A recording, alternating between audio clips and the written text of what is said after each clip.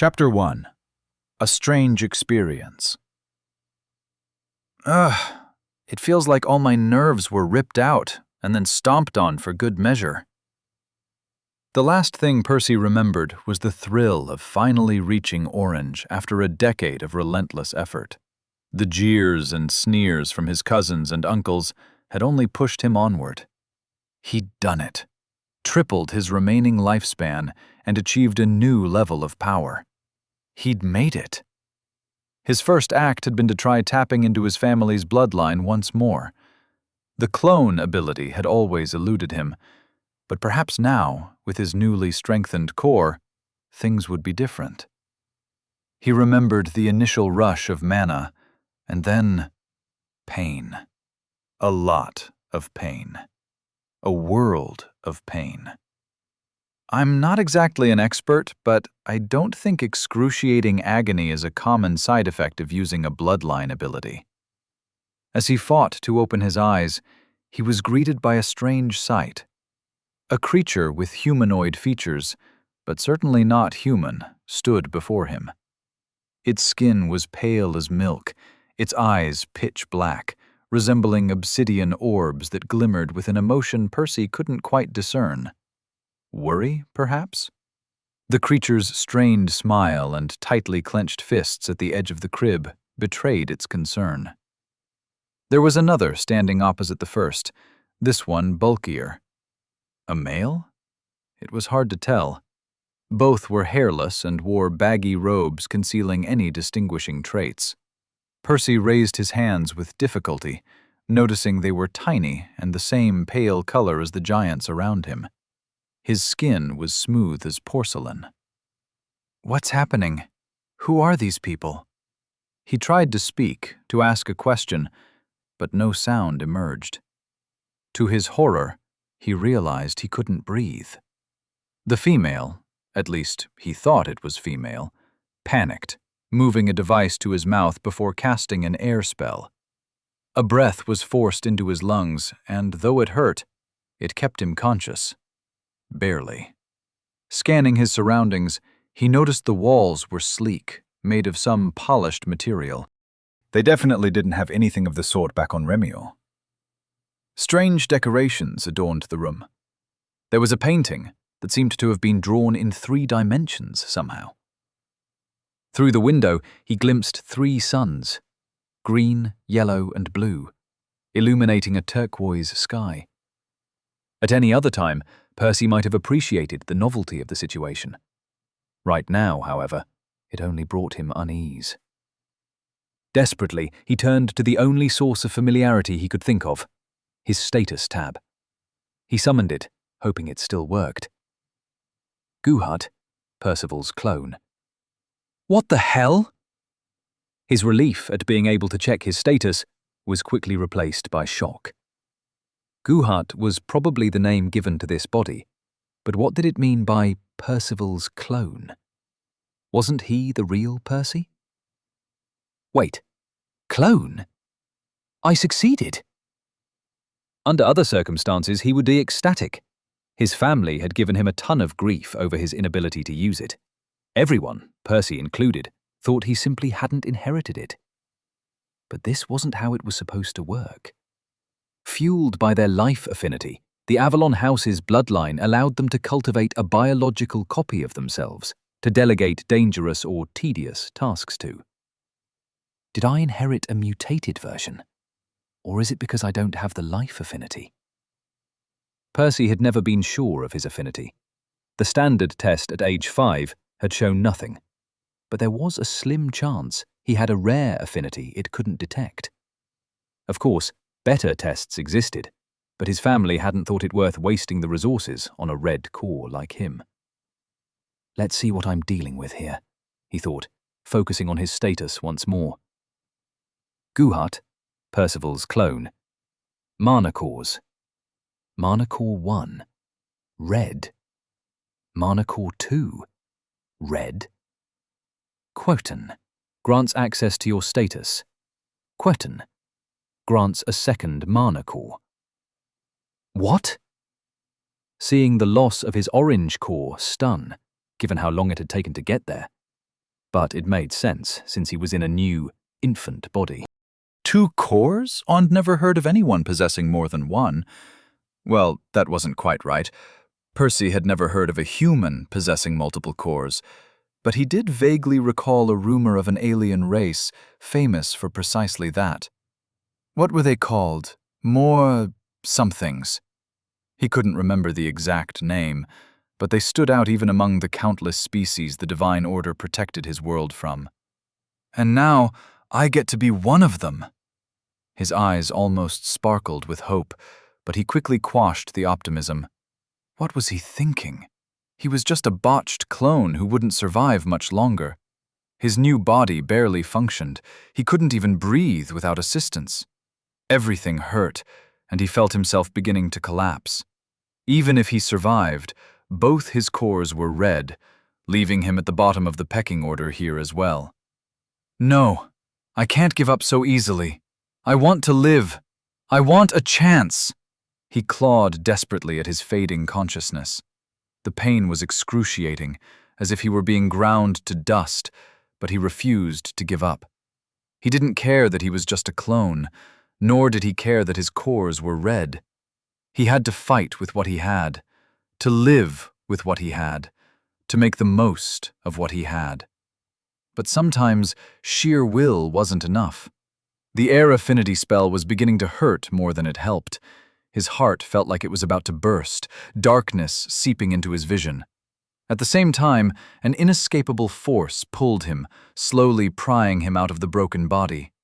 As Guhat's eyes closed, the blurry silhouettes of the couple he guessed were his parents faded, their distraught cries replaced by silence. His final thought was a bitter one. I'm sorry for putting you both through this. Chapter 2. Alive. Percy was being pulled in a certain direction. It was as if a tightrope was glued to his back, forcing him to travel, to plunge through a seemingly infinite darkness, unable to resist. He couldn't tell how long it took. Maybe a week? A year? A century? Regardless, his mind was murky, his thoughts failing to fully form. Perhaps this was purgatory, his punishment for casting that ability. It's not like he'd known what it would bring, but he appeared destined to pay the price all the same. At least it wasn't so bad. He was at peace. The pain was gone. Until it wasn't. A throbbing headache was the first new sensation, followed by warmth. He instinctively took a breath, and then another, and a third, ecstatic to have functioning lungs again. Next, he tried prying his eyes open, but his sight was blocked by something wet. A towel? He tried lifting his hands, but his limbs were weak. In the end, he shrugged, or he would have if he could. Instead, he just remained in that position, appreciating the rhythmic sound of his own heartbeat. Did they manage to fix me? He opened his status again, but what greeted him wasn't at all what he expected. Percival Avalon, Mana Cores. Mana Core 1, Orange. Mana Core 2, Seed. Bloodline, Clone. Create a copy of yourself. Effect varies by affinity. Grants access to your status. Grants a bloodline. Grants the seed of a second mana core. Requires potent life and mind mana to germinate. Holy shit. The shock somehow gave him the energy to sit up, the wet towel falling from his face. Glancing around, he found he was back in his room. His human room. His human body. No Guhat or Percival's clone. I guess the clone's memories return to me when it dies. He exhaled in relief. Not only was he somehow still alive, but it appeared he wouldn't be condemning a version of himself to a horrible fate every time he used his bloodline. More importantly, there it is. My orange core is back. Also, the clone bloodline. This was Percy's first time seeing his bloodline listed in his status, but not because he didn't have it before now. Both bloodlines and core affinities were fixed from birth. Naturally, he'd had clone his whole life. He just hadn't known. The status page wasn't omniscient. The only things it could detect through the simple test most kids underwent at age 5 were the starting grade of one's mana core and the common elemental affinities. As for rarer affinities and bloodlines, those required a more specialized investigation, which was reserved for kids lucky enough to be born at orange or higher. The rest had to either earn enough money to pay for the test, or to slowly discover their affinities and bloodline, if they even had any, on their own. But what is this section with the question marks? He frowned. He'd never seen or heard of anything like that.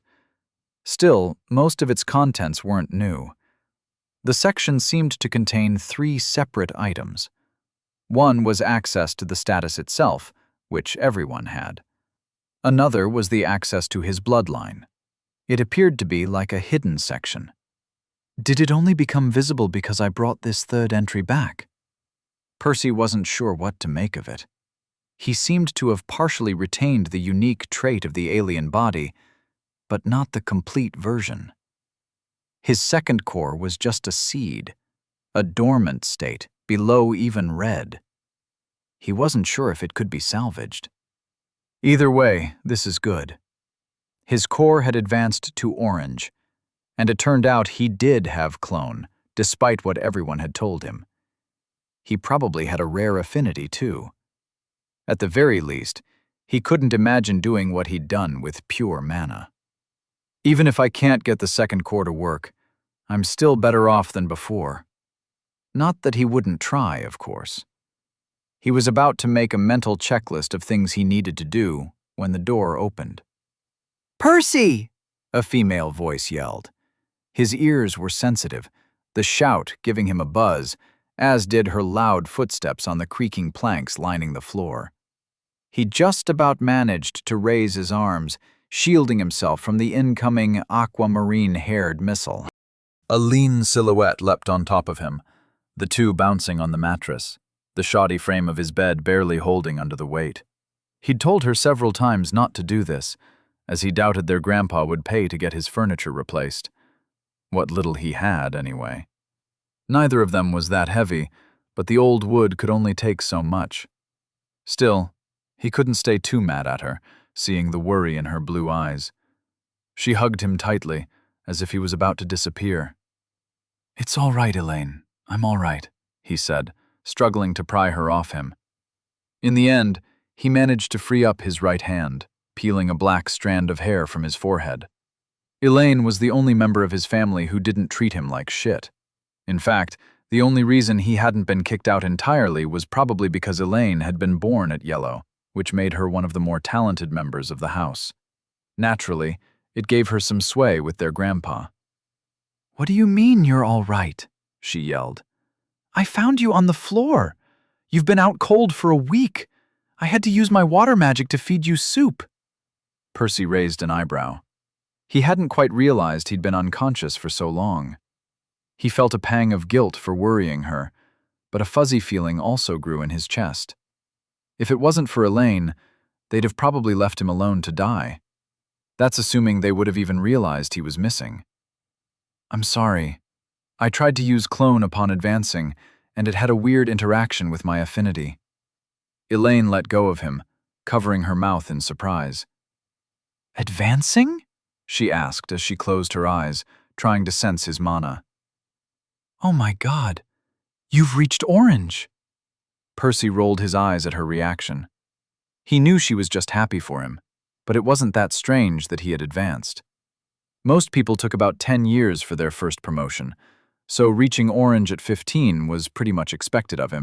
If anything, nobles typically had access to resources doubling their purification speed.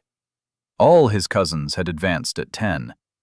Sadly, those resources weren't abundant enough to be wasted on lowly reds. The world of Remior was a cruel one, where the talented were showered with resources, letting them grow even faster, while the rest were left in the dust. Elaine, who was roughly the same age as him, had already advanced to green years ago. In any case, it was only a few seconds later that she seemed to grasp the rest of what he'd said. Wait, you said you have clone? And an affinity? I told Grandpa to test you properly before writing you off. Yeah, right. As if Baldy would waste a copper on his worst grandkid, Percy chuckled. Elaine flicked his forehead, causing him to wince. Stop calling him that. I know he needs to start treating you better, but this isn't helping. Percy wanted to protest that it was just a shorthand for the guy's name. Archibald, Baldy. Also, he didn't have a single hair on his head, so it fit. But they'd had that conversation before, and he was too tired to get into it again. In the end, he shrugged. Well, this is all wonderful news. Have you figured out what your affinity is? She spoke again. Percy shook his head. No, but I'm 100% sure I do have one. It wasn't just optimism. Bloodlines were hereditary. Occasionally, somebody would fail to inherit one from their parents, and on even rarer occasions, their bloodline would mutate into a new direction. Still, for the most part, they were passed along intact. Affinities were less hereditary. Sometimes one would inherit one from their parents, other times they wouldn't. But there were exceptions. The clone bloodline his family possessed was strongly correlated with the rare life affinity. Most members of the Avalon house tended to inherit both, while few got neither. It was a potent combination, which made their family one of the stronger noble houses, even though they lacked a white core. Still, there had been instances over the centuries when individuals would be born with the clone bloodline and a different affinity. And there had even been cases where people had the bloodline and no affinity. But no other combination had ever done anything noteworthy. The only explanation for Percy's misadventure was that he must have an affinity never before seen in his family. Then we need to ask Grandpa to get you a proper test, Elaine said, grabbing him by the forearm. He nearly stumbled as he was pulled, his legs still a bit wobbly, but he managed to follow her without falling. Truth be told, Percy wasn't exactly thrilled at the prospect of asking his grandpa for a favor. The man had never deigned to give him anything, despite the rosier version of him in Elaine's head. Alas, he needed to figure out what his affinity was before he could even begin to understand how to use it. If he had to pay for the test himself, it would take him several more years, as he had already used up his savings for his advancement. So, in the end, he swallowed his pride and hoped his cousin's help would be enough to advocate his case. Besides, Baldy had something else he needed. A potent source of life mana, huh? I bet that tree of his qualifies. Chapter 3. A Meeting with Baldy. Come in, an authoritative voice said. Elaine opened the door, dragging Percy behind her. The two found a man sitting at his desk, the afternoon sun reflecting off the top of his head. Despite his shaved scalp, he didn't look old.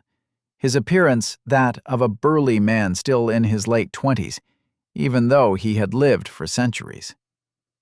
The office was larger than Percy's room, both the wooden floor and the furniture in better condition. A pinky-sized vial made of a hollowed-out sapphire stood on the desk next to a tall pile of paperwork. It was empty, which meant Baldy had already drunk today's elixir. "Grandpa," the girl said, clearly eager to share the good news. Archibald lifted his eyes, glancing at Percy. They were gray, much like his own. It was one of the things Percy hated the most about the man. He'd rather not resemble him at all. In any case, Baldy's gaze barely lingered for a second before returning to the documents he was reading. Percy rolled his eyes, realizing this was already a lost cause, but his cheerful cousin didn't seem ready to give up just yet.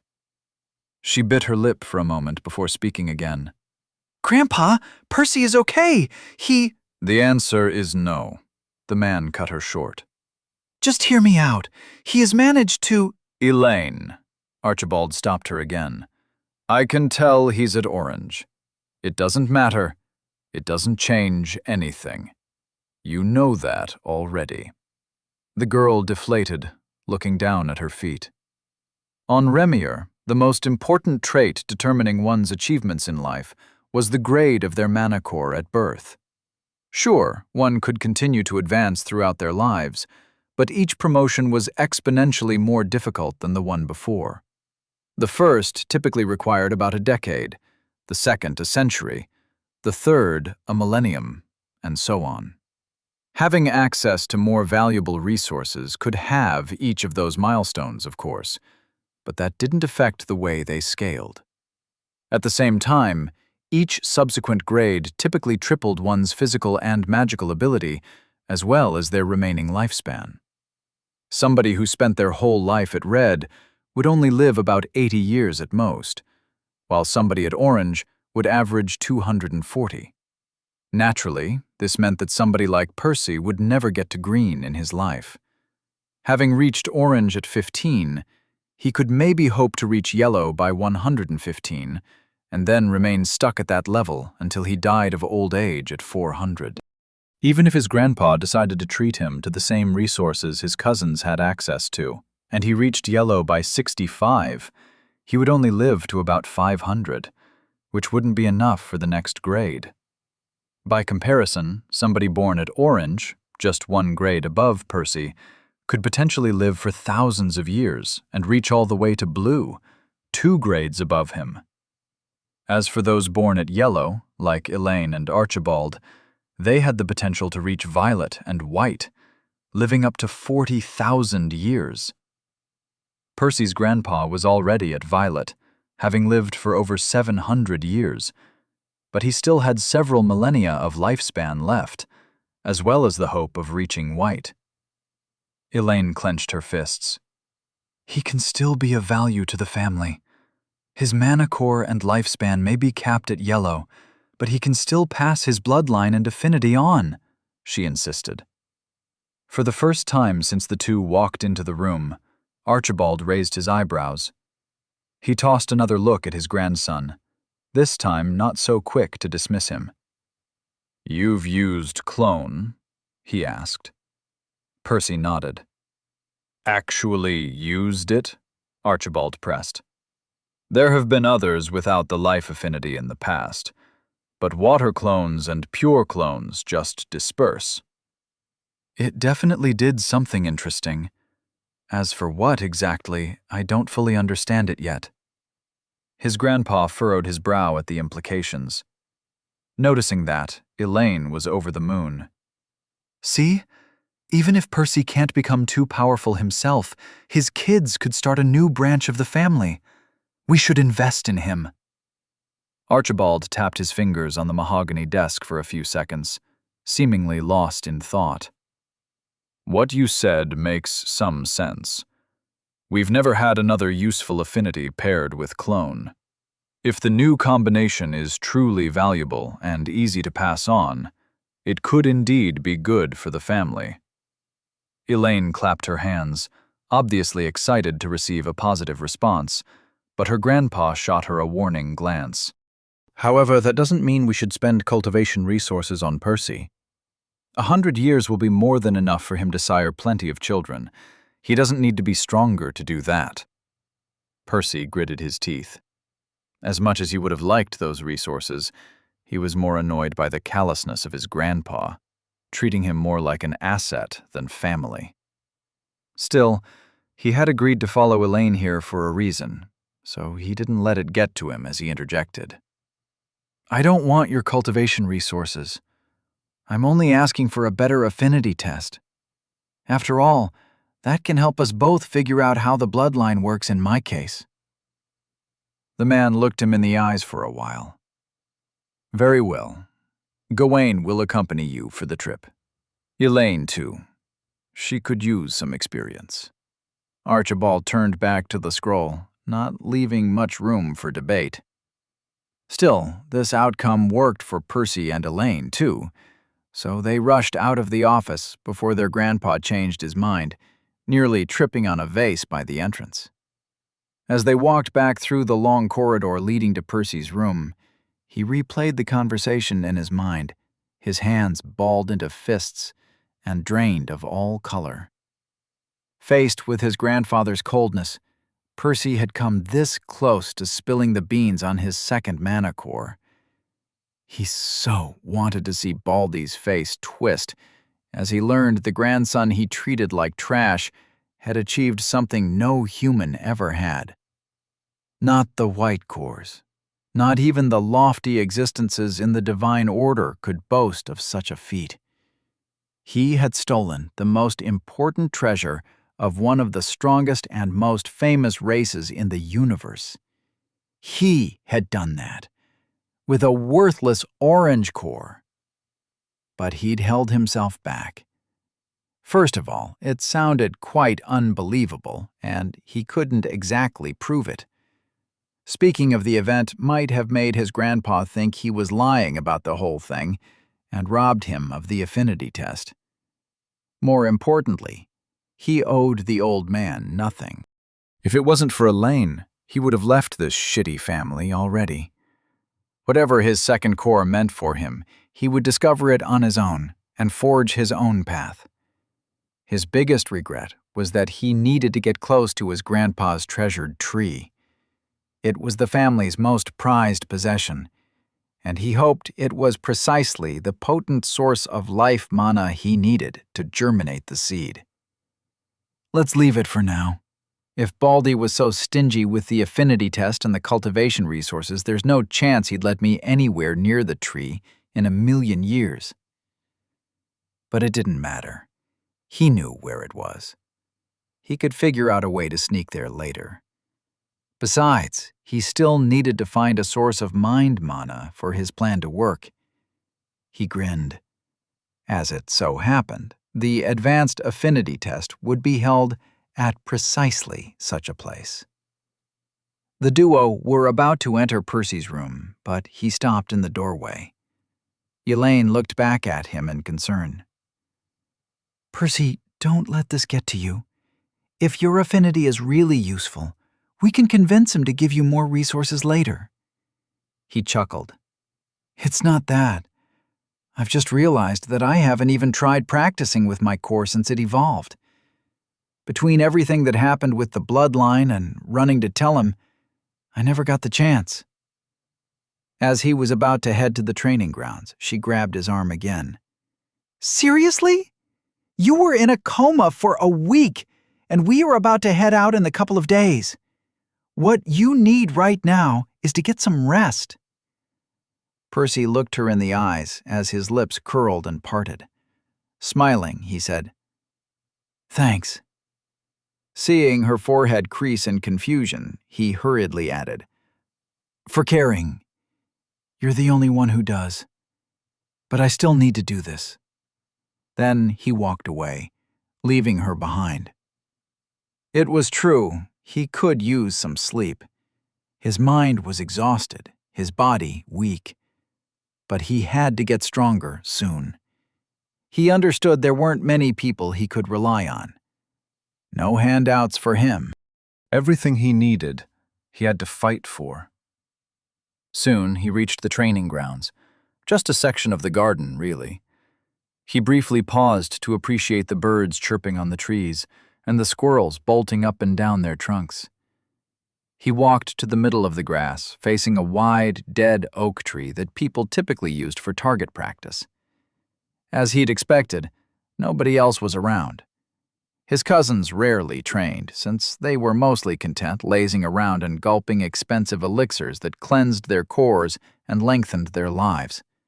They didn't need to practice their magic to be stronger than the likes of him. Shaking the irritating thoughts away, he raised his palm towards the aged trunk and willed his mana to accumulate in his hand. He held it until the pressure in both his core and mind became unbearable. Steadying himself, he released it. A faint distortion phased through the tree but didn't do much else. Percy wasn't exactly surprised. His unknown affinity had done nothing for him at Red, aside from giving people a slight chilling sensation. It was to the point that nobody was convinced he even had an affinity back then. But he now knew that he did, so he was determined to make it count. He gathered more mana, holding it a moment longer and trying to condense it even further before firing. It still didn't do anything, but he didn't care. Again! He kept firing, bolt after bolt, minute after minute, hour after hour. Every so often, he would take a break to refill his core before resuming his practice. By the time he fell to his knees, the sun had already set. He had practiced as long as he could, and then some. But it wasn't enough. Not nearly enough. Not yet. They all looked down on him. He didn't care about most of them. He was used to it by now. But he cared that Elaine looked down on him. Unlike the others, she didn't do it on purpose. She didn't do it maliciously. But she did it all the same. She had been surprised he had reached Orange at 15, as if it was some great achievement. She had pushed him to beg for scraps from their grandpa, and it stung so fucking much. But he'd never given up on himself. He was the only one who knew. His heart thrummed with ambition, to reach the pinnacle of magic, to live as he wished, free of sickness or old age, without people telling him what he could or couldn't be. And one day, he would show them. He would show them all. Chapter 4. Whistling Woods. "Let's just get this over with," a man seemingly in his 20s said as he climbed on his horse. His hair was a light blue color, like Elaine's, though his facial features were sharper. Gawain was her father, even if he appeared to be another cousin at first glance. Funnily enough, he had reached Green about the same time as his daughter, despite being around 50 years older.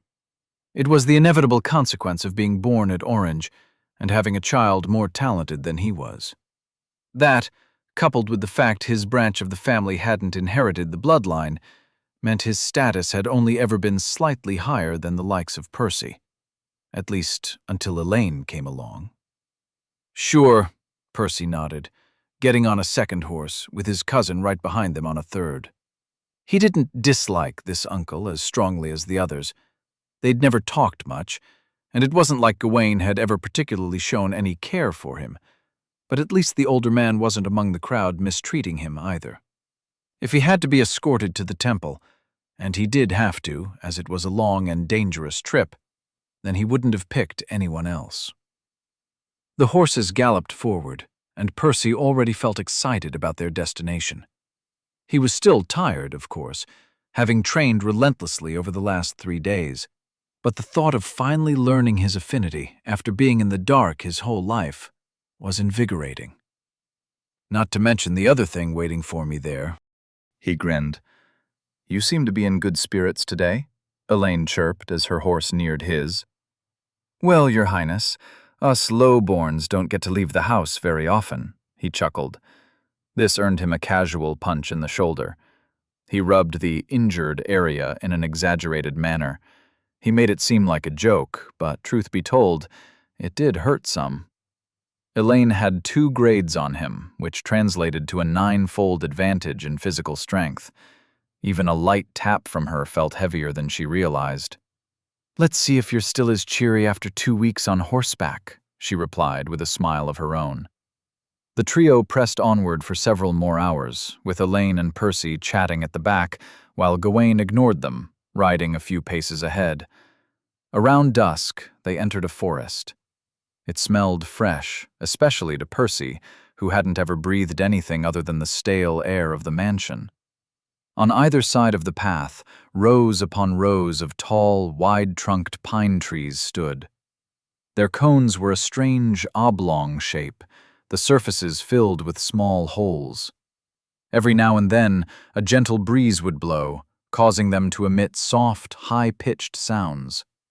It was precisely this unique variety of trees which made the whistling woods famous in the region. Only when the sun began to set did Gawain stop, gesturing at the two of them to help him set up camp. They'd have to spend 4 nights in the forest and another 2 along the grasslands on the other side before reaching the foot of the mountain where the temple was located on the 7th day. "Uncle, how safe are these woods exactly?" Percy asked, gazing nervously at the imposing trees, which already looked much scarier than they had just minutes ago. Gawain chuckled. "Don't worry, kid. The most dangerous thing we can run into is a pack of wood goblins, and a simple crude spell from a green can easily kill a whole pack of them." Percy eyed his grinning cousin, his uncle's reassurance reminding him that the innocent-looking girl was really a little monster in disguise. Shrugging, he finished preparing his tent before sitting by the campfire with the others and eating some dried rations. The group dined in silence, as he and Elaine had already spent most of the day chatting. His uncle went to sleep shortly afterward, leaving the two to take the first watch together. Percy was too weak to take a shift by himself. If they were ambushed, he might not be able to do much before waking the others. Consequently, Gawain and Elaine had to split the night between themselves, with Percy simply serving as a second pair of eyes for his cousin. To his relief, their first night at the Whistling Woods passed uneventfully, as did the one after. It wasn't until the 3rd day that they stumbled upon a grizzly bear, but it merely fled from them on sight. Most animals on Remir, even the ones which didn't possess magic of their own, had evolved the ability to sense another's mana core, mostly to avoid danger. "She fell asleep again." Percy rolled his eyes. While Elaine had been a bit tense at the beginning, she had noticeably relaxed over the past few nights. This was the 2nd time she had dozed off an hour before their shift ended. He felt bad waking her up, especially since nothing would happen, most likely. Still, he knew he couldn't protect the group by himself on the off chance that it did. "Elaine?" he muttered, trying to rouse her without waking his uncle, who was sleeping just a few meters farther. Yet he couldn't hear his own voice. Come to think of it, even the whistling sound of the wind passing through the trees had gone silent. He frowned. "Elaine!" he yelled again, no longer caring about waking Gawain by accident. Nothing. He felt his vocal cords vibrate, but not a sound came out of his mouth. Paling, he darted towards his cousin, hoping to shake her awake. An arrow landed soundlessly just in front of his foot, stopping him in his tracks. Another soon followed, whizzing by him and nicking him in the shoulder. Turning to peer in the direction the projectiles had been fired from, he spotted several pairs of bright yellow eyes, glinting in the darkness.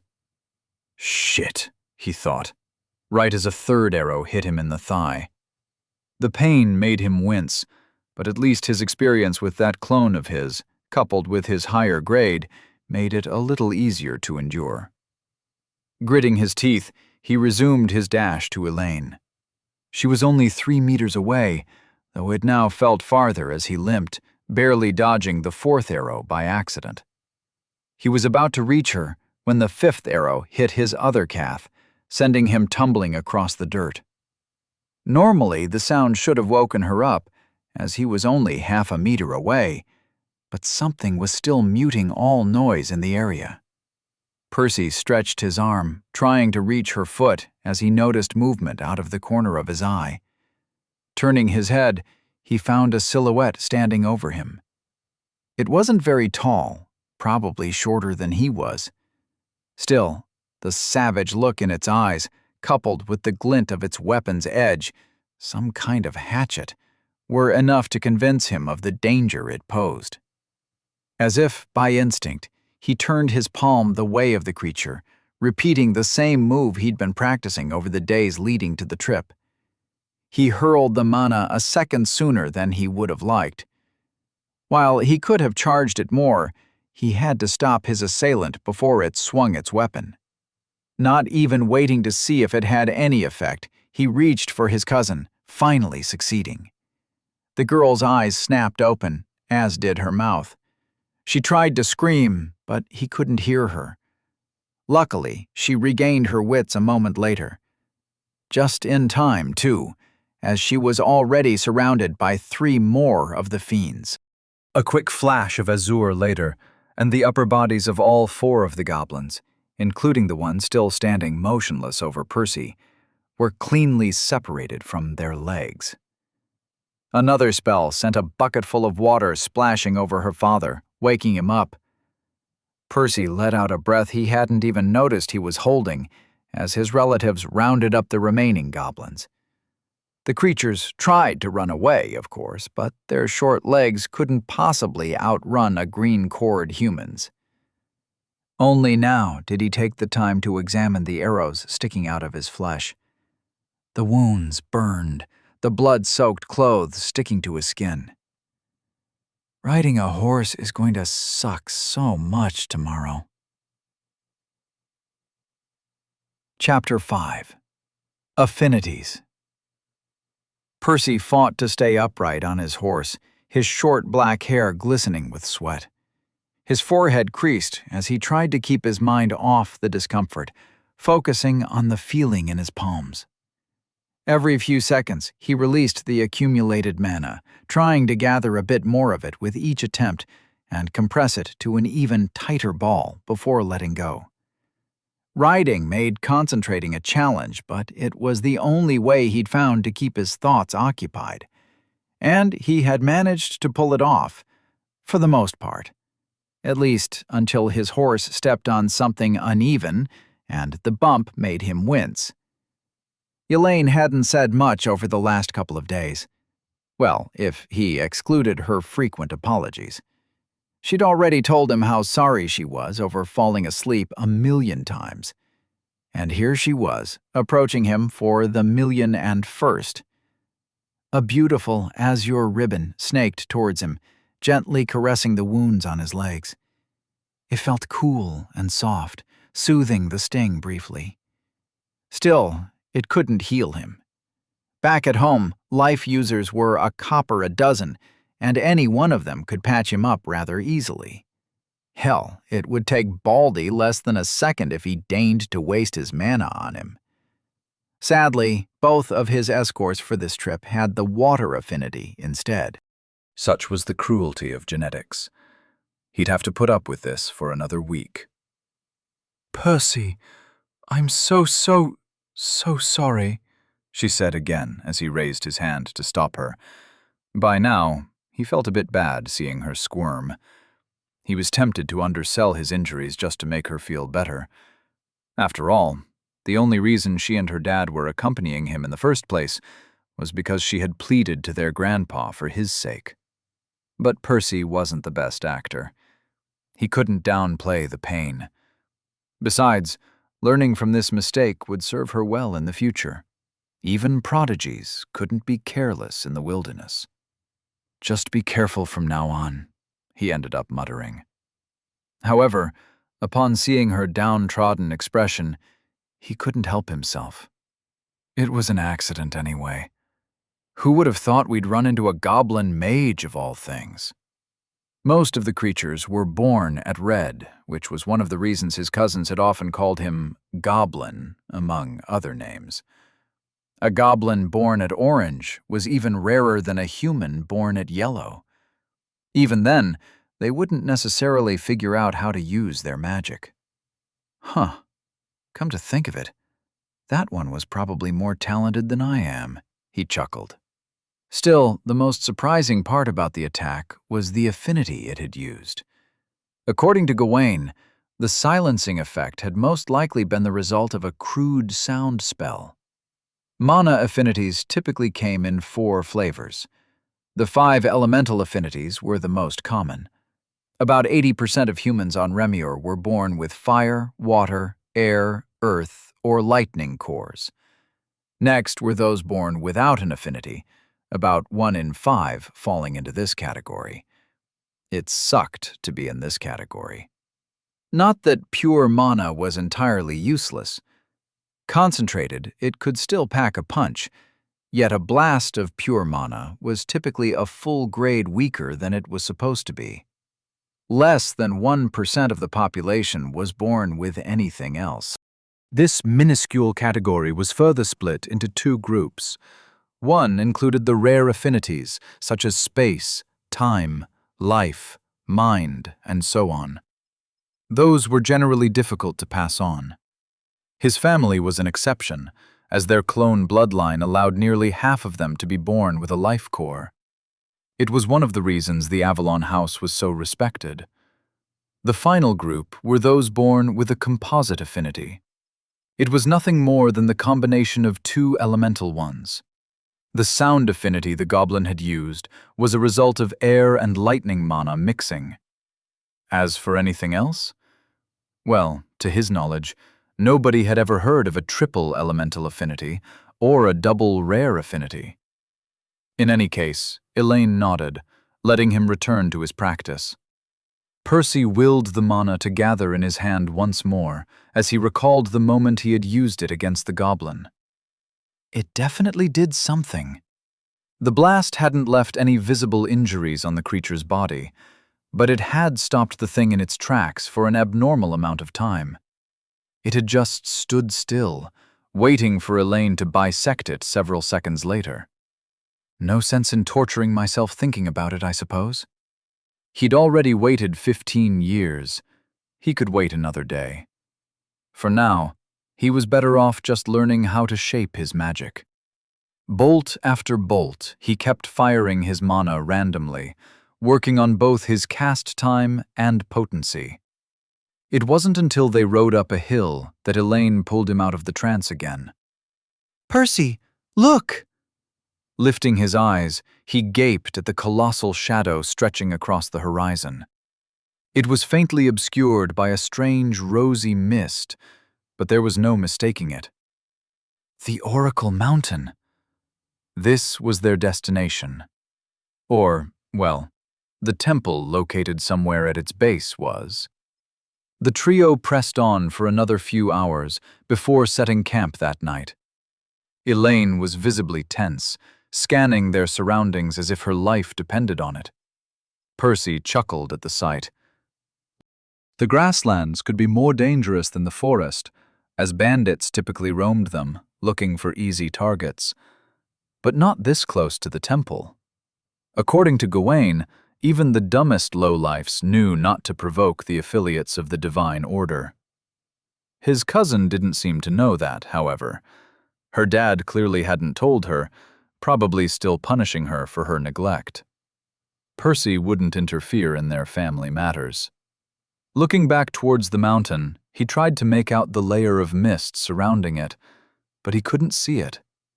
He knew it was still there, but it was invisible against the dark blanket of the night. He rubbed his hands in anticipation. Even though he'd never had the opportunity to travel much, he'd spent a lot of time in the house's library, reading all sorts of things about Remior and the upper echelons of the world. Those were the heights of magic he'd always dreamt of reaching one day. The weirdly colored fog was one of his targets for the trip. Supposedly, it was a gift from the Titaness, Phoebe, the current leader of the Divine Order. Showering the mountain range, it trickled down the rocky slopes and accumulated in a basin, where it was used by the temple as fuel for the affinity test. Similar locations existed all around Remior. As far as he knew, the Order was interested in evaluating children early on to fish out the brightest talents among them, replenishing their ranks. But more importantly, Percy was interested in what the rosy mist was. Mind mana. And in just a few hours, he would practically be bathing in it, swimming inside a sea of it, inhaling it with every breath. If that wasn't enough for his second core, he genuinely had no clue where to find a better source. He was almost tempted to jump on his horse and ride towards it right then and there, but he didn't feel like explaining to his cousin and uncle why he was so eager. It wasn't like the priests performed appraisals during the night. Plus, horseback was rather painful for him. In the end, he shrugged. resuming his practice as he formed a colourless blob of mana in his hand and squeezed it down into a transparent ball, about the size of a tangerine. He wasn't sure if he had improved at all. One typically needed weeks, if not months of work before they noticed a difference, not days. At least he could train a lot more since his advancement. He was able to store more mana than before, and to recover it much faster. Still, despite all his efforts, his status page had not bothered to register his magic. Apparently, he hadn't even crossed the threshold of a crude spell yet. Tell that to the goblin rotting somewhere in the woods. Of course, Percy knew that if his magic hadn't registered yet, it probably meant he was using it incorrectly.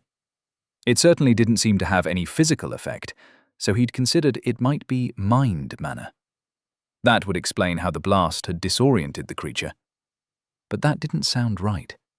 His colourless mana didn't look anything like the rosy mist surrounding the mountain. 8 more hours, Percy. Just forget about it for 8 more hours.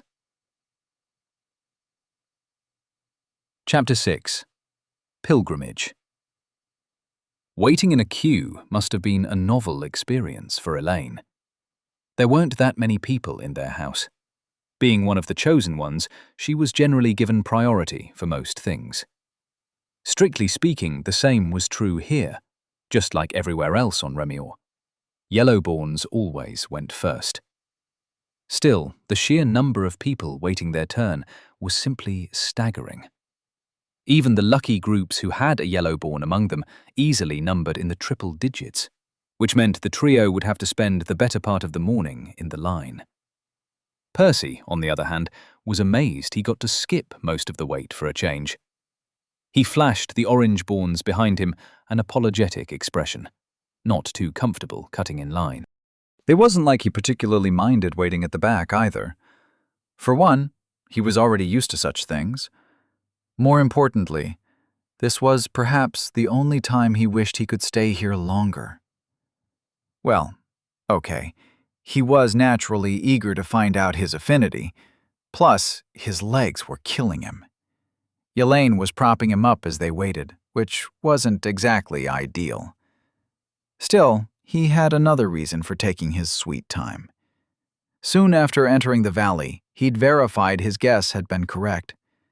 Once the density of mind mana around him had increased to the point where each breath carried with it a sliver of the rosy mist, he had felt a part of his body stir. It wasn't his sternum, where his original core, everyone's core, was located. Instead, this was happening in his abdomen.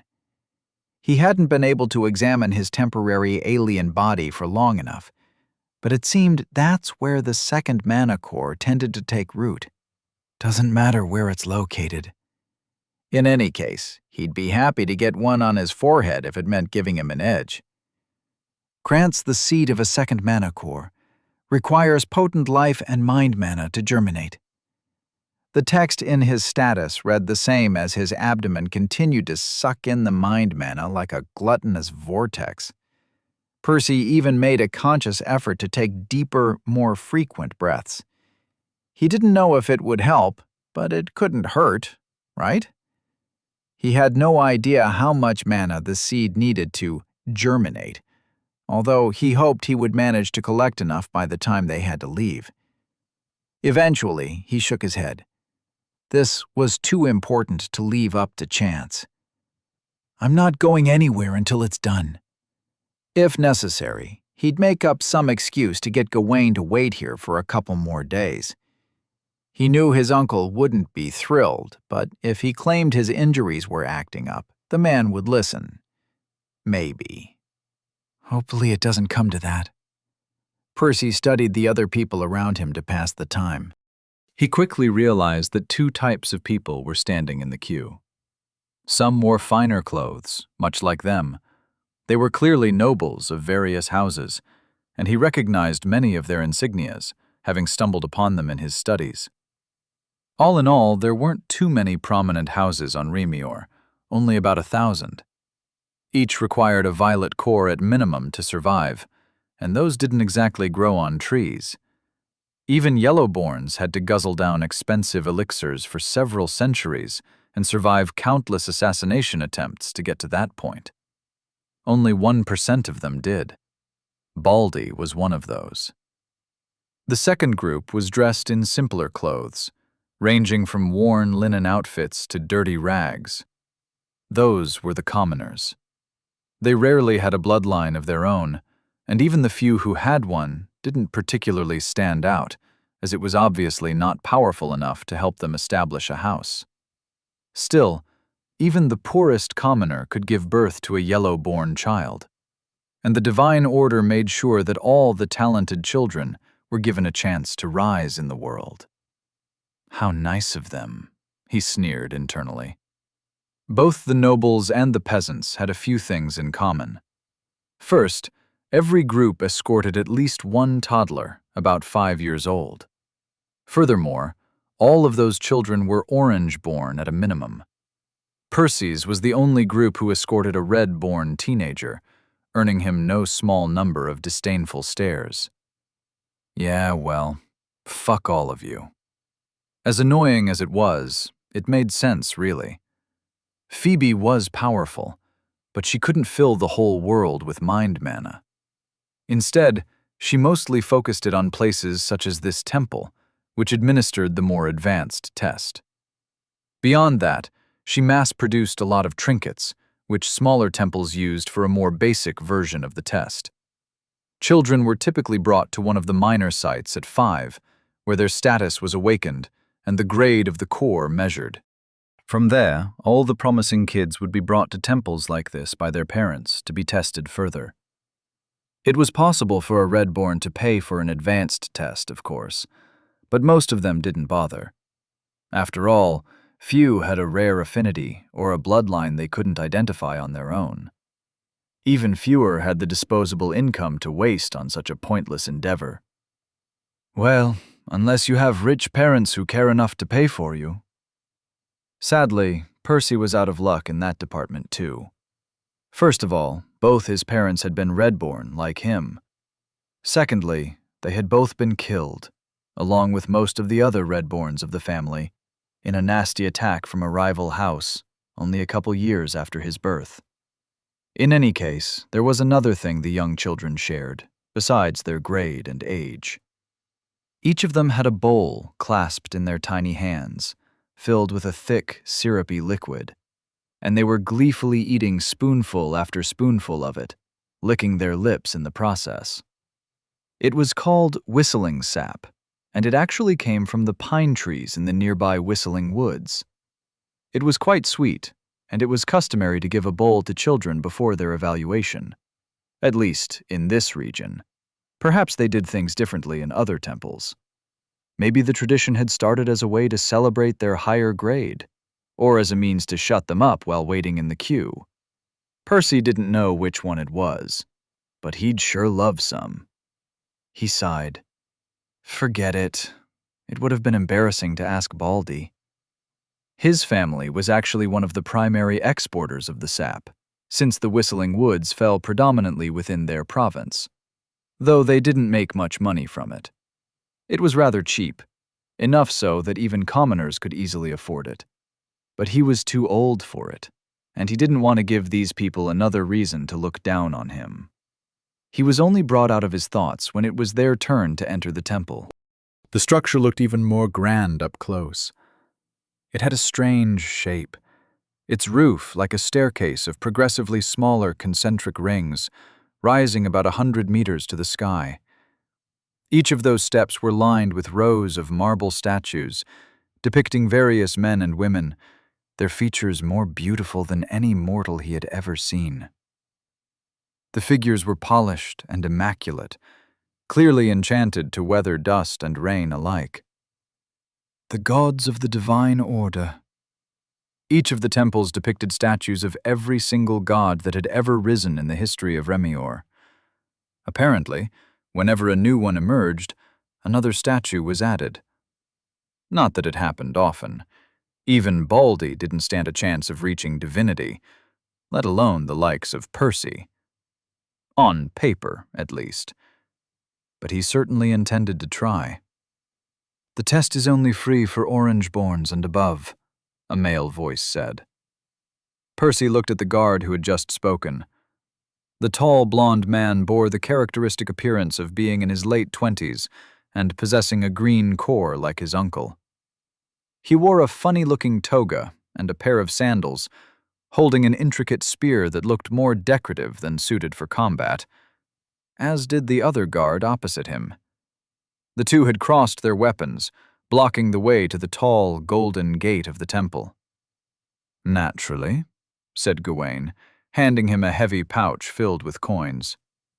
The guard opened it to check its contents, allowing Percy to partially glimpse at their golden luster. He swallowed hard, realizing the test was even more expensive than he'd thought. If he hadn't convinced Baldy to subsidize him, gods knew how long he would have needed to pay his own way. A few steps into the temple, Elaine spoke. "Dad, why do they charge so much for a simple test? Aren't they just making things difficult for Redborns?" Gawain shook his head. "Listen, Elaine, I know it seems unfair, but the Divine Order genuinely wants what's best for Remior." "But then why?" "Isn't it best to help everyone figure out their affinity?" "In a perfect world, yes. But it takes a tremendous amount of mind mana to perform the test, and Redborns are 60% of the population. There just isn't enough for everyone." Percy, who was only partially listening to their conversation, felt cold sweat trickle down his back. "Shit, I hope nobody realizes how much I've taken already." The density of the mist had tripled by the time they had reached the temple, but that wasn't even worth mentioning compared to the changes upon entering it. Inside, it was easily a dozen times thicker, to the point where they could barely watch where they stepped. And even worse, the seed in Percy's abdomen didn't seem to care about optics, only doubling its efforts to absorb it. By now, he could even see the mist spiral around his mouth if he paid close attention. He was forced to slow down his breaths, trying to hide what was happening. So focused was he on doing so that he failed to notice when Gawain stopped walking, crashing awkwardly into his uncle's back. "Ouch!" he said, rubbing his forehead. It felt more like he'd bumped into a wall than a person. Gawain tossed a glare his way to shut him up, and Percy abruptly realized they weren't alone. Chapter 7. The Most Ancient Art. A beautiful woman stood in front of them, wearing an elegant red dress that reached all the way to her ankles, leaving only her arms and the upper part of her cleavage exposed. If that hadn't been extravagant enough, a golden tiara adorned with flawless rubies rested on her head. Percy's mana sense revealed her core thrumming with an intimidating blue color, a grade higher than the two attendants by her side. The High Priestess didn't seem to mind his previous lack of attentiveness, flashing him a bright smile before gesturing at another golden door. It was half as tall as the other one. "Please enter the pool inside and extract some mana out of your core. The enchantments will take care of the rest." Percy frowned. "Alone? Don't you have to, supervise people?" Gawain shook his head in exasperation as the High Priestess tilted hers. "Why? Are you planning to damage the sacred pool?" she asked. No. Definitely not. I just thought, isn't it too precious to leave unattended?" She chuckled. "I'm just messing with you. The evaluation is a private affair. Nobody can force you to disclose the results against your will. As for the integrity of the pool, you don't need to worry about it. Even I can't put a scratch on the materials, and nobody below Violet could possibly snatch any of the concentrated mana in there." "I guess we'll see about that." Outwardly, he only nodded before limping towards the door. "Do you need somebody to accompany you?" the High Priestess offered as she noticed his injuries. But he shook his head, cupping his fists politely. He really didn't want anybody watching whatever was about to go down in there. He rushed forward as quickly as he could manage, wincing with every step. Luckily, nobody seemed to notice anything else was off. It was probably normal for those undertaking the test to be excited. It was a significant turning point in their lives, after all. However, that wasn't what Percy was thinking. He was holding his breath, trying to mask the suspicious flow of mist. As soon as the golden doors closed behind him, he stared at the only thing in the room. It was a circular basin with a diameter of about 6 meters, filled to the brim with a dense red liquid that looked a bit like glowing blood. The liquid made a crisp sound, rippling as something fell into the middle of the pool. Looking up, Percy saw the mist swirling and gathering in the center of the ceiling. A decorated stalactite-like structure appeared to collect and condense it. Its edge was shaped like the beak of a large bird, funneling a droplet that enlarged as he watched, held in the tiny gap between its 2 points. Once it grew large enough, it fell, sending another ripple. "Cool. I hope it still looks like this after I'm done with it," he thought as he undressed. Sadly, that was nothing but wishful thinking. Not even a moment after he dipped his toes into the pool, all hell broke loose. The seed in his abdomen didn't bother waiting for him to inhale the mist anymore. A violent suction force emerged from his belly, directly causing the liquid to flow up his skin and seep into it. Percy panicked. The commotion could easily draw the attention of the High Priestess. He tried to step back, but his foot was stuck in the flowing liquid. He put more strength into trying to extricate his body, causing the red material to stretch like rubber before snapping back, pulling him into the pool. The sound was muted, as the fluid was already coiling around him. "I can't breathe!"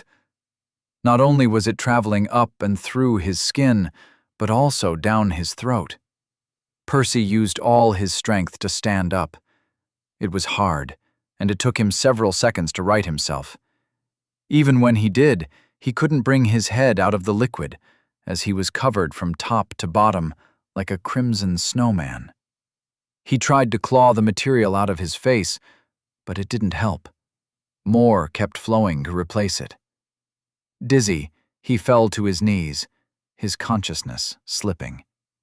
Percy thought he was a goner, when the flow suddenly eased up. It quickly lost its viscosity, falling back into the pool and trickling down his skin. But he wasn't out of the woods just yet. His second core was clearly a sloppy eater, having failed to clean up after its mess. The liquid outside his body had stopped hugging him, but that didn't help with the part still in his lungs. Percy desperately hit his chest, trying to cough the substance out, with limited success. "No, I can't drown during the damn test." That would be such a dumb way to die. Thinking of something, he climbed out of the pool and felt an attractive force tugging at the liquid in his lungs. The High Priestess wasn't kidding when she said nobody could steal it from this place. He opened his mouth, letting it flow out, but it was still slow, and he was running out of time. Suddenly, he had another bright idea.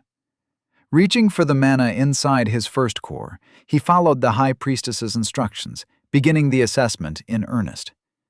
This was what he was actually here for, after all.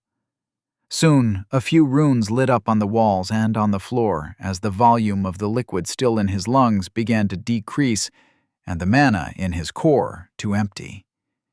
The taste of air was so sweet when he could finally breathe properly again. Though he didn't get to enjoy it for very long, as somebody knocked repeatedly on the door, breaking him out of his thoughts. "What's taking so long? Are you okay in there?" a female voice asked. Percy didn't recognize it. He guessed she was one of the attendants. "Yeah, everything is fine. Sorry, it took me a while to figure it out." The voice remained silent for a couple of seconds. Percy wasn't sure if she had bought his lousy excuse or if she was still trying to process it. Well, it was the latter. "What's there to figure out? Please tell me you haven't pissed inside the sacred pool," she yelled again, a hint of anger seeping through. He scratched his head, unsure what to say. "What? Of course not. Who do you take me for? Was what he ended up going with. Hesitating, he took another look at the pool. Its surface was a little over half a meter lower than before. Evidently, he'd already drained about a third of the volume. I'm afraid you'll wish I'd only pissed in it, he chuckled awkwardly. Then he raised an eyebrow. I mean, it would raise the water level again. But he shook his head.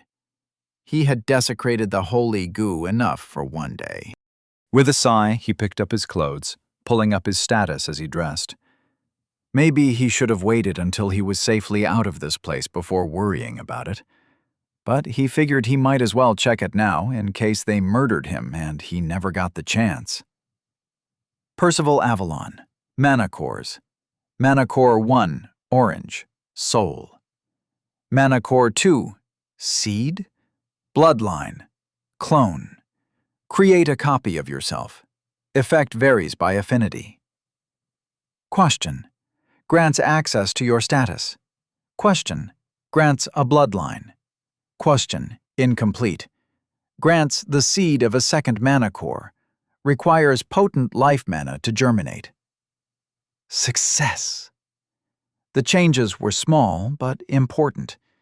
Not only had he finally learned he possessed the soul affinity, but the trait granting him the second mana core had graduated from fractured to incomplete. It now only needed life mana, which meant Percy was merely a step away. Now he just had to make it out of the temple in one piece. Exiting the room, he found all 5 people giving him strange looks. What? I'm injured. It took me ages to undress, he shrugged. The attendants eyed him suspiciously, but luckily the person who had the final word, the High Priestess, didn't dwell on it. All right. I trust everything went well then, she asked. Percy nodded. Great. As I said before, you don't have to disclose your affinity if you don't want to. Still, if you are willing to share it, we can give you some basic guidance. Hearing that, he raised an eyebrow. It was indeed a tempting offer. A soul affinity was even rarer than others, and he doubted he could learn much from the library. He opened his mouth to speak when one of the attendants beat him to it. Mother, he's already wasted more than enough time. Percy recognized the voice as the one that had spoken to him earlier. Erythia, the High Priestess said in a stern tone. Basic guidance is a part of the service. The attendant gritted her teeth. But he's just a Redborn. There are hundreds of kids waiting outside, she protested. The second attendant didn't say anything, but Percy guessed he agreed with his colleague based on his expression. Luckily for Percy, the High Priestess didn't. And that's why he had to pay a hefty sum to be tested. Now that he has, he deserves the same treatment as everyone else. Her daughter, or subordinate, or whatever Erythia was, clearly didn't like the response, storming off to the room he'd just exited. Fuck. I hope she can't tell the difference. The High Priestess didn't seem to pay her any heed. She turned to him, evidently still waiting for his answer. Percy looked at his uncle, wondering if it would be okay to reveal this information. After all, depending on how things went, it could easily become a secret of House Avalon. Go on. The High Priestess can be trusted, Gawain said. He nodded at his uncle before turning back to the elegantly dressed woman. Yes. Some guidance sounds peachy. I have a soul affinity. Everyone stared at him in surprise. Interesting, the High Priestess mused before turning to Gawain. And I take it Archibald wouldn't have sent him here if he hadn't inherited the bloodline too. Is House Avalon about to develop a new branch? That is very much our patriarch's hope, Gawain said. Percy was surprised his uncle hadn't hesitated for even a moment before replying. He couldn't tell if he knew her personally, or if all the Order's clergy deserved such trust. She seemed ready to offer a few words of advice when a shriek came out of the room. A moment later, the gates slammed open, Erythia storming out, her face red like a ripe tomato. What did you do? She grabbed Percy by the collar, shaking him like a doll. The High Priestess grabbed her wrist to calm her down, but didn't speak, only flashing her a questioning gaze. Half the condensed mana is gone! Arythea yelled, causing everyone's faces to fall. They all looked at Percy, demanding an explanation. Knowing he didn't exactly have many options, Percy swallowed hard before falling back to the most ancient art invented by mankind. I found it like that. Chapter 8. Soul.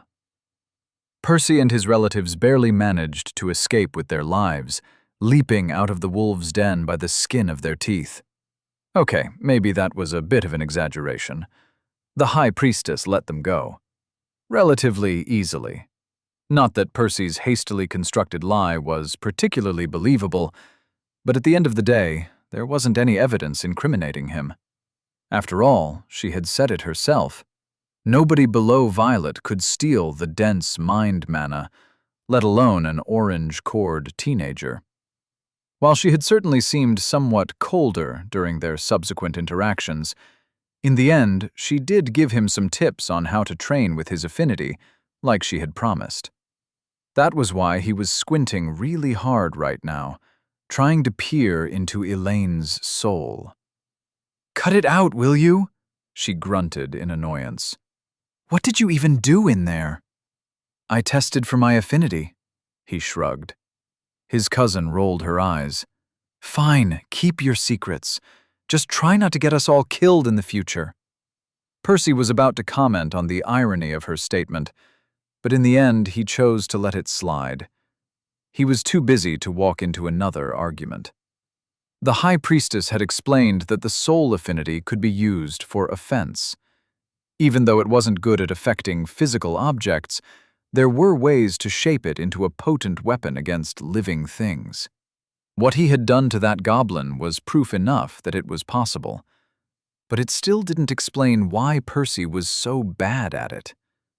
After all, even a red core could easily injure somebody with a fireball or a stone shard. Why had he needed to advance to orange before he could stun even a single goblin temporarily?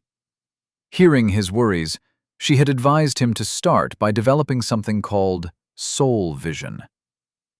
Simply put, it was a specialized version of the basic mana sense that everyone gained upon awakening their core. Soul vision made use of his affinity to observe another's soul directly. Once he managed to pull that off, he could more easily understand what he had been doing wrong with his magic. The trio finally made it to their horses, much to Percy's relief. As painful as riding was, it was several times better than walking. Only after they headed off did he resume training, willing the soul mana to build up in his eyes. This time, he focused on his uncle to avoid his cousin's complaints. Getting some rudimentary version of soul vision to work wasn't too difficult. Even the slightest trickle of mana allowed him to see things he couldn't previously. The main challenge was fine-tuning the process to make this new sense of his as effective as possible. If he used too little mana, Gawain's soul was barely visible, appearing as a few faint wisps of silver swirling around his chest. Using more than necessary, on the other hand, was like pulling wool in front of his eyes, as the excess soul mana obscured his sight. The trick was to find exactly the right amount, so that he could discern his uncle's soul without obstructing it. He knew it was just a matter of practice until he nailed it, but he did hope he could get it done by the time they returned to the Whistling Woods. He would need it for the next part of his training, after all. Better make the next 3 days count, then. Just a little more. Percy sent another clump of mana to his right eye. As it settled, Gawain's soul came into focus, letting him spy on it more clearly. To Percy, human souls appeared like semi-amorphous flames contained inside one's body, spreading to roughly cover its entire volume. They did flicker a bit, so their shape constantly diverged from that of the person's flesh. Also, he had no idea what happened to somebody's soul after they died. Still, This was good progress in his book. And the best part was that he only needed a few seconds to fine-tune his soul vision. Not to say there wasn't any room for improvement, though. Percy breathed hard as the mana dispersed from his eyes, returning his sight to normal. Sadly, he couldn't keep his new trick up for too long before having to stop. It took quite a mental toll, plus it did cost a fair amount of mana to maintain. Undaunted, he figured both would improve over time. Perhaps one day he would even be able to keep soul vision up indefinitely, although that was more of a long-term project. It'll do for now. He looked up at the rows of pine trees appearing in the distance. He had trained relentlessly over the last 3 days, and luckily it had paid off. He had managed to get his soul vision to an acceptable level by the time they returned to the forest. It took some begging, but he had convinced Gawain to help him find some more goblins to practice on, now that he finally had a tool to figure out what was going on. His uncle had initially been resistant to the idea, but he'd eventually relented. Percy wasn't sure if the man had warmed up to him, or if he was doing this because his daughter had asked him to. Percy appreciated it all the same. "Just remember, we won't spend more than a week here," Gawain reminded him. "Have I mentioned you're my favorite, Uncle?" Percy asked. "We both know that's a low bar," Gawain rolled his eyes. "And you've passed it with flying colors." Percy didn't let up, and his uncle quirked a small smile in spite of himself. So, it turned out wood goblins were a lot tougher to find when one was actively looking for them. Well, either that, or the trio had just been unlucky last week. In any case, it took them 6 full days to find one on their journey home, and that was only because they stumbled across an injured loner abandoned by its pack. Percy would have liked to put the poor thing out of its misery. But truth be told, the creature's misery was only about to begin. He did feel a little bad, but he had to test his soul magic on something. Inanimate objects obviously wouldn't work, which left humans, innocent animals, or ugly goblins. Sadly, Percy's new green pal was the most disposable of those targets. "Don't look at me like that. I'll start easy," he told the creature tied to a tree. Activating soul vision, he spent a few moments calibrating it until the goblin's soul came into focus. It looked disturbingly similar to his uncle's, only slightly smaller. Percy didn't know if goblin souls were fundamentally different to those of humans, or if they only looked smaller due to having less space to expand to. "Judging from how I managed to possess an alien body, I suppose souls of different species are somewhat interchangeable." Or maybe not. His clone had fallen apart rather quickly. He abruptly shook the philosophical thoughts out of his head. He couldn't keep his soul vision up for too long, so he had to make it count. Pulling more soul mana out of his core, he gathered it in his palm. Normally, it appeared colorless, to the point that he could barely see it with the naked eye. Not now. Through soul vision, it appeared like a bright silver orb, about the size of a cherry. Once he'd gathered enough, he fired the bolt towards the goblin, carefully paying attention to the changes. As the projectile slammed into the similarly hued silhouette of the creature, he saw it bend backwards and distort. Its shape clearly rattled. Dispersing the mana in his eyes, he watched the goblin's physical form, curious to see what would happen to it. Percy's prisoner looked disoriented for a while, but its eyes regained their focus after a few seconds. He nodded. He'd held back with the last attack, partly to conserve his mana, and partly to avoid dealing permanent damage to the creature too early. The blast had only been at the level of what a red core would be capable of. He repeated the process, opting to charge the orb as long as possible and letting it reach the size of a tangerine before shooting it at the creature. The impact was a lot more violent, causing the goblin's soul to stretch, almost leaving its body. Just when he thought it might be torn from the creature entirely, it snapped back, shaking intensely for a few seconds, like a boat trapped in a storm. Despite the disruption, it settled down eventually without any permanent damage visible on the surface. Percy switched to his regular vision and observed the changes to the goblin. The creature slumped against the tree trunk and remained out of it for longer than an hour before eventually regaining its senses. It still appeared somewhat dizzy afterwards, but the damage didn't look like something a few hours of sleep couldn't fix. As I thought, my attacks barely do anything. Any other affinity I know of would be deadly at orange. He frowned, trying to work a way around the issue. The problem was that the goblin's soul was surprisingly resilient, and judging from his experiences growing up, human souls were even more so. Anyone he'd ever tossed his mana against had shrugged it off without feeling more than a simple chill. Thinking back to his attacks, it was a bit like trying to punch a sandbag. No matter how much strength he put behind the blast, it would just deform to absorb it. A sandbag, huh? Percy willed his mana to gather in his hand again. This time, rather than shaping it into a ball, he focused it on his index and middle fingers, trying to make it as angular as possible. It was his first attempt at shaping it, so it took a while. The construct crumbled a few times, and he couldn't make it too sharp without it falling apart. But eventually, he managed to get something about as pointy as a spoon's handle. He reactivated soul vision as he walked up to the goblin. As much as he would have liked to throw the new projectile, he knew it wouldn't survive the flight. He pointed his augmented fingers towards the goblin's chest and stabbed forward. His actual fingers stopped on the creature's skin, but the surrounding mana dug an inch deeper. The goblin shrieked, the sheer agony contained in its voice making Percy's hair stand on end.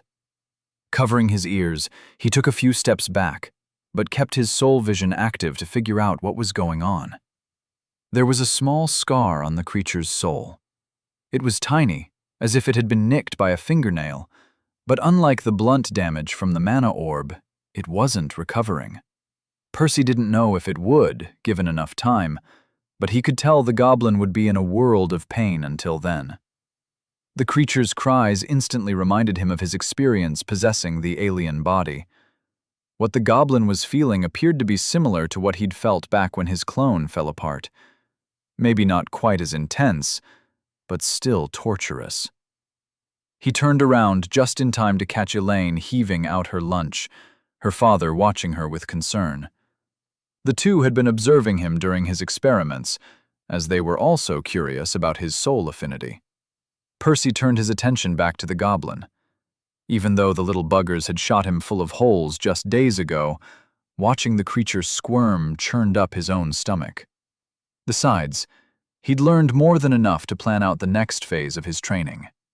Pulling a knife out, he plunged it into the goblin's neck, putting an end to its suffering. A soul affinity, huh? Clearly not meant for the faint of heart. Chapter 9. Family. Elaine helped Percy walk as they passed through the corridor leading to Baldy's office. She hadn't spoken to him much during the last stretch of their journey, obviously still shaken after watching him torture the goblin. He didn't think she held it against him or anything. Hell, he'd watched her butcher plenty of goblins herself just days ago. Still, she'd kept her distance from him every time he practiced since then, clearly having some newfound appreciation for the danger his affinity posed. And he didn't exactly blame her for it. Who would have thought such a small cut on one's soul would cause such suffering?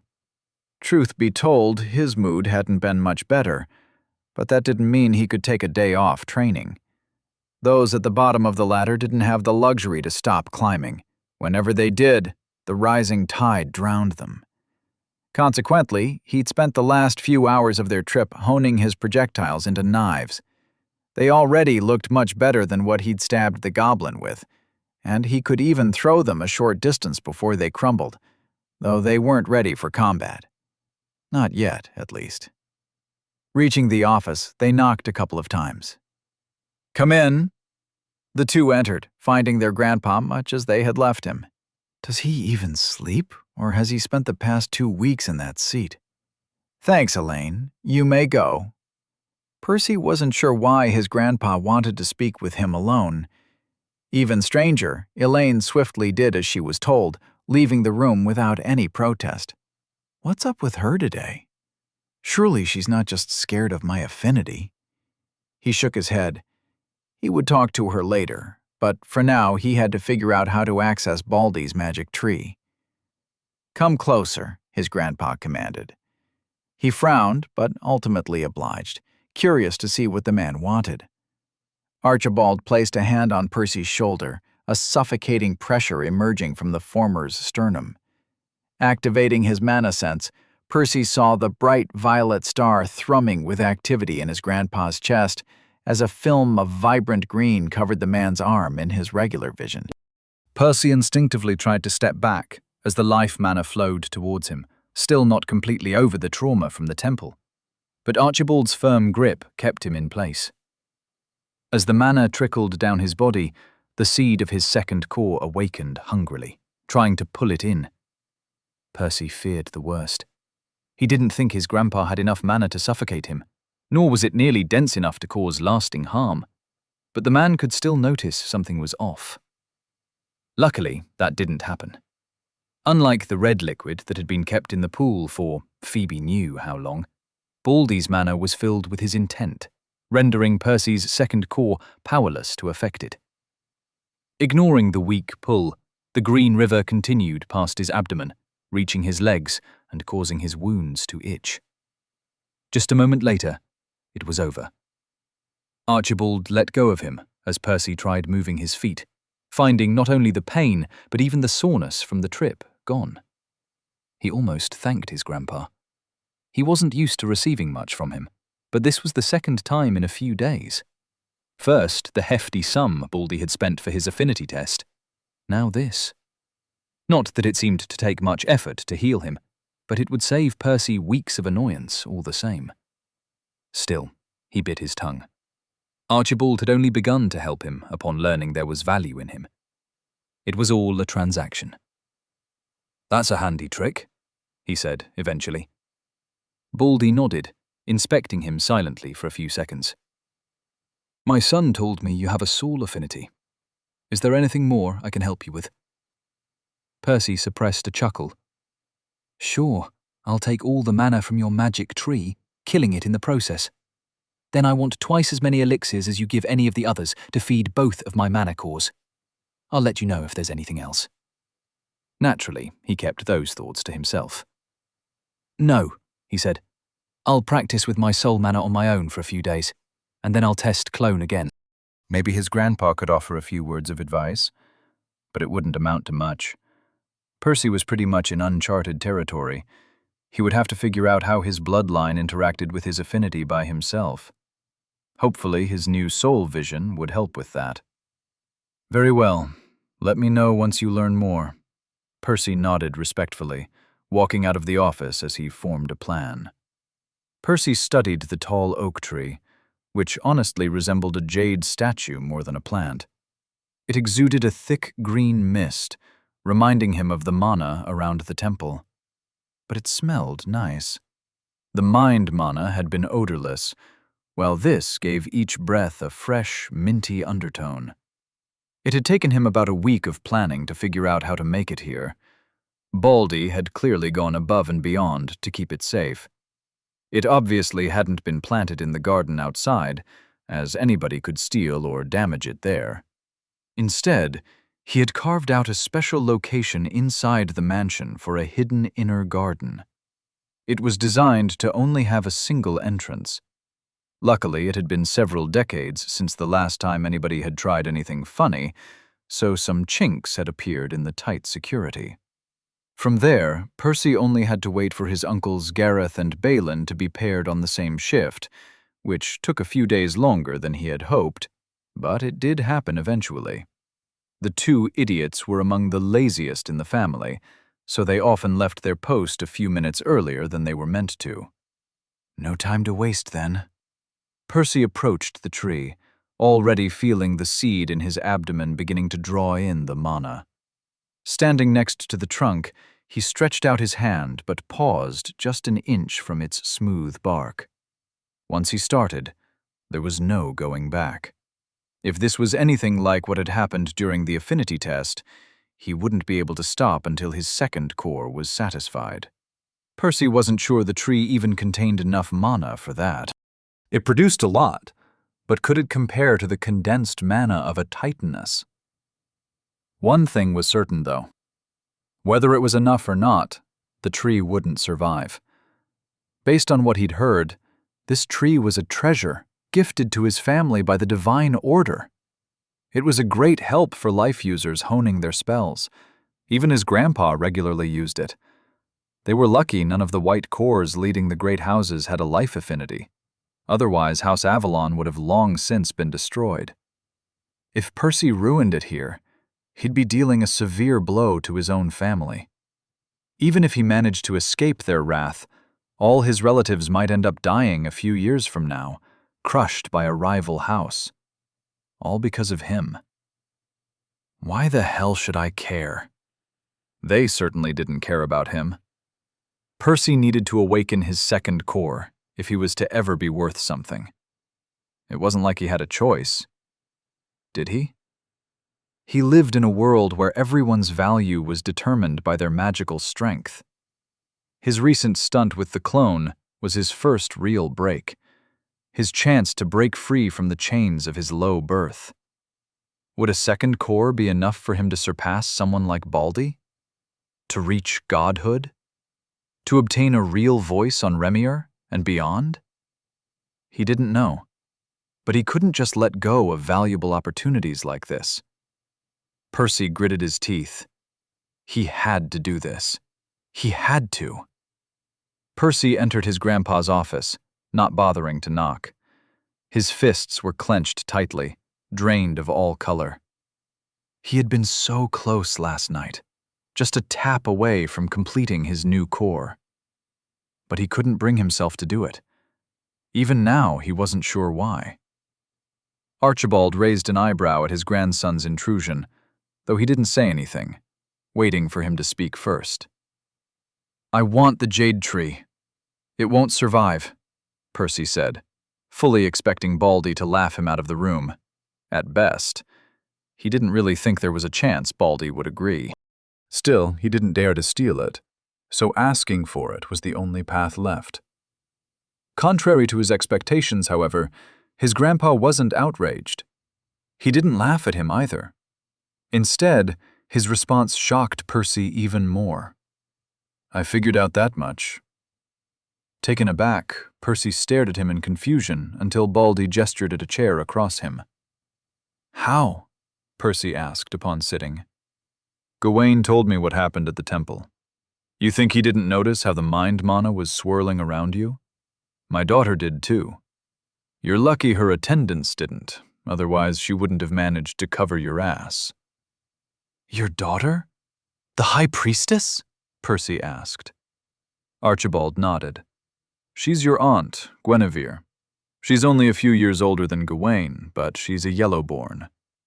"I thought you needed to keep as many Yellowborns as possible to increase the chances of getting more Violet cores for the family. Why would you send her away?" "We do need every Yellowborn we can get," Archibald sighed. "Even then, there's no guarantee one will be ready to succeed me if I die. But having strong ties to the Divine Order is just as important." Well, this was all fascinating, but Percy had more pressing concerns at the moment. "That still doesn't explain how you knew I needed life mana." Baldy chuckled. "Please, I'm 50 times your age. You think I wouldn't notice you trying to snatch my own mana right in front of me?" Percy smiled awkwardly. He really was out of his depth. "I still have no clue what you needed all the mind mana for, but as soon as I healed you, I knew you weren't done. I paid closer attention to you since, and you didn't disappoint." Percy fell back weakly, letting his neck sink into the silky headrest as he stared up at the ceiling. He had been so foolish to think he could outsmart the old fox. Why are we even having this conversation then? Just execute me, or banish me, or whatever. Baldy fell back as well, his own expression morphing into something Percy didn't quite recognize. His grandpa almost looked sad, but he'd never seen the older man like that, so he wasn't sure. Percy, do you hate our family? Percy frowned. Where was this coming from all of a sudden? His first thought was to reply, obviously, but he figured he could take his time answering. Most of the people in his house were, frankly, assholes, present company included. But then there was Elaine, who he got along with, and his parents, who he didn't really remember. Was it fair to hate his parents just because of their surname, without even knowing them? Hell, he was part of the family too. Did he hate himself? Perhaps it was its management he hated, his grandpa. But the man was pragmatic, and honestly not a bad leader. His decisions were always calculated. Even though I always get the short end of the math, still it wasn't like he never got anything from them. At least he had food and a roof over his head. He even had his own room. But so what? Was he supposed to just forget everything else? To forgive them? To love them? I don't know, he admitted after a long time. Archibald nodded again. Here's an easier one, then. Do you resent me? Chapter 10. Archibald. Who's asking? The head of the family, or my grandpa? Does it matter? Baldy asked. Percy shrugged. Percy, I am the third head of the house. I've been in charge for less than 200 years. Our family has existed for nearly 10 times as long. That wasn't exactly news to him. He had read about the family's history. So he just waited to see what the man was getting at.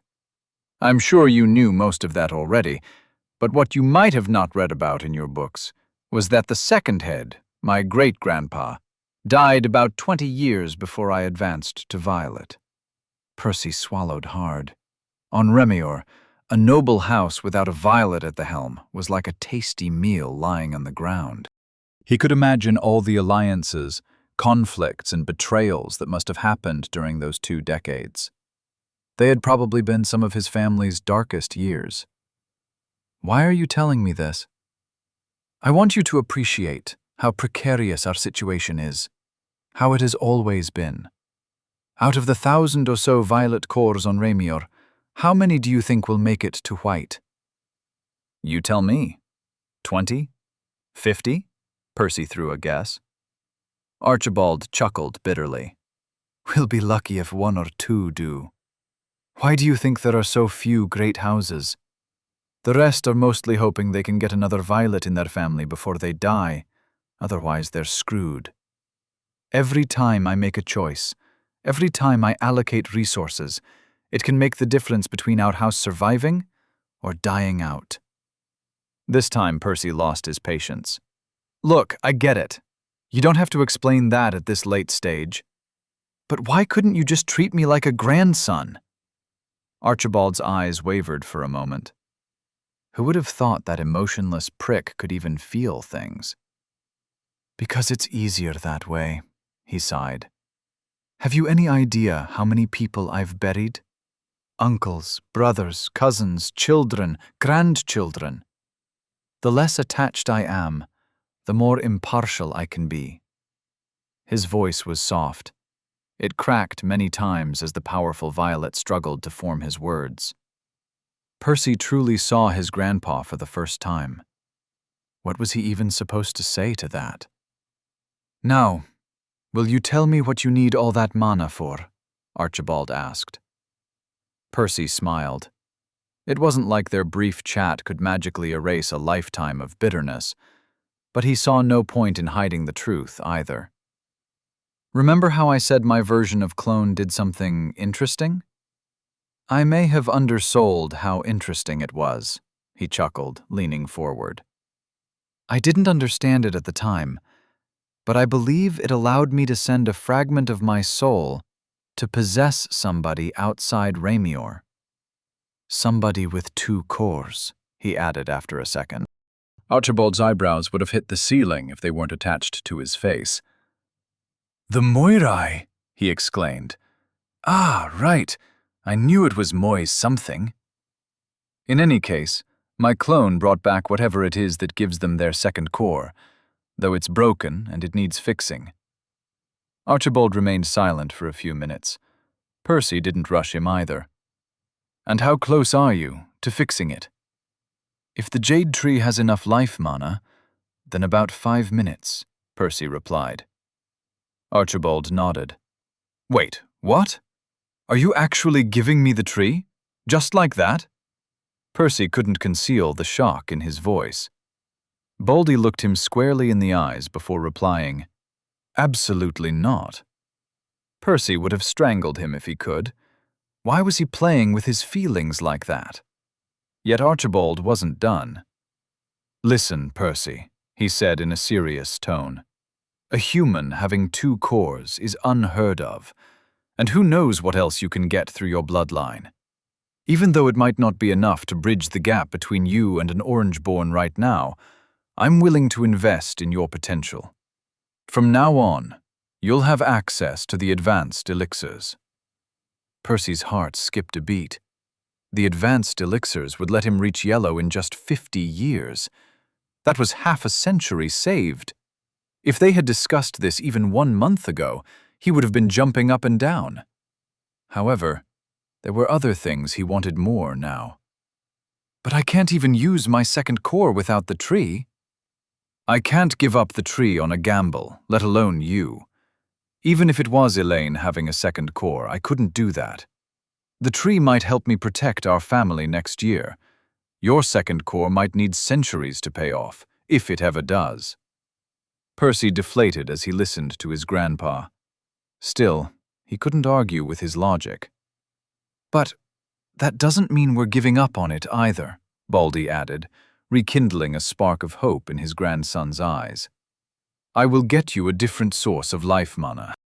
Percy reluctantly opened his eyes, not fully awake yet. He was tempted to tell his visitor to piss off, whoever it was, but he didn't. Few people ever wanted anything from him, so it could be important. Getting up, he yawned, slowly making his way to the door. On the way, he glanced out the window. It was still dark. What's so urgent it couldn't wait a couple more hours? Turning the handle, he pulled the door open, seeing nobody but his grandpa standing at the entrance. Percy blinked a couple of times, then massaged his eyelids. Baldy was still there when he was done. The realization jolted the last traces of sleep out of his system. You brought it? The life source? Archibald wasn't holding anything. Percy looked behind him, trying to see if there was an attendant carrying something. Yet the corridor was empty, other than his grandpa, who was dressed in his training robes. Are you done? The man asked in irritation. May I come in? Percy shrugged, making way for him. He gestured towards his bed, as he didn't have any other furniture to offer. Archibald sat at the foot, patting the space next to him. Percy cautiously joined his grandfather, curious to see what he wanted. We don't have any other potent life treasures in the family, Baldy said. Percy was about to voice a protest, but Archibald stopped him, patting his shoulder. Instead, I'll be your life source. Before Percy could respond, the patriarch's arm glowed green, sending the potent mana into his grandson's body. However, he didn't target Percy's legs, but instead directly focused it on his abdomen, relinquishing control over it as the seed absorbed it. Percy creased his forehead. Truth be told, his feelings were mixed. Stingy old man. If he didn't want to give me the tree, he should have just left it at that. What do I make of this? It wasn't like he didn't appreciate the elixirs and this gesture. That was a lot more than he'd ever expected from his grandpa. Still, how would it help him? Not that Archibald was weak, not even close. A violet core was 4 grades above orange. The man possessed about 81 times as much mana as him. The gap was insane. But far from enough. Forget about the liquid in the sacred pool. That was the concentrated mana of a titaness. Even the tree contained within it countless times more than his grandpa's core. In fact, Archibald would be hard-pressed to produce as much mana as a single leaf. And sure enough, 5 minutes later, Baldy was completely tapped out, breathing heavily. Had this been before their meeting, Percy might have voiced a snarky comment, but right now he wasn't in the mood. "Thanks," he said. "For trying, at least." Archibald gave him a strange look as the corner of his lips twitched. "Huh? How little do you think of me? You think I'm trying to cheat you out of our deal?" He chuckled. "Of course I can't match Phoebe's pinky toe in mana capacity. But that's only if we compete fairly," he said. "But what if I keep emptying and refilling my core? 10 times? 100 times? 1,000? Baldy flashed him a resolute look. "Percy, I'll repair your second core no matter how long it takes." Chapter 11. Cracks. Percy sat on his bed next to his grandpa. It had been 2 weeks since Baldy started filling his second core. Sadly, they didn't have anything to show for it yet, not even a hint that they were getting closer. Still, he did feel some newfound appreciation for his grandpa. Not only because he was practically showering him with affection for the first time in his life, but also due to his sheer dedication and discipline. Frankly, the man was a monster. Every day, he showed up before sunrise and didn't leave his room until hours past sunset. Well, besides a few mandatory breaks, of course. I guess you don't reach Violet by accident. Having delegated the family's management to his sons and daughters, Baldy didn't slack at all. It took him nearly 5 minutes to empty his core, and about 20 to refill it. He spent over 18 hours per day in Percy's room, and he'd once performed a total of 42 refills. Percy had almost expected him to give up after the first week, but Archibald showed no intention of doing so. Pressing on, he seemed determined to follow his words through to the end. And watching him work hard, Percy was also motivated to keep his training up. For the first few days, he'd continued honing the sharpness and integrity of his constructs. When he began experiencing diminishing returns, he switched to increasing their range. That said, his room wasn't that large, so he'd had to stop when they reached the walls. Naturally, his soul mana could phase through, but he didn't want to hit somebody on the other side by accident. However, the weirdest thing was the way his grandpa had started talking to him since the second day. In hindsight, it shouldn't have surprised Percy. After all, the two would be stuck spending all their time together for who knew how long. It would be stranger if they never talked.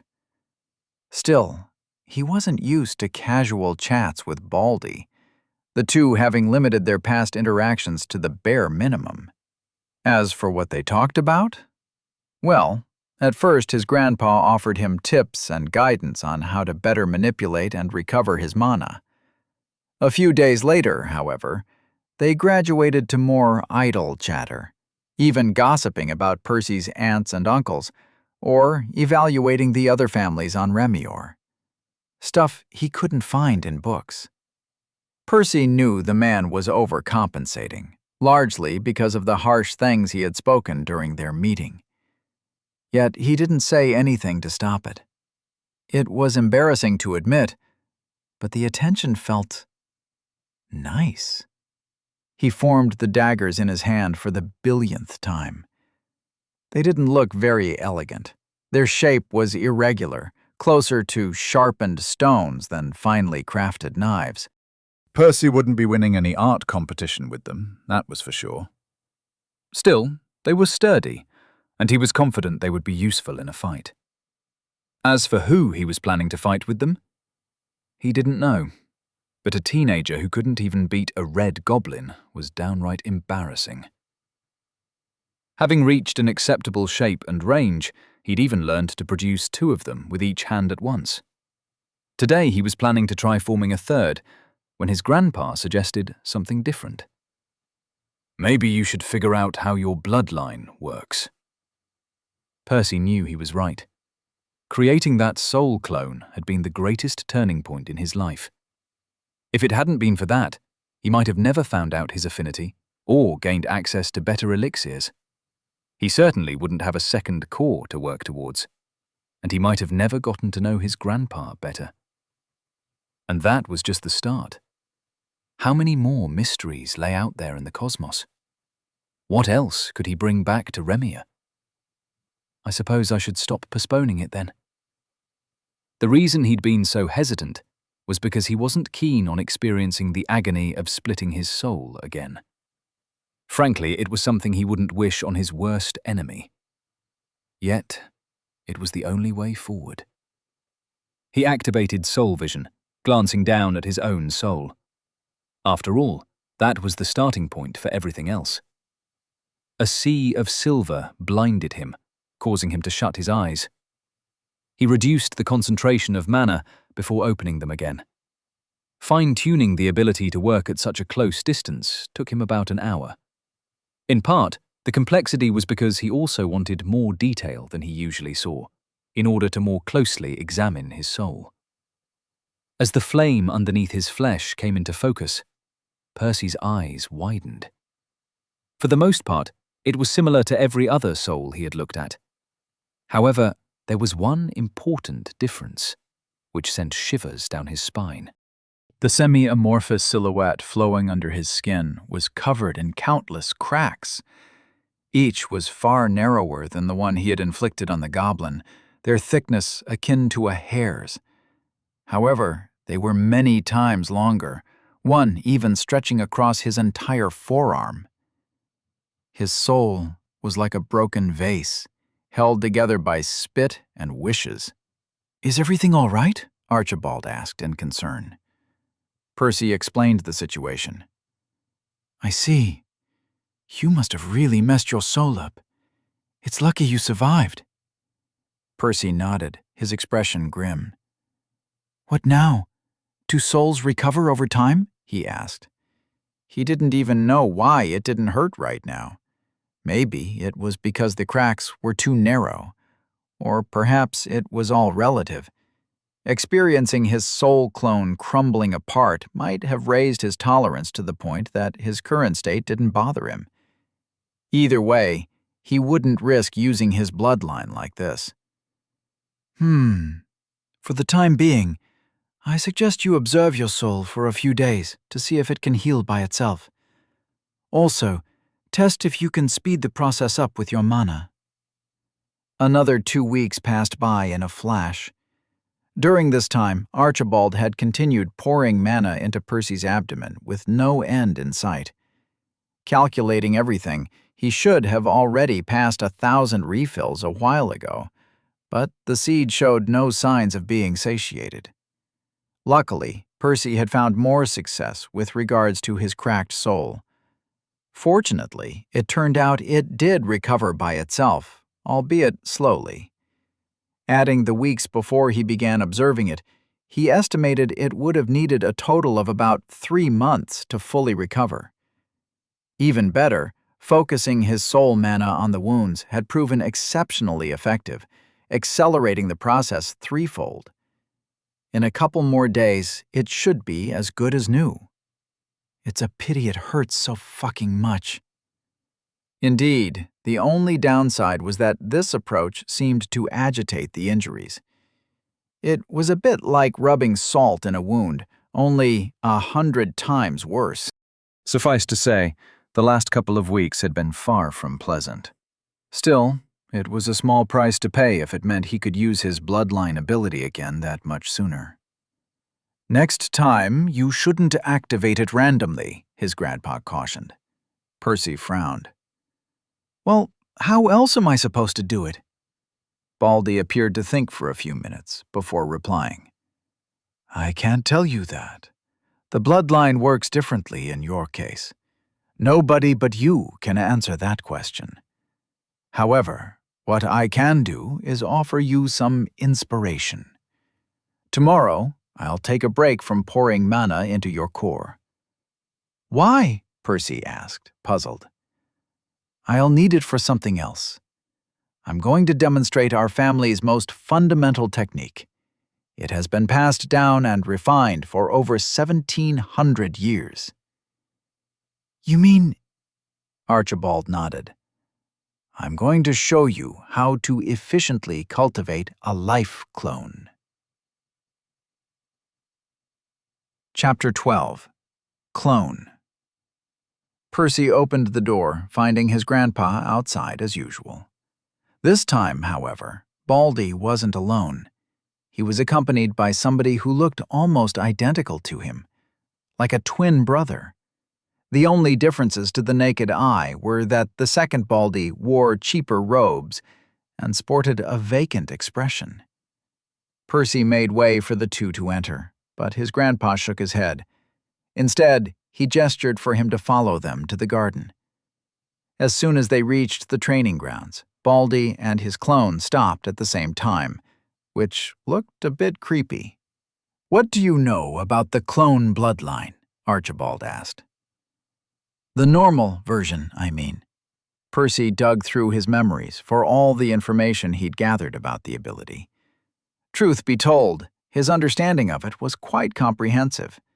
After all, it wasn't exactly a great secret that his family had it. Plus, his cousins never stopped boasting about it. "They take a while to make, but that decreases with one's grade, so I suppose it should be much faster for you." The clones can't think for themselves, and they can't even use magic. But they can be given simple commands. Supposedly, they make great laborers. Baldy nodded. "That's the gist of it. But there are a few more key points to consider. First, use your other senses to examine it." Following his grandpa's instructions, Percy activated Mana Sense. While there was some life mana flowing through the clone's body, it didn't have a core whatsoever. There was nothing but a slightly denser concentration of mana in its sternum. This pretty much aligned with what he'd expected. Next, he switched to Soul Vision. He should have probably seen this coming too, but the clone didn't have a normal soul either. There was only a small silvery wisp burning in its chest. It looked like a gentle breeze could blow it out at any moment. Percy had a lot of questions now. Are they even useful? If it couldn't use magic, why invest so much time and mana to make one? Archibald smiled. The clone walked to the oak tree by the center of the garden and threw out a punch. A deafening explosion caused Percy's ears to buzz as he barely raised his arm in time to shield his eyes from the splinters. It was only a moment later that he was able to examine the devastation, his expression shifting to shock. A large, circular hole now pierced through the trunk, its diameter about half the width of the tree. The clone pointed its fist towards Percy, showing him that there wasn't even a scratch on it. As you can see, the clones inherit the physical capabilities of their creator.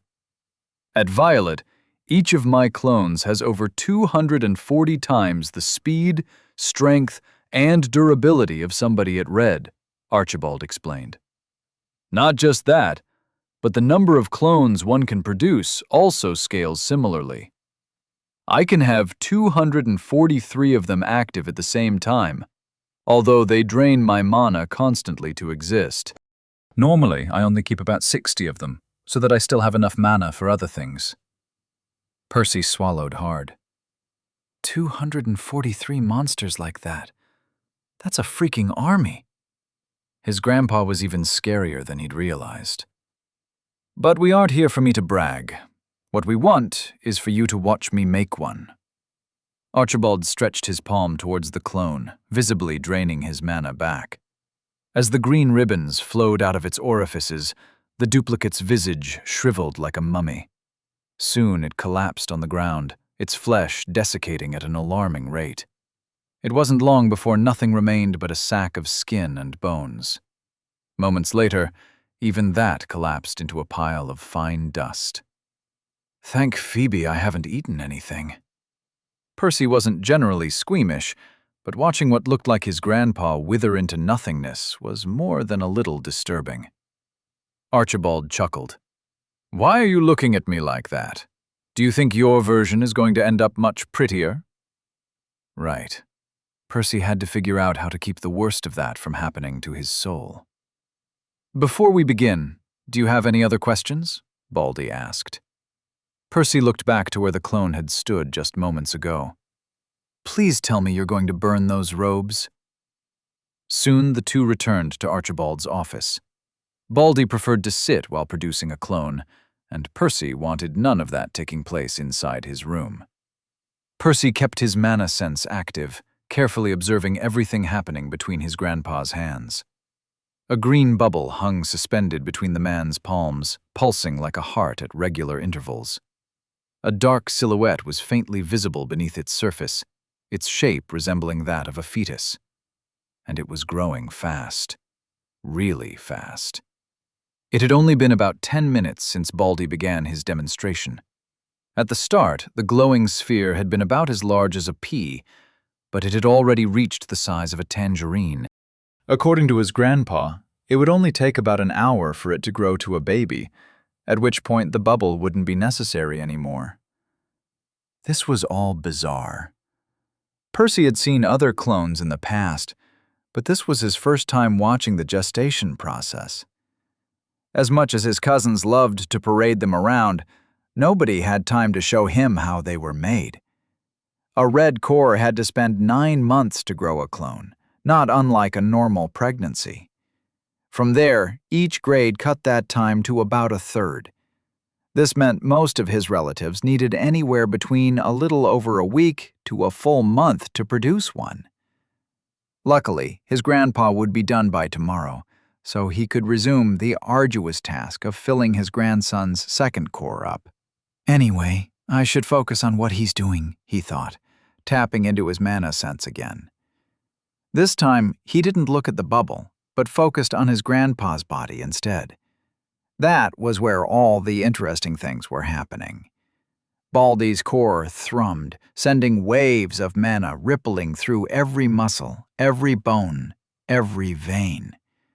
Once they reached the man's skin, they bounced back, but they did so at an angle. This seemed to create another stream of waves of a different shape, which flowed towards his hands.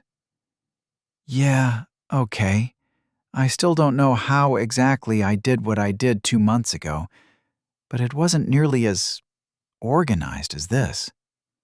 Percy spent a couple more hours carefully observing his grandpa's handiwork, marveling at the sheer elegance and refinement of the technique. Only after the clone had already reached the size of a toddler did he deactivate his mana sense. Not that he was bored, far from it. He could have kept watching for ages. Plus, he didn't want to waste his grandpa's efforts. The reason he had stopped was because at some point, an idea took root in his head. Gathering the mana in his eyes, Percy activated soul vision. He watched the clone carefully, searching for something specific.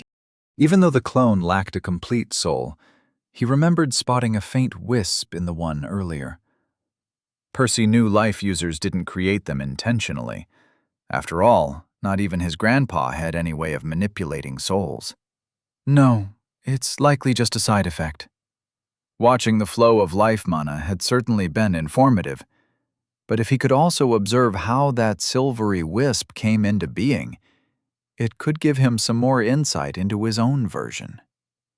The following day, Percy was back in his room, resting on his bed. The sun was still out, as the duo had stayed up all night. His grandpa had not finished the demonstration until late in the following morning. Apparently, it was possible to pause the process and resume later, which other people were forced to do, as they couldn't keep it up for several months at a time. Archibald, on the other hand, preferred to make each clone in a single session. He said it helped minimize the mana losses. Either way, his grandpa's habits weren't what was going through his head right now. How does that even make sense? Percy had devoted roughly the last 15 hours of the demonstration trying to figure out how that tiny soul wisp had formed. And he did have an answer. He just struggled to accept it. The formation of the clone's body had been straightforward. The life mana had first traveled through Baldy, embedding all the necessary information before being passed to the clone. Once there, it had turned into the building blocks making up its flesh, guided by the accompanying information. There was obviously a clear link between Archibald and the clone's bodies.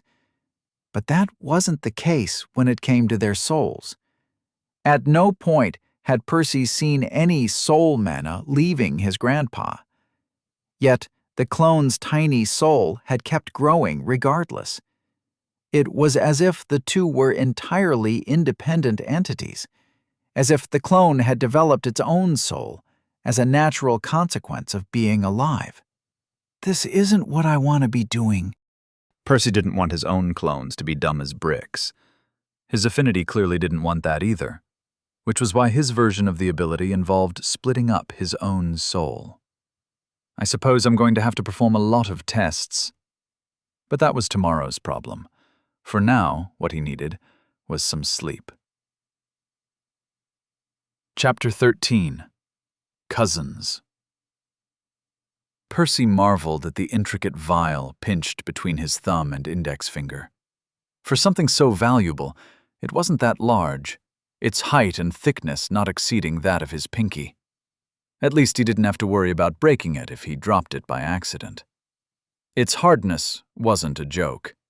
It was made of a hollowed-out sapphire shard, a bit of overkill in his opinion, using such a precious material for a simple container. But at the end of the day, it didn't really matter. After all, the vial's contents were easily 50 times more expensive than the gemstone. Probably more. Plus, it can be reused. He shrugged, downing the elixir. The liquid was cool and soft as it trickled over his tongue and down his throat, giving him a refreshing feeling. It was bitter, though a hint of apple had clearly been added to make it easier to swallow for the stereotypical noble able to afford it. Percy chuckled. I'd drink this even if it tasted like shit. Next, he pulled some mana from his sternum, gathering it in his stomach. Only after allowing it to simmer there for a few minutes did he move it back to his core. It stung every time he reabsorbed it, but he gritted his teeth and kept going, repeating the process over a dozen times before stopping. The whole cleansing took about half an hour, and his core burned when he was done, as if he had dipped it into a vat of acid. It's worth it. Percy was still getting used to the new elixirs, despite having used them for the past month. They hurt more than the heavily diluted versions he'd drunk growing up, but they were more potent too. The good news was that they couldn't be used more than once a day, to avoid injuring oneself, which was great for his sanity and his grandpa's pockets. It would be nice to study alchemy at some point, he thought. Such an interesting school of magic it was. Unlike one's spells, which barely lasted a few minutes before fizzling out, elixirs and potions could be stored for a prolonged period of time. And the elixirs were the very key to reaching the higher grades. Percy couldn't even imagine what would happen to the people of Remier if they lost access to them one day. Would they be stuck in the grade they'd been born with? He shuddered, imagining himself at Red his whole life. Supposedly, it was possible to advance one's grade via other means, but nobody did that, as it took way too long to be worth it.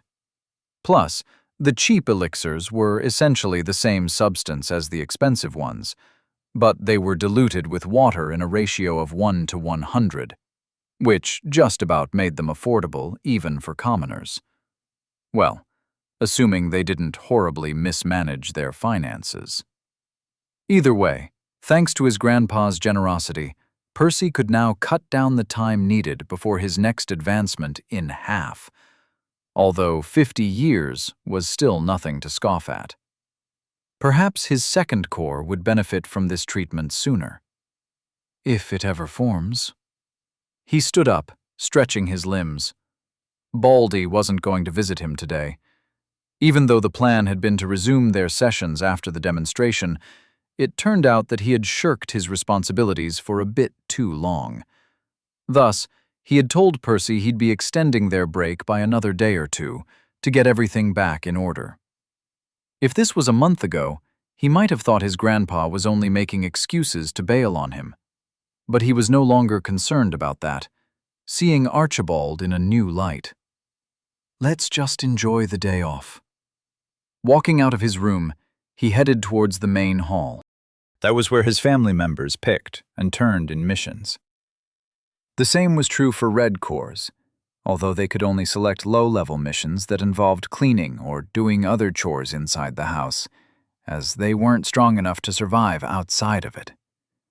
If it was up to Archibald, he wouldn't have let the Yellowborns out either, as they were too important to risk something happening to them. Still, he clearly understood they wouldn't grow without adversity. In any case, Percy wasn't going there to pick a mission. He wouldn't have enough time to finish it before his training resumed anyway. No, he just wanted to meet people. Anybody would do.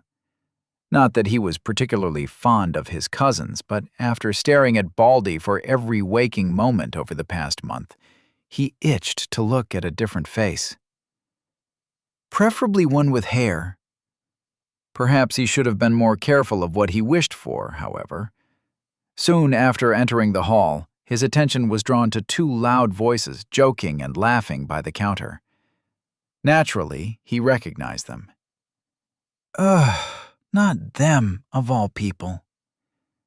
Hector and Tristan were only a couple years older than him, but they were both Orangeborns, having advanced to Yellow a long time ago. At least, he had slightly closed the gap, for now, but he didn't think that would stop them from giving him crap. Each of his cousins was accompanied by two identical copies of themselves, dressed in simpler, more practical clothes. Last time he'd seen them, they'd only had one. I guess even they have to put some effort in every now and then. Part of him wanted to bolt back to his room, but it would look pathetic if he did. Percy wasn't afraid of them, but he wasn't in the mood to deal with them right now. Plus, he did want to get some fresh air for a change. In the end, he slunk to a corner of the room, trying not to draw much attention. His cousins were chatting with their older sister, Loudon, who worked behind the counter. Percy didn't know if they were there to select or turn in a mission, but they sure took their sweet time either way. There were others in the hall, but not too many. It was late in the morning, so the ones heading out had already left, while the ones coming back wouldn't arrive until later. He was about to pick one of the least annoying relatives to approach when his luck ran out. Well, well, if it isn't the little goblin, Hector said, keeping his voice loud enough to draw everyone's attention. Percy rolled his eyes, pretending he didn't hear him. What? He's still alive? Tristan played along. I heard he passed out during his promotion. I haven't seen him for a couple of months, so I thought he died in his sleep. Turning to face them, Percy activated soul vision and imagined himself testing his new spell on his idiot cousins. Yellow or not, the buffoons wouldn't even see the knives coming before they pierced some nasty holes through their souls. Of course, he wasn't petty enough to torture somebody over some teasing. Not even them. But he wasn't above entertaining himself with the thought. Seriously? Who even faints when advancing to Orange? Hector asked, clearly emphasizing his grade on purpose. Percy heard a few chuckles from the others in the room, but he didn't look. He wouldn't give them that. Morning, assholes, he said as he approached the duo. I see you haven't been slacking off yourselves, he added, pointing at the clones with his chin. Of course, this is our family's prized bloodline, after all, the pride of our house. Had this come from somebody else, Percy might have thought it was a joke. but seeing Tristan inflate like a pufferfish, he knew the guy meant his words. He shook his head, suppressing a chuckle. Passing by them, he walked to the board, wanting to browse through the missions, partly to extricate himself from the situation, and partly out of genuine curiosity. But his cousins weren't done with him yet, it seemed. 4 silhouettes approached him from behind, nearing him uncomfortably. Turning to face them, he noted the clones' soulless gazes were even more creepy up close. "Percy, we have the perfect mission for you, one suitable for your talents," Hector sneered. "Right. Help us test out our new clones in the garden. We tried to hunt some goblins in our last mission, but they were too weak. Maybe you can do slightly better," Tristan added. The corner of Percy's eye twitched. He'd been trying to not let them bother him too much, but they were starting to grate on his nerves. He wasn't going to seriously harm them over something this trivial, but perhaps they did deserve to be taught a lesson. The dysfunctional soul wisps burning in the clones' chests should be easy to snuff out, setting his cousins back by a couple of months. Maybe they would think twice before annoying him in the future. However, the soul mana had only begun to coalesce in his fists when he caught a bright flash of azure from the corner of his eyes. Chapter 14. Elaine. The 4 clones fell like marionettes with their strings cut, awkwardly hitting the floor. If they were normal people, they might have ended up with some nasty bruises, but their cloned bodies were at yellow. Plus, healing them wasn't that hard. "Why do you keep messing with people?" Elaine yelled. She let the glowing whip fizzle out into a harmless spray of water, forming a faint puddle on the marble tiles. Firing a glare at her cousins, she scoffed when they took a step back. The cowards only dared to bully those weaker than them. Turning to Percy, she dragged him out of the hall as he looked at her in amusement. He wasn't as defenseless as he used to be. She knew that. Still, seeing those morons treating him as their lesser had clearly irked her to no end. He deserves a higher grade more than them. No, more than me. So absorbed was she in her thoughts that she was taken by surprise when Percy stopped abruptly. "Where have you been over the last month?" he asked, scanning her. She looked down at her body in response. Her arms were covered in bandages, a few scrapes and bruises visible on her skin. "I was out doing missions." She refused to meet his gaze. "For a whole month?" he frowned. When he winced, Elaine remembered she was still holding him. Letting go, she quickly noticed the skin on his wrist was pink. "Shit, I must have put more strength in my grip than I realized." "I took a bunch of them at once to save time," she answered. He nodded. "I see. Must be convenient, serving as target practice for archers right after trekking through a jungle. I'll try it sometime too. Why waste time healing in between?" She chuckled. "It wasn't that bad. Grandpa will fix me up in no time." Percy turned around, gesturing at her to follow. Only after they'd made a quick stop by Archibald's office to get her patched up did they head back towards the garden. "Grandpa seemed really swamped today. Has anything happened while I was gone?" she asked. "I don't know. Maybe he needs to manage his time better." Percy scratched his head, looking at her rather awkwardly. Elaine narrowed her eyes but didn't say anything else. After exiting the mansion, they found a nice spot on the grass to sit. It was calming, listening to the crickets chirping as faint shadows of clouds brushed over their heads. The garden was admittedly less exotic than the vibrant forests and swamps she'd recently traveled through, but she didn't have to worry about an ogre or a basilisk sneaking up on her here. "Care to tell me what happened?" he asked. "What do you mean?" "I know testing my magic on that goblin wasn't the prettiest sight, but you could have talked to me instead of avoiding me." She frowned. "Is that what he thinks?" "I'm not avoiding you," she muttered weakly. "Really?" He raised an eyebrow. Because you barely said anything on the way back.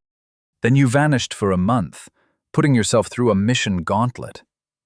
She sighed. That wasn't it. Not at all. But she couldn't tell him. What was she supposed to say? That she felt guilty watching him struggle? Did that even make sense?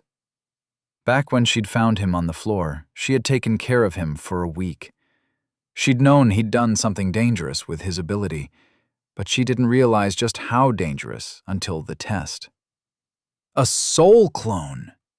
Percy had ripped his very soul apart. The mere thought made her skin crawl. Still, it wasn't until she heard the goblins shriek that she truly came to terms with the severity of the situation. Watching the creatures squirm over the tiniest scratch, she couldn't fathom what Percy had experienced after tearing his whole soul up. Yet, after waking up, he'd spent the next few days training. Even while traveling, he kept practicing on horseback, even after his injuries. The ones he got because I couldn't stay awake half an hour longer. Despite all the odds stacked against him, he never stopped pushing forward, doing everything he could to get stronger. Meanwhile, here she was, with her green core, everything handed to her on a silver platter, and getting treated like royalty by her whole family just because she'd been born lucky. The irony made her sick to her stomach. Elaine? Percy looked at her with concern. She might have stayed silent for too long. It's nothing. I just figured I should train a bit harder, to live up to Grandpa's expectations. He nodded. You were right, you know, Percy said. She tilted her head. About Baldy. He's not that bad once you get to know him. You've been spending time together? She raised an eyebrow. Some. He grinned back at her. That's great. What do you talk about? He fell back, resting his head on the grass before replying. All sorts of things, really. Like how many times he caught Uncle Gareth skipping on his shift. Or more recently, he's been helping me figure out how to use my bloodline. Elaine's jaw tightened, clenching some dirt in her hand. Don't, she muttered.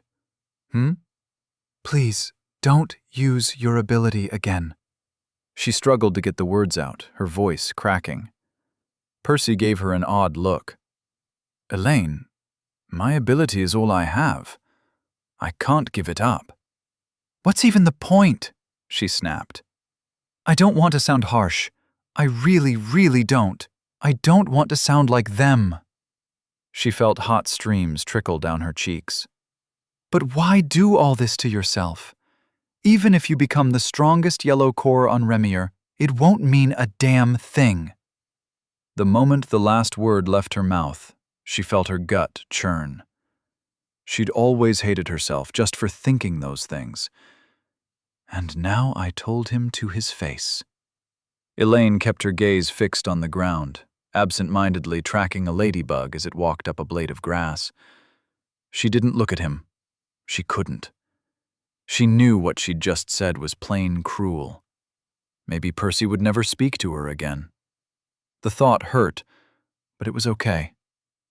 As long as he listens. The silence stretched on for a couple of minutes, even the crickets' chirps now sounding muted, as if they understood they should pipe down a notch. If that's all I ever amount to be, then so be it, Percy eventually said, his voice calm. But I want to at least try to achieve more than that.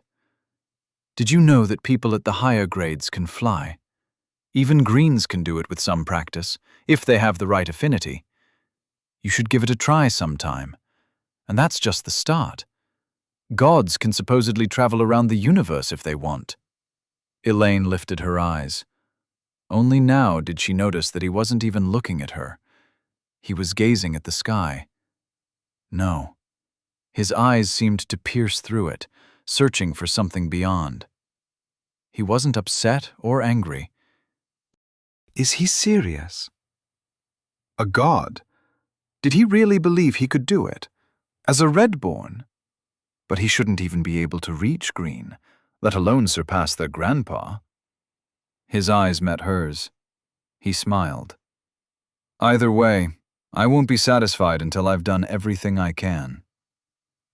A few hours later, Elaine was in her room.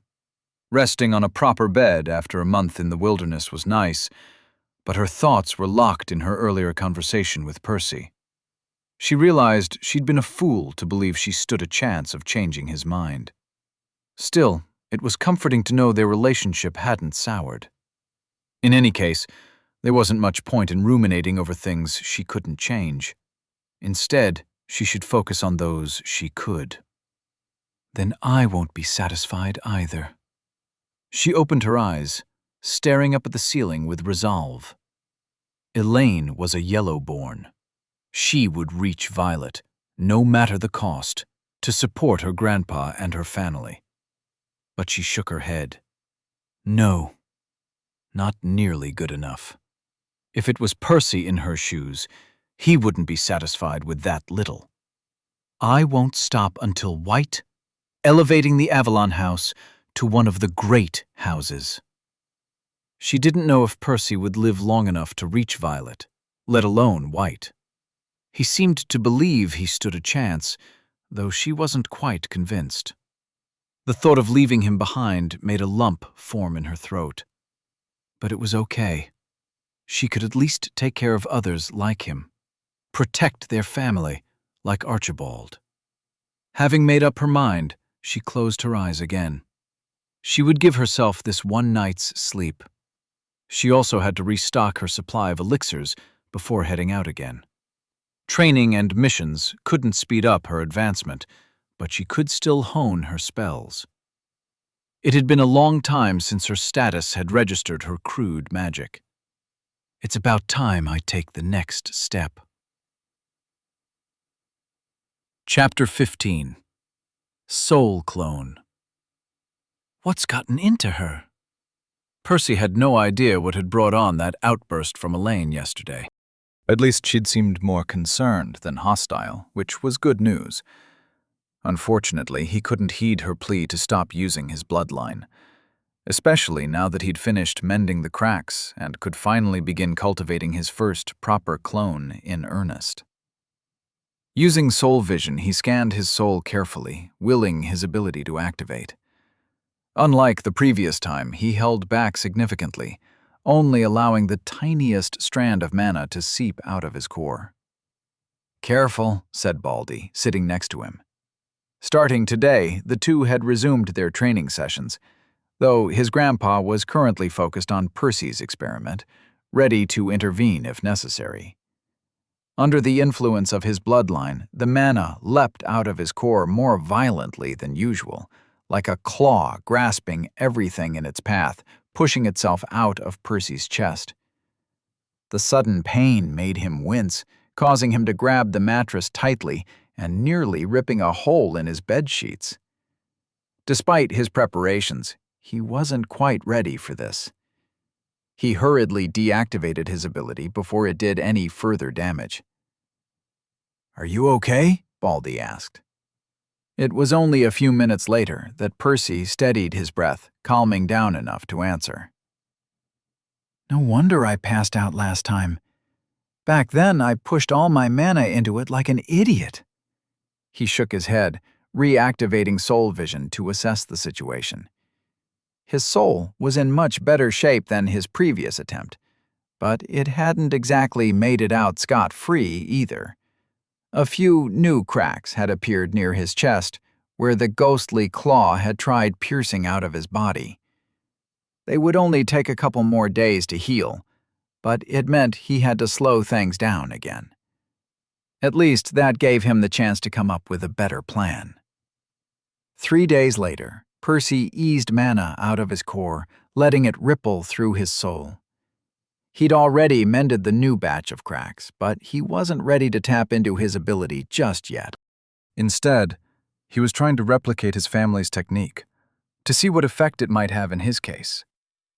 His grandpa had made it look easy during his demonstration, but Percy quickly discovered that getting the waves of mana to flow properly was rather tricky. Where almost all of Baldy's mana had reflected uniformly off his skin and towards his hands, Percy's instead bounced randomly from one corner of his soul to the other. He struggled to get even a tenth of it to head in the correct direction. Whenever he adjusted the intensity or the angle of the flow to make one side of his soul work, the rest fell out of phase. Percy wasn't deterred, knowing a lot of it came down to practice. After all, Archibald had been using this technique for centuries. Still, there was another issue. Life mana was meant to flow through one's physical body, which was relatively rigid. This wasn't the case for Percy, who was channeling it through his soul, sending it flickering around like an amorphous flame. That said, it wasn't all gloom and doom.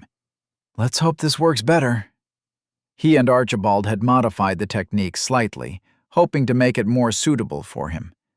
Rather than gathering the mana in his hands, forming the clone between his palms, they figured it would be easier to concentrate it near his chest, just an inch from his sternum. After all, that was clearly where his ability wanted it to go. Percy pulled mana from his core, sending it randomly in all directions. Some was reflected towards his sternum right away, while the rest bounced around a few times. Overall, about a quarter eventually made it to his chest where he wanted it, albeit at different intervals. Most of it, however, either leaked from his pores or got reabsorbed into his core. We might be onto something. Try playing with the timing until the waves converge, his grandpa advised, after being brought up to speed. Percy nodded and tried again. He stared intently at the small, silvery bump hovering in front of his core. He'd spent a long time observing how the mana got reflected, playing with it as he fired it in various directions, eventually managing to gather about 40% of it at once. It had taken him another week to get here, and he didn't think he'd be able to improve much more in the short term. Thus, he and Archibald had agreed to try and make do with this current version of the technique. Percy repeated his actions, observing the changes. As soon as the waves gathered, they caused his soul to swell in that spot for an instant, though the bump didn't last long before deflating. The biggest problem is that it reverts right away, so I don't have enough time to make progress. If only I could hold it there for a moment. Baldy scratched his chin. Well, why can't you? Percy pondered over his grandpa's question. It wasn't like he hadn't considered it, but there were a few issues with that. The first was that his soul flowed about an inch under his skin, so it was harder to grab a hold of. I suppose if I time it right, I can catch it when it bumps. The other problem wasn't as easy to solve, however. He'd need to use his mana to interact with his soul, which was dangerous. If he wasn't careful, he might injure himself. He sighed. No pain, no gain. Once more, Percy fired the mana from his core, letting it bounce all over. At the same time, his eyes remained glued to the area right in front of his sternum. The moment his soul bulged, he closed his fingers around it, grabbing the protrusion as softly as he could. Over the past 5 days, he had learned to coat his hand in a layer of soul mana. At first, it had looked like a glove, though it hadn't taken him long to realize he didn't need to cover his whole palm. Only his fingertips ever came in contact with his soul. Right now, his right hand looked like he had stabbed 5 silver cherries with his fingers. It was a bit silly, but he didn't care about how it looked. Just a little more. Percy pulled his soul gently, letting it stretch like an elastic fabric. Everything was going well, at least while the silver flame remained within the confines of his flesh. The moment part of it exited his skin, however, all hell broke loose. He couldn't help but let out a scream. His soul squirmed, frantically struggling to return inside his body where it belonged, and plunging Percy into a world of agony in the process. Soldiering through it, he held on to the bump as tears formed, not only where he touched it, but in other parts of his soul. At least it wasn't his first time going through something like this. Though souls were surprisingly resistant to blunt damage, that only seemed to be the case while they remained within the safety of their body. Once removed, they apparently turned a lot more fragile. Still, Percy had never expected to use his bloodline painlessly. His only goal had been to optimize the process as much as possible and to minimize the risks involved. Can't make a soul clone without a few cracks. A few seconds later, his lips curled up as the situation stabilized somewhat, the pain becoming more bearable. A few tears continued to form, but not as quickly as before. Next, he used his family's technique again, sending more waves of mana around his soul. This time, he allowed the new cracks to absorb whatever mana they could to offset some of the damage. Percy remained in that position for several hours, slowly feeding the nascent clone while struggling to keep his soul from falling apart. The trickiest part was that he ran out of mana every so often, forcing him to hold everything still until he recovered enough to continue. It's going well, all things considered. The bump in his hand had already quadrupled in size, though he wasn't sure how much he needed for a functioning clone. Shrugging, he let go of his soul, watching it snap back into his body. It sucked to give up on the last 5 hours of work, but he wouldn't be able to complete his clone during this session. Sadly, he couldn't pause and resume his progress like the others, which meant he'd have to do the whole thing in one go. I seem to be on the right track. I'll go for it after a good night's sleep. He wiped the sweat off his brow before turning to Baldy. He was about to explain his thought process when he found his grandpa staring at him with a shit-eating grin plastered all over his face. What's up with the creepy look? Percy, I didn't want to interrupt you earlier, but your second core stopped accepting mana 2 hours ago. Chapter 16. Second Core. It took him a few moments to truly register Baldy's words. Then it was as if the floodgates opened, a wave of vigor washing away his fatigue. His heartbeat sped up as he willed his status to appear. Percival Avalon. Mana Cores. Mana Core 1, Orange, Soul. Mana Core 2, Red. Bloodline. Clone. Create a copy of yourself. Effect varies by affinity. Quotum. Grants access to your status. Quotum. Grants a bloodline. Quotum. Grants a second mana core. Finally!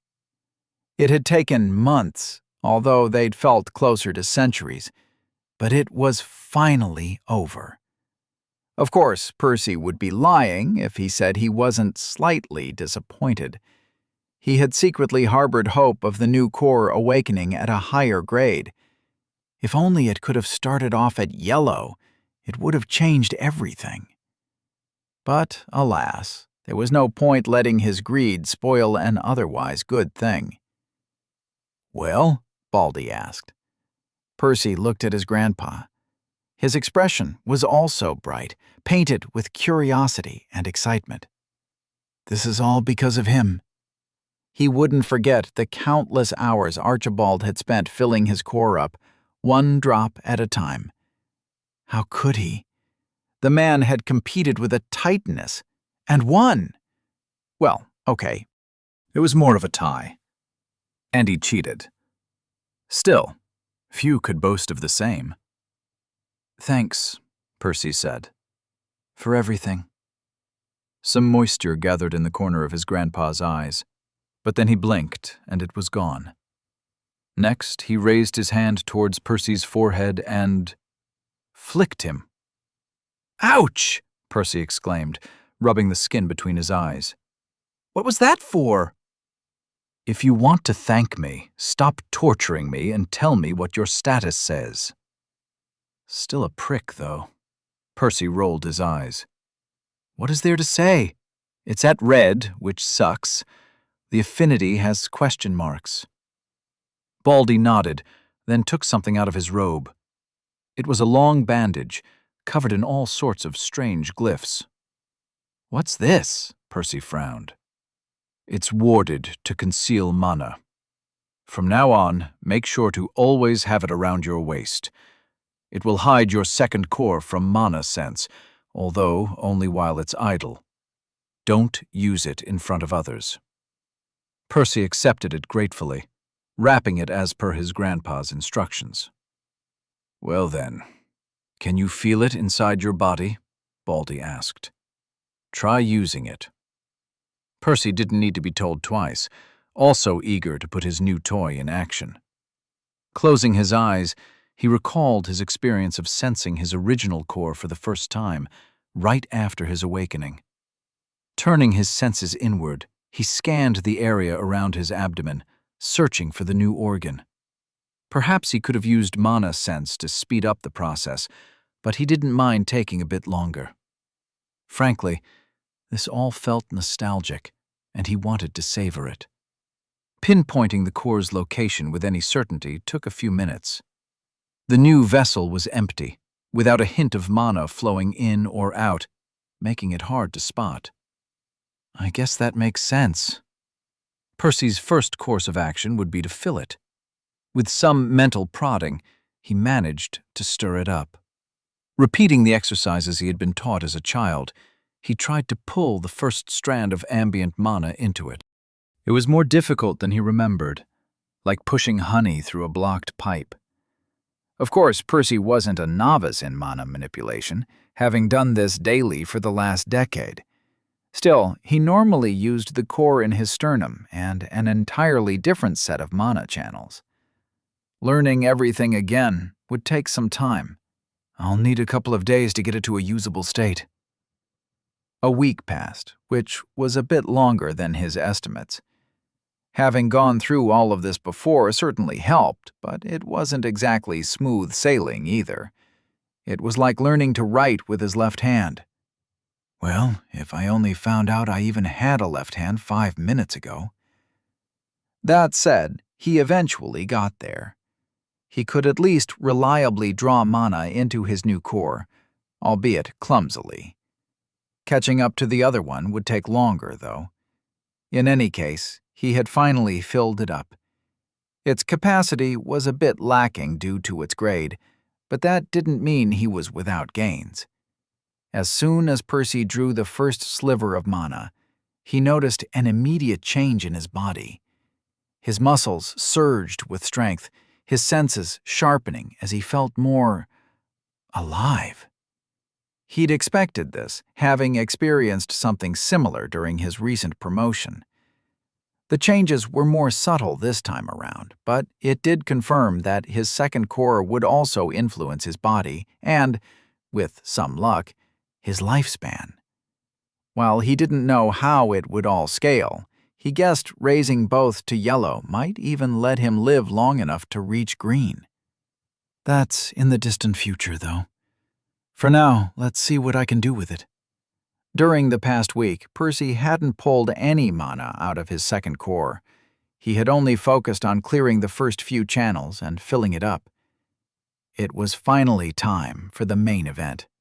Hopefully we can figure out its type without another assessment, Baldy said. Hearing his grandpa, Percy's feelings on the topic were complicated. Having another rare affinity would be amazing, but it would indeed raise some complications. He couldn't exactly go back to the temple, could he? How would he explain it? Fingers crossed for a life affinity. It was one of the few rare affinities they wouldn't have trouble identifying on their own. Also, it would allow him to use the regular form of his bloodline, too. They both activated mana sense, as Percy pulled some mana towards his hand. The flow was partially obstructed. Another channel he would have to clear later. But not right now. A blob of cyan soon coalesced inside his palm. It felt nothing like soul mana. First, it was visible to the naked eye, its color close to Elaine's. But it wasn't a water affinity. This was a couple shades paler. Another difference was that it had substance. Unlike the ethereal wisps of soul mana, which he now knew he could only hold with his soul, he could feel this new energy pressing against his skin as he squished it in his fist. His expression stiffened, a bad premonition bubbling up. He turned to Baldy, only to see his smile had also soured. "I'm sorry, Percy." His heart sank as he opened his status once more, reading the new word that had appeared next to his second core's grade. Mana Core 2. Red. Pure. The status was a strange thing. While the affinity tests were a guaranteed way to fill in many of the blanks, a lot of the information could also be revealed based on one's comprehension. It was why common affinities were so easy to identify, as everyone was familiar with them. Had Percy known more about soul mana, he could have even recognized it on his own, saving him the trip. For the same reason, it wasn't very difficult to identify his newest mana type. Not that he was particularly happy about that. What sort of bullshit is this? Somehow, his second core had ended up at an even lower starting point than his first. Not only at red, but also lacking an affinity. Percy doubted he'd get much use out of it. Even when he raised it to orange, 5 years from now, it would at most enable him to produce some weak attacks at the level of a red core. Baldy placed his hand on his shoulder, squeezing it gently. "Don't let this get to you. It's still a good thing." Percy remained silent for a minute. "Grandpa, have you ever heard of a way to change one's affinity? Or to raise one's grade faster?" Archibald sighed. "Neither of those things exist on Remier. But I wouldn't be surprised if they do on some other distant world. The universe is vast." Percy's eyes regained some luster, though Baldy's subsequent words quashed the rising hope. "You shouldn't count on that," Archibald shook his head. "Even bringing back a second core from the Moirai was an exceptional stroke of luck. You may never stumble on another treasure on that level." Percy clenched his fists as he read his status once more. At least the physical enhancements from his second core would help. Also, his soul projectiles should be close to registering as a proper crude spell. But he was still a long way from bridging the gap with his peers. There was only one way forward, albeit riddled with uncertainties. "I'll send out my next clone tomorrow. I'll comb the ends of the universe if I have to, until I find another way to get stronger." Chapter 17. A Painful Endeavor. Today was the day. Percy had finished mending the new cracks, restoring his soul to a pristine condition. He'd also refilled both cores and gotten a good night's sleep. Adding to that, Baldy had arranged for his children to continue managing the family, freeing himself to oversee his venture. Admittedly, Percy felt a little guilty over it.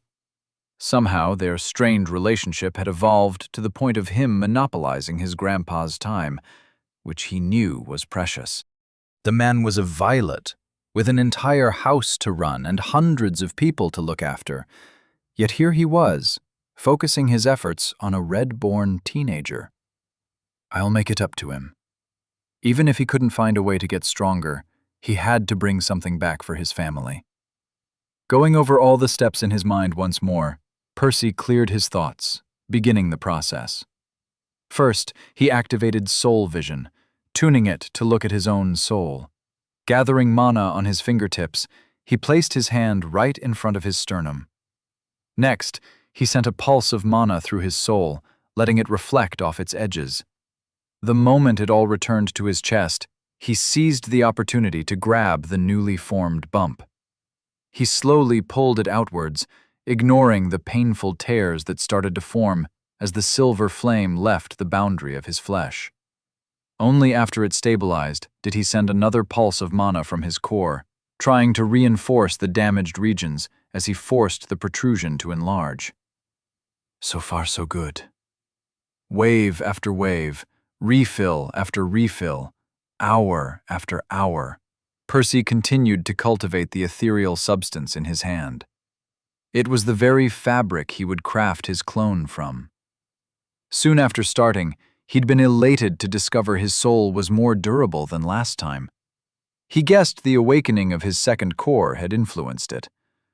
Neither Percy nor Archibald had ever heard that one's grade affected their soul, but then again, they hardly knew much about soul affinities to begin with. In hindsight, it wasn't that odd either.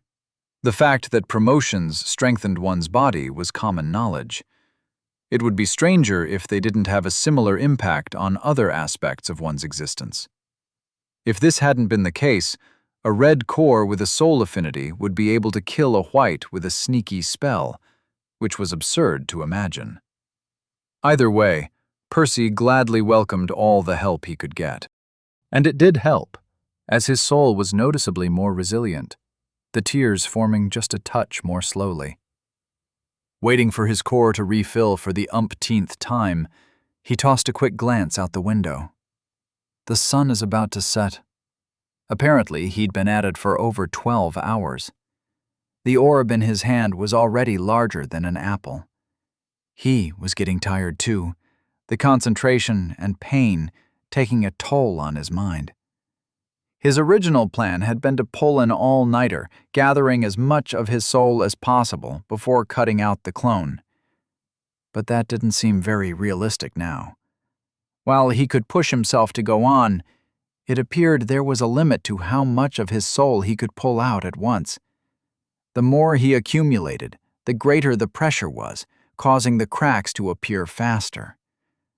Right now, the damage was piling up far more quickly than his newly strengthened soul and his manual reinforcement could handle. Okay then, let's move to the next phase ahead of time.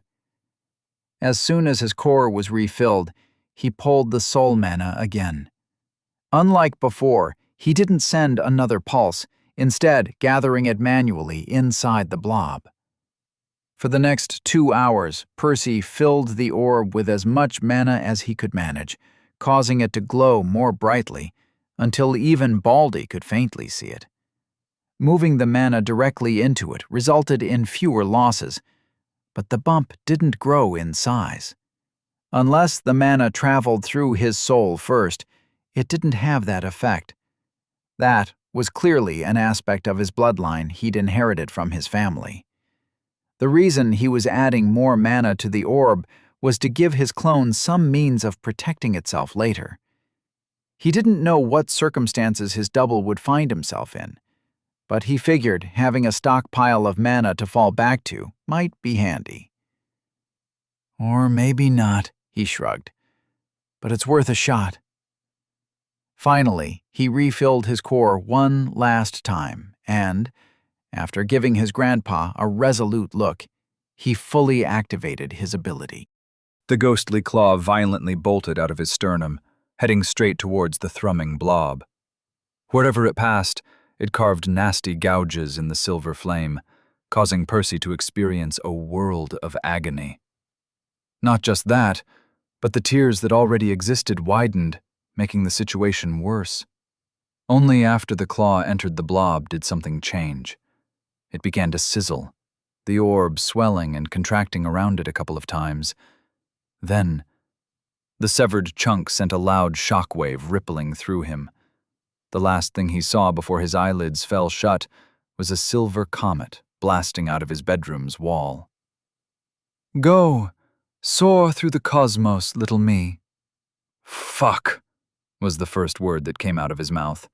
The original Percy's, that was, not the clone's.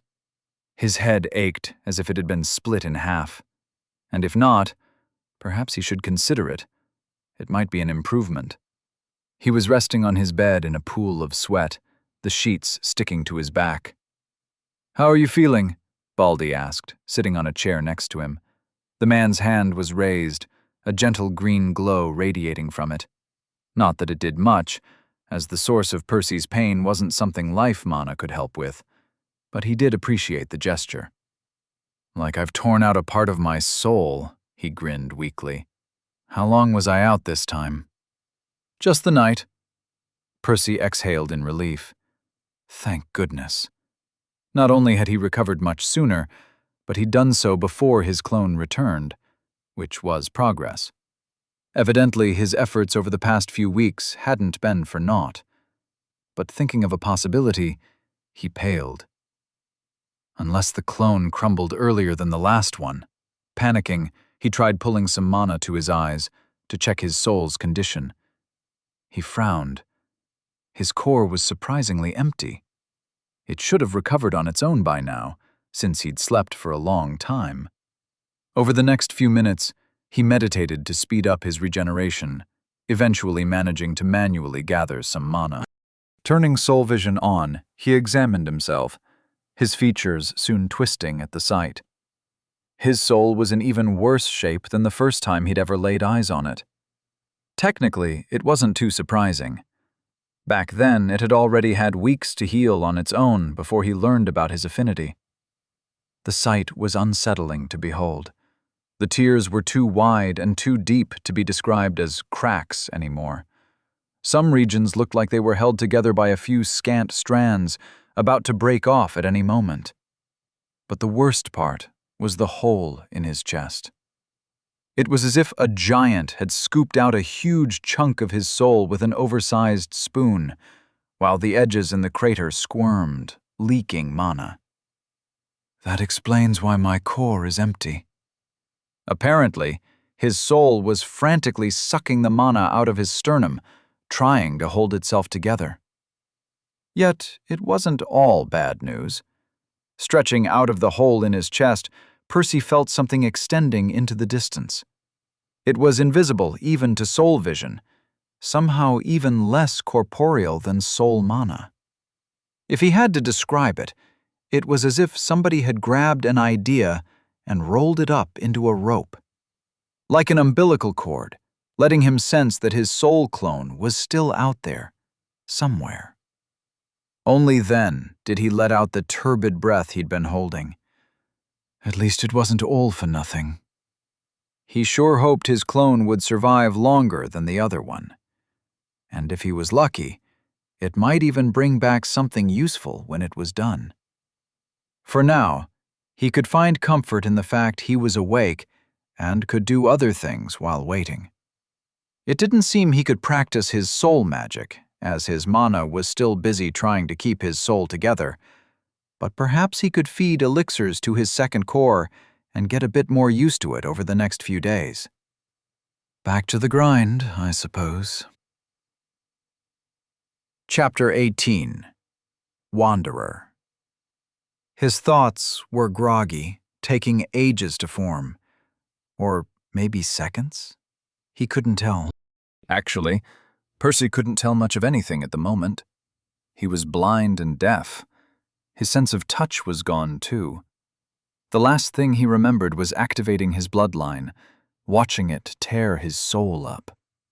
Either I botched it and killed myself, or I'm the clone. Both conclusions sounded possible, though he felt it was more productive to assume the latter. At least he'd retained some sense of self this time. On his previous attempt, that had only happened on the way back. It was certainly nice to have some control over the process. Well, assuming he could figure out what was going on. Let's focus on what I can tell. The most prominent feeling was something attached to him, towing him in a specific direction. The force it exerted was currently weak, but it was strengthening very, very slowly.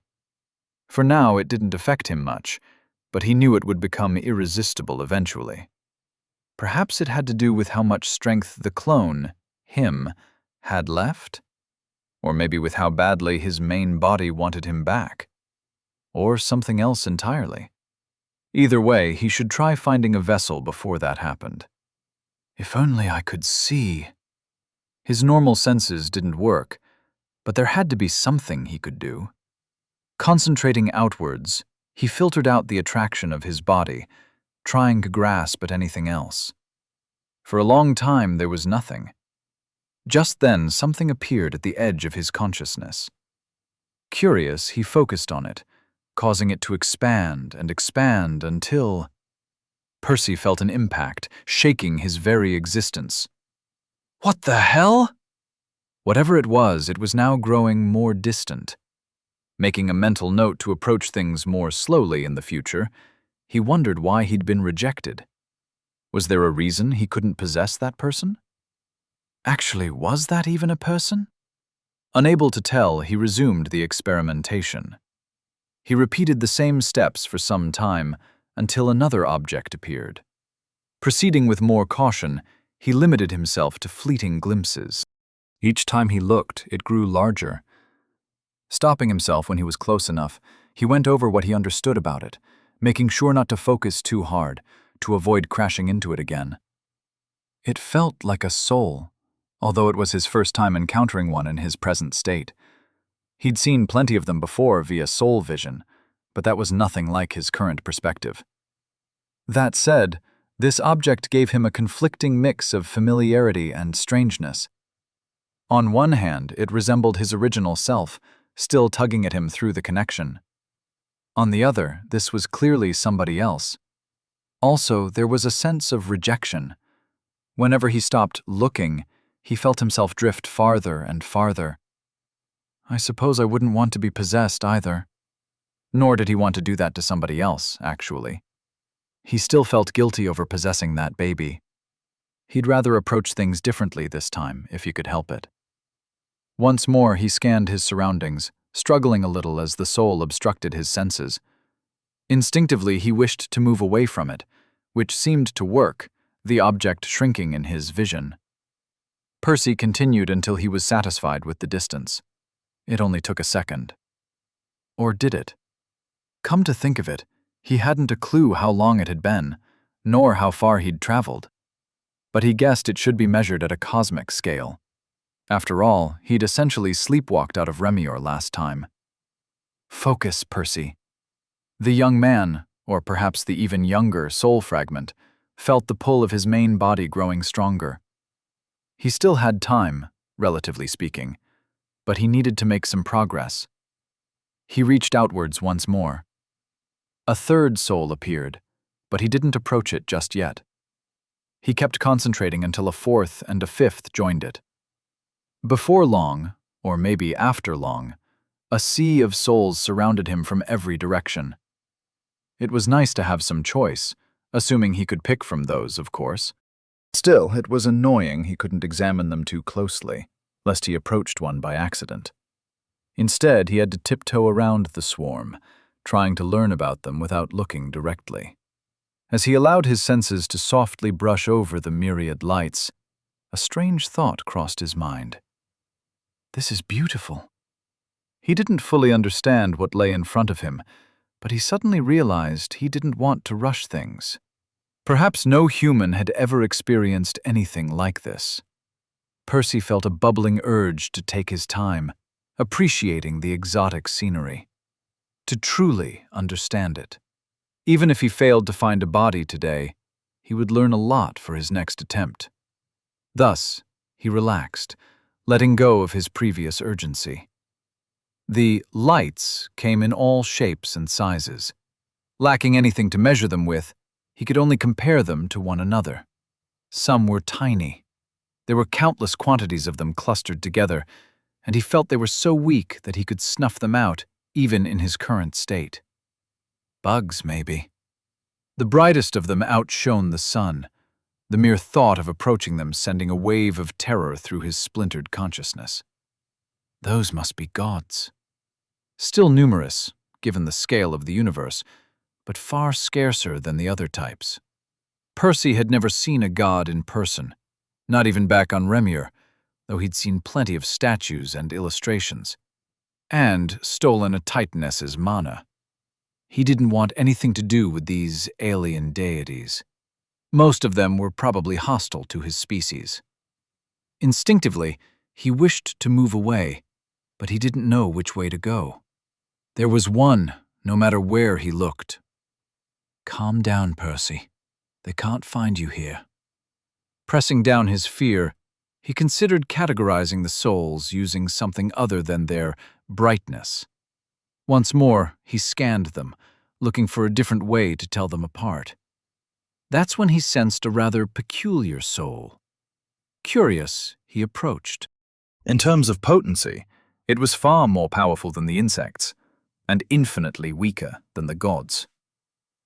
Well, duh.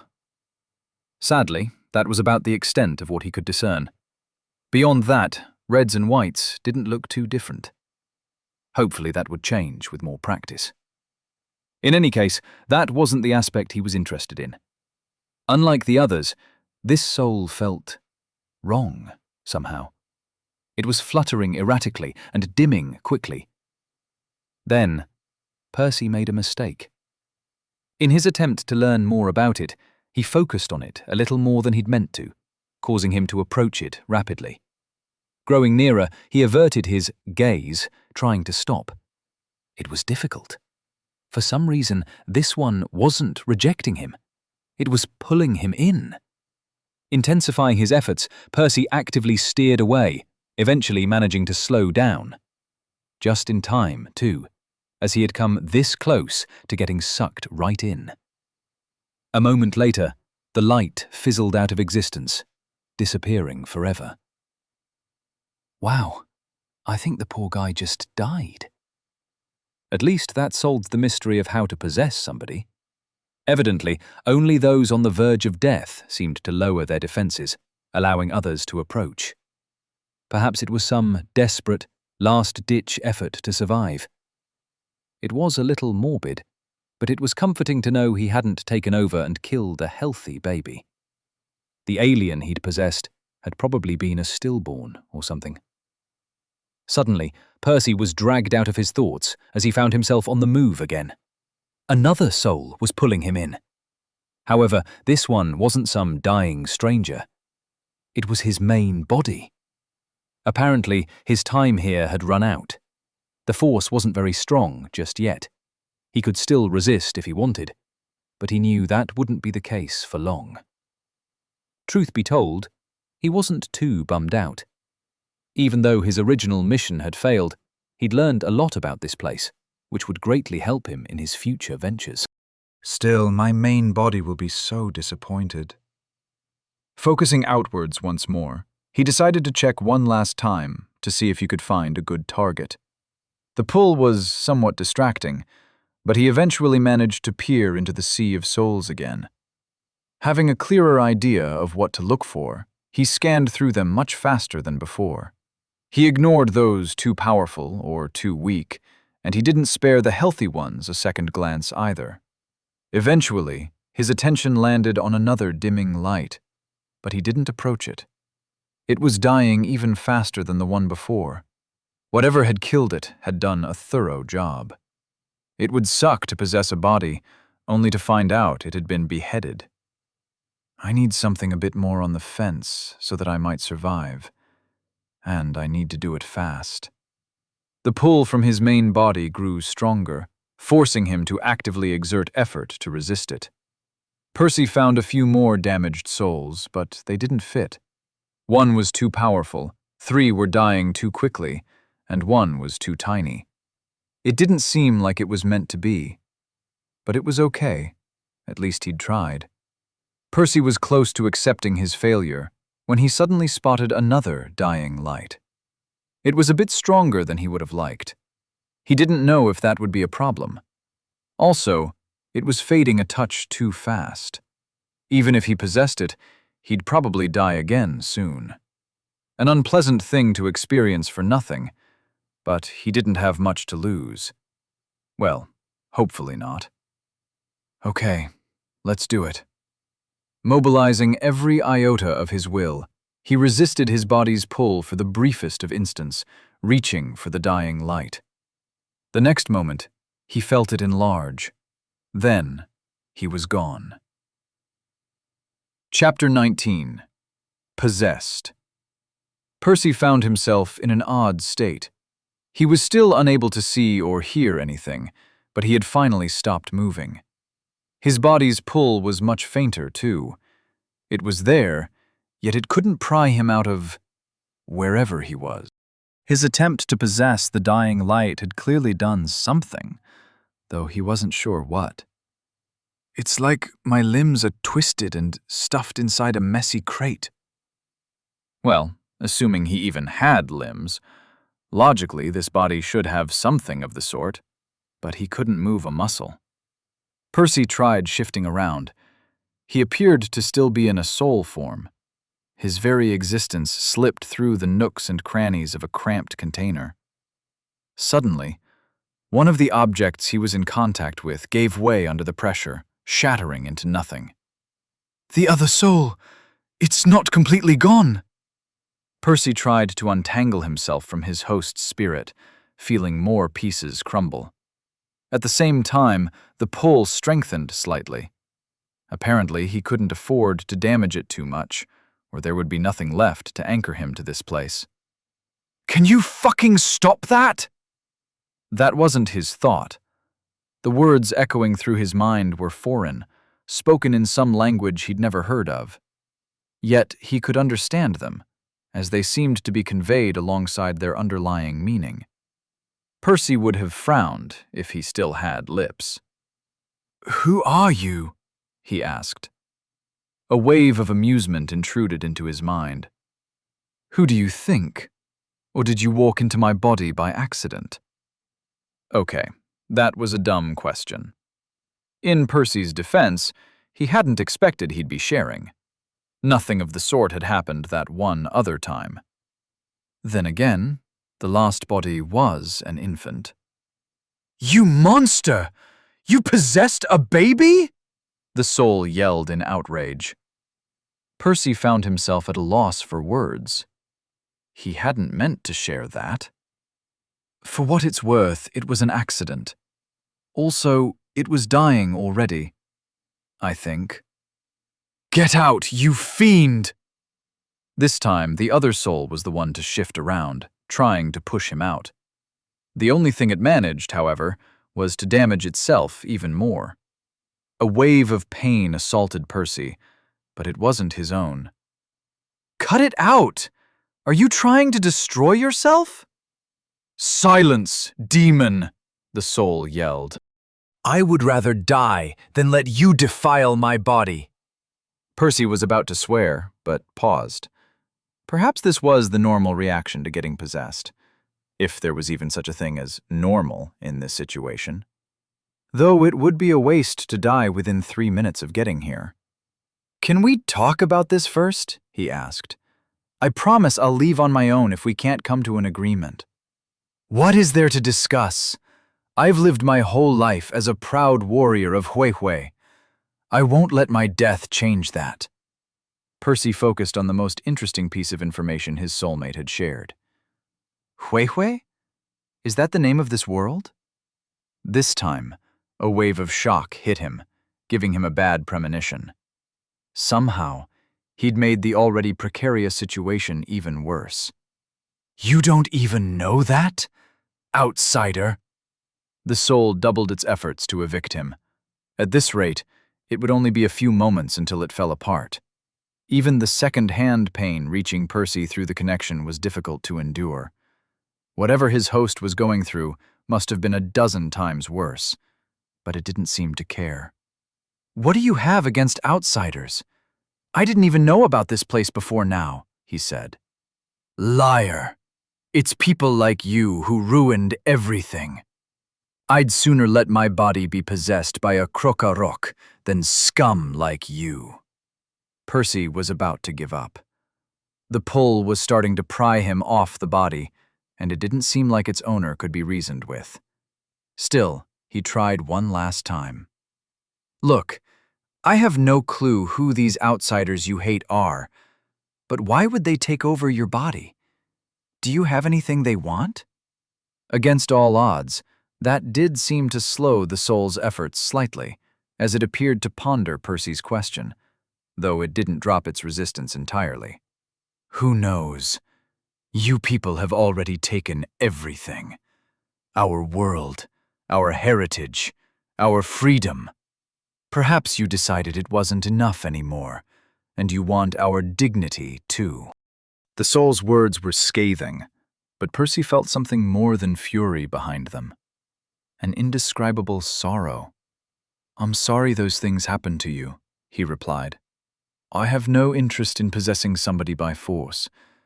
If you would like to live a little longer, I can try holding whatever's left of you together for a while. I won't do anything else without permission." This time, the spirit stopped fighting. However, many of the fragments had already shattered. Percy found it difficult to hold on, especially as he treaded a narrow line between anchoring himself and not squeezing the pieces too tightly. "How do I know you're telling the truth?" it asked after a while. Percy sent what he hoped would come across as a mental shrug. "You can always kick me out later if I try anything funny." The soul remained silent for a while. He was about to remind it that they were running out of time when it spoke again.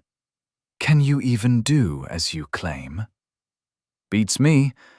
Your earlier tantrum certainly made things harder. But unless you have a better idea, I can do my best."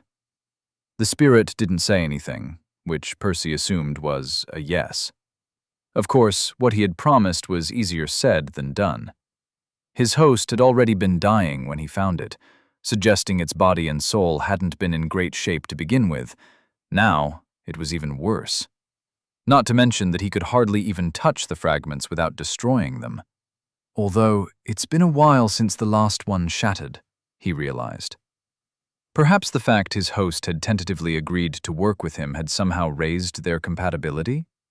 In any case, he had to work fast. Shifting his own soul around, he wrapped the shards in it as gently as possible. Unlike before, each time he touched one, memories flashed through his mind. The darkness of a damp cell, the taste of rotten meat, the sting of nasty wounds, the thrill of victory, the bitterness of defeat, the pride of a broken people, the pain of betrayal. It was too much, but Percy pushed it all aside. He could ask questions later, if they survived. For now, he kept stretching all of himself, trying to use what he was to fill in the gaps of what the spirit was missing. At some point, he'd shrouded many of the shards, hugging them gently but firmly. They anchored him here, and he hoped he'd act as a bridge between them. The result was a mixed bag. At least the damage had stopped mounting, but his host wasn't exactly functional. Furthermore, Percy couldn't tap into the body's senses either. Why was it so much easier with the baby? Maybe it was because the latter had lacked a will, making it more malleable, easier to meld with. Out of options, Percy thought back to the bundle of soul mana his main body had generously bestowed upon him. He hadn't used it yet.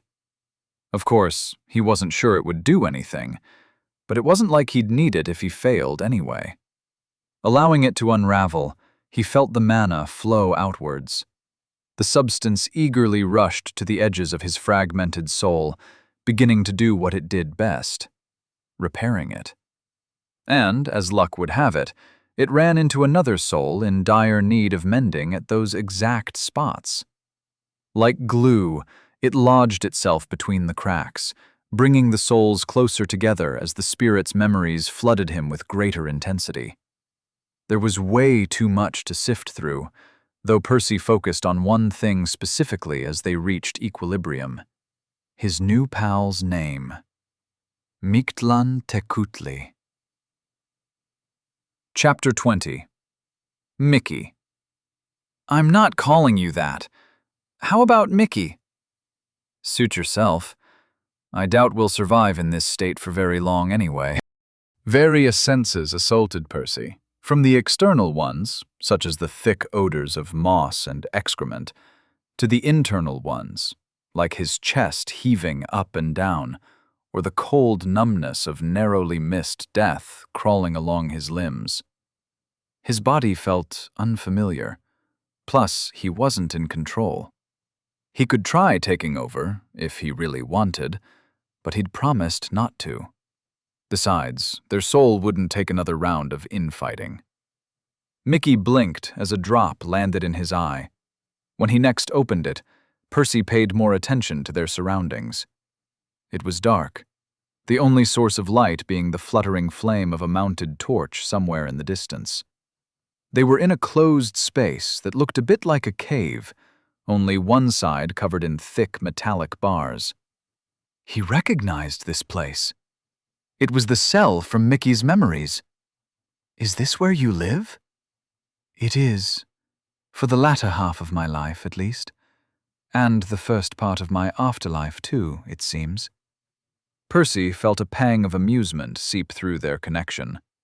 Then his host stood up, the pain making both of them wince. That was when he remembered their body was a mess. "Fuck! Dying isn't a joke." "Tell me about it." Many places hurt, but none as much as a region right above their stomach. There appeared to be a gaping hole, perhaps the very wound that had claimed Mickey's life. Even the slightest shift rattled their innards, making Percy sick. It was lucky he wasn't in charge, or they might have thrown up by now. The most annoying part was that his host clearly didn't give a shit, stretching his legs as if everything was fine. "Are you sure you should be moving around so much? I don't know if you've noticed, but you're not in the best shape." Mickey made a weird guttural sound that trailed off a bit like a cackle. "I'm well aware of my injuries. I was there when they happened." He flexed his arms, shocking Percy, who just now registered they had a couple too many. "Must be convenient having 4 hands." Why? How many do you have? "Just 2. Huh. You wouldn't be able to play the kicklet. The image of a long flute-like instrument with dozens of holes appeared in his mind. It was wide like a trumpet on one end, though 2 shafts led to the large opening. He still couldn't understand Mickey's language, but their link made communication convenient at least, if a bit intrusive. "Now what?" Percy asked. "What do you mean?" "What do you mean, what do I mean? Isn't there anything you want to do with your extra time? Somebody you'd like to speak to?" His host remained quiet for a couple moments before replying. "You really don't know anything about Huehue, do you? I'm sorry if you were expecting to be a passenger on some exotic vacation. The only thing your little stunt has bought us are a couple more fights before we die again." "Fights?" Mickey shook his head, a universal gesture, it seemed. He didn't bother explaining. Returning to the spot where they'd woken up, he looked at a small puddle on the ground. The water dripping from the ceiling was mixed with blood, but Mickey wasn't deterred, scooping some up with his lower left hand before bringing it to his face. Under other circumstances, Percy might have berated his host over his lack of hygiene. Right now, however, he was too busy gawking at the guy's reflection, faintly visible on the surface of the murky water. For the most part, he resembled a human, even his skin color not too dissimilar, if a couple shades tanner. Several patches were covered in all sorts of tribal tattoos, some depicting various celestial objects, while others showed Mickey's people in various poses. Is it some kind of traditional dance? Not all the symbols were easy to make out, partly due to the poor lighting, and partly due to the crisscrossing scars of all shapes and sizes marring Mickey's body. His build was bulky, too, his muscles toned, but Percy chalked those up to the harsh life he'd clearly lived. There were other, more glaring differences, of course. Besides the obvious mismatch in the number of limbs, Mickey's nose and mouth were fused together into a long, pointy beak. While his eyes and scalp weren't very different to Percy's, his ebony hair looked a little odd, reminding Percy of the fluff he often saw in newborn birds. His host moved again, shaking Percy out of his thoughts as he walked to a wall before plopping down and resting his back on the coarse stone. It was cold and hard, except for a spot that felt a little grimy, a patch of moss, most likely. Not the coziest seat, though it still felt unbelievably good, considering how unpleasant standing had been. Equally unpleasant was the terrible stench that assaulted their nostrils, which only intensified as Mickey grabbed its source, bringing it to his mouth. "Please, For the love of all that is holy, tell me you aren't going to eat this, Percy begged. His host frowned, glancing at the meal in confusion. Why not? It was the half-eaten carcass of some kind of rodent, twice as large as a rat, though it also had 6 limbs, and its face was more flat. For starters, you have a hole in your stomach. Can you even eat? It's not in my stomach. Mickey rolled his eyes. Besides, I'd very much like to have one more meal, even if it kills me. What's there to like? It's rotten. Mickey made the crackly sound again. Percy wanted to strangle him so damn much. What are you? Some kind of princess? Don't tell me you only eat fresh kills where you're from. The bastard didn't even wait for a reply before pecking a chunk off the carcass. Percy hurriedly summoned his status. He'd been itching to do that since getting here, and he desperately needed a distraction from the… Yeah, he needed a distraction. Mictlantecuhtli, Percival's clone. What's that? Mickey asked, a bone snapping inside his beak. Percy wanted to swear. I'll tell you if you stop eating. His annoying host shrugged, tossing the rest of his meal inside his mouth and chewing it a couple of times before guzzling it down. There, all done. It took Percy over a minute to recover. His main body would have nightmares of the spoiled rat meat for years.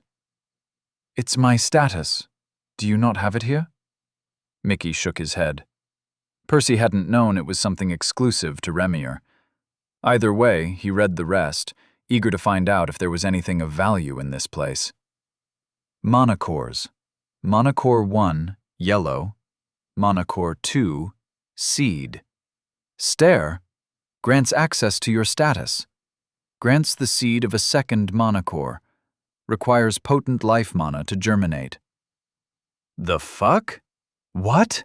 Both exclaimed at the same time. Why do I have a second monochore? I'd very much like to know that myself, Percy said. It's something I picked up from that baby I mentioned. It followed me home, but I didn't realize all my clones would have it too. But why is it incomplete? Mickey asked again. Indeed, why was it? Percy would have understood had it been fractured instead, requiring both mind and life mana like the first time. Apparently, the former part had stuck with him, for whatever reason. Does it matter? He ended up saying. More importantly, can you think of a source of life mana we can tap into? A spark of annoyance passed through their bond. Do I look like I can get life mana? Mickey gestured at his wound. Good point. At the end of the day, they didn't really need to awaken their second core. They wouldn't live long enough to use it anyway. Percy was more disappointed by the lack of another of those mysterious perks he could bring back to Remir. This trip was swiftly turning into a dud. At least tell me you know your mana type. Of course I do. All the natives of Huihui have a pure affinity, Mickey replied proudly. Percy wasn't impressed. No wonder they were enslaved, he thought, before realizing his gaffe. Fuck. I'm sorry. That was such a shitty thing to think. However, his host hadn't taken offense. You'd think that, yet it wasn't weakness that turned us into targets. It was something else. Percy wanted to ask, but he didn't want to be insensitive. It's fine. I don't mind talking about it. Mickey seemed about to elaborate when they heard footsteps. Percy felt a wave of disgust oozing from his host as soon as the figure stepped into their sight. He appeared to be of the same species as Mickey, though he lacked the tattoos and scars, dressed in clean, expensive clothes. The guard stopped by the entrance, searching through the keys strapped to his belt. Actually, scratch that. It'll be easier to show you why my people got enslaved, Mickey said, adding, My next fight is about to begin. Chapter 21. Dance. As Mickey followed the guard through a long corridor, Percy was reevaluating his life choices. How had he found himself hitching a ride on a walking corpse, being escorted to a fight through a dungeon?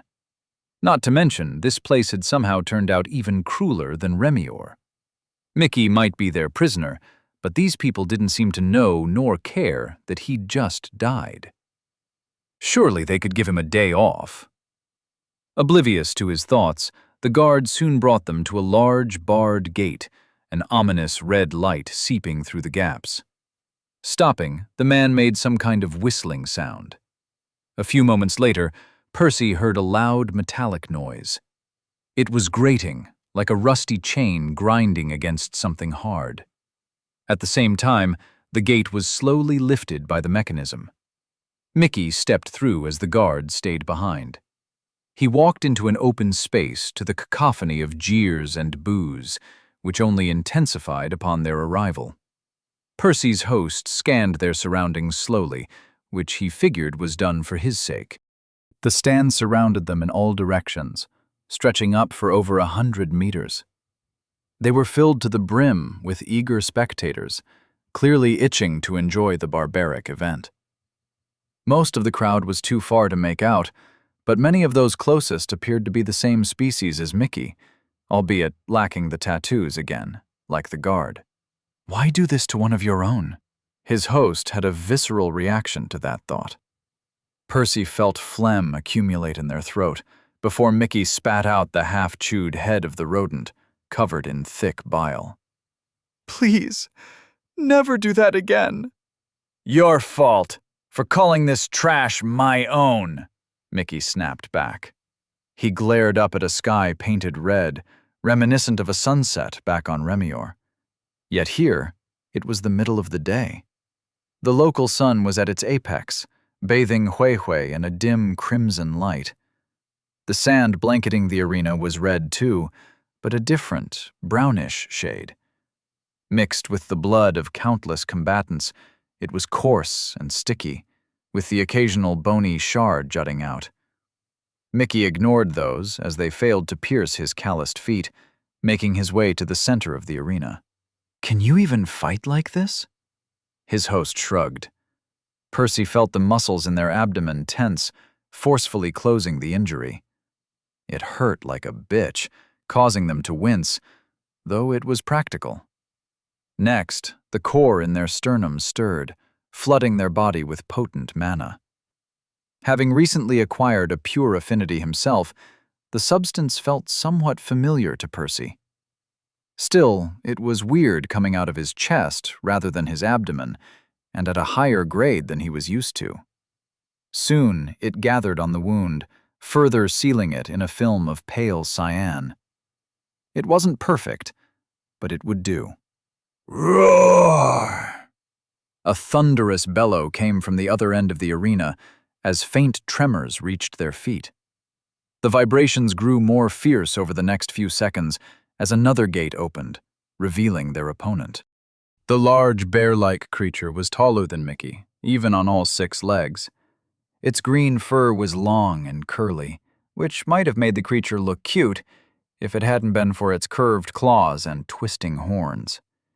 Its snout was wide, with sharp fangs protruding out of its mouth, making it resemble a crocodile's maw.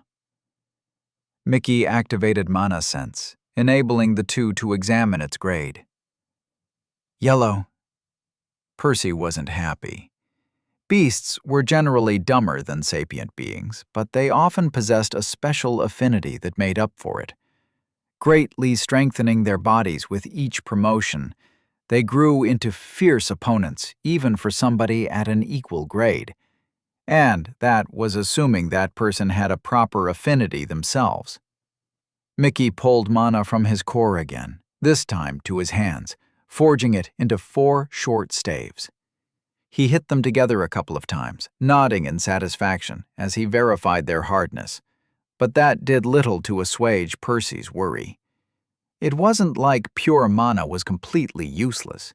It could still form proper spells, and there were people who ascended all the way to godhood with it. Still, it hadn't earned its reputation as the weakest affinity by accident either. It was far less flexible than water or air, and not nearly as sturdy as earth, or as lethal as fire and lightning. Even calling it a jack of all trades was an overstatement. Perhaps a jack of no trades was more apt. Adding in Mickey's suboptimal condition, Percy wasn't optimistic about their odds.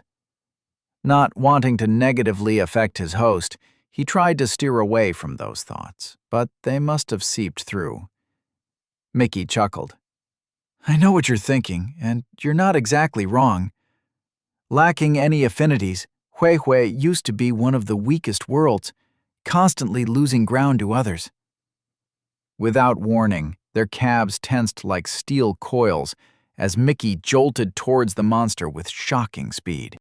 He was far quicker than a yellow had any right to be, clearly having honed his body to its very limits. His technique was nothing to scoff at either, perfectly timing the swings of his upper arms to close into the beast's head from both sides. However, the Croco-Bear was no slouch either, raising a paw faster than its bulk should have allowed before slashing down violently. Percy felt their bones creak as the shockwave sent ripples through their skin. Bent under the tremendous weight of the claws, one of the rods was already cracked. They'd all shatter the next instant. But Mickey never gave them the chance. Having expected the parry, he stabbed forward with his lower arms, hitting the creature's chin. The impact sent its head up by a few inches, a few bloody fangs spluttering out. Yet it was far from enough. Enraged, the beast swiped with a second paw, slashing directly at Mickey's chest. Percy felt all four elbows bend, the mana flowing to reinforce the damaged weapon as the rods moved to block the incoming blow. It was even heavier than the one before, but Mickey loosened his footing at the last second, letting himself slide back a dozen meters to lessen the impact. Two of the staves have still snapped in half. As Percy had expected, his host was at a severe disadvantage. He just couldn't see a way out of this. Mickey pulled some more mana to repair the weapons, but he didn't stop there. He pushed it into his channels, keeping it in his body.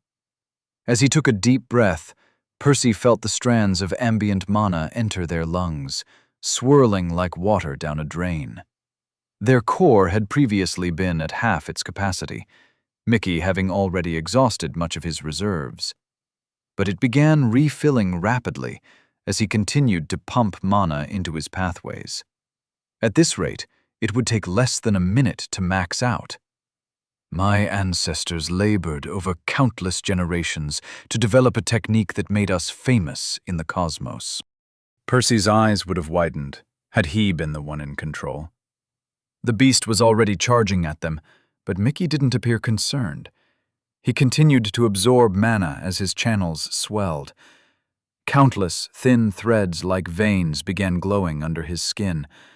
As soon as the monster was upon them, Mickey pivoted on his heel, narrowly avoiding being impaled by its horns. Once its head had passed, he stomped hard with his other foot, all the muscles in his body bulging, somehow even more than before. The mana burned its way through their lower arms, making the weapons glow brighter as they lunged upwards.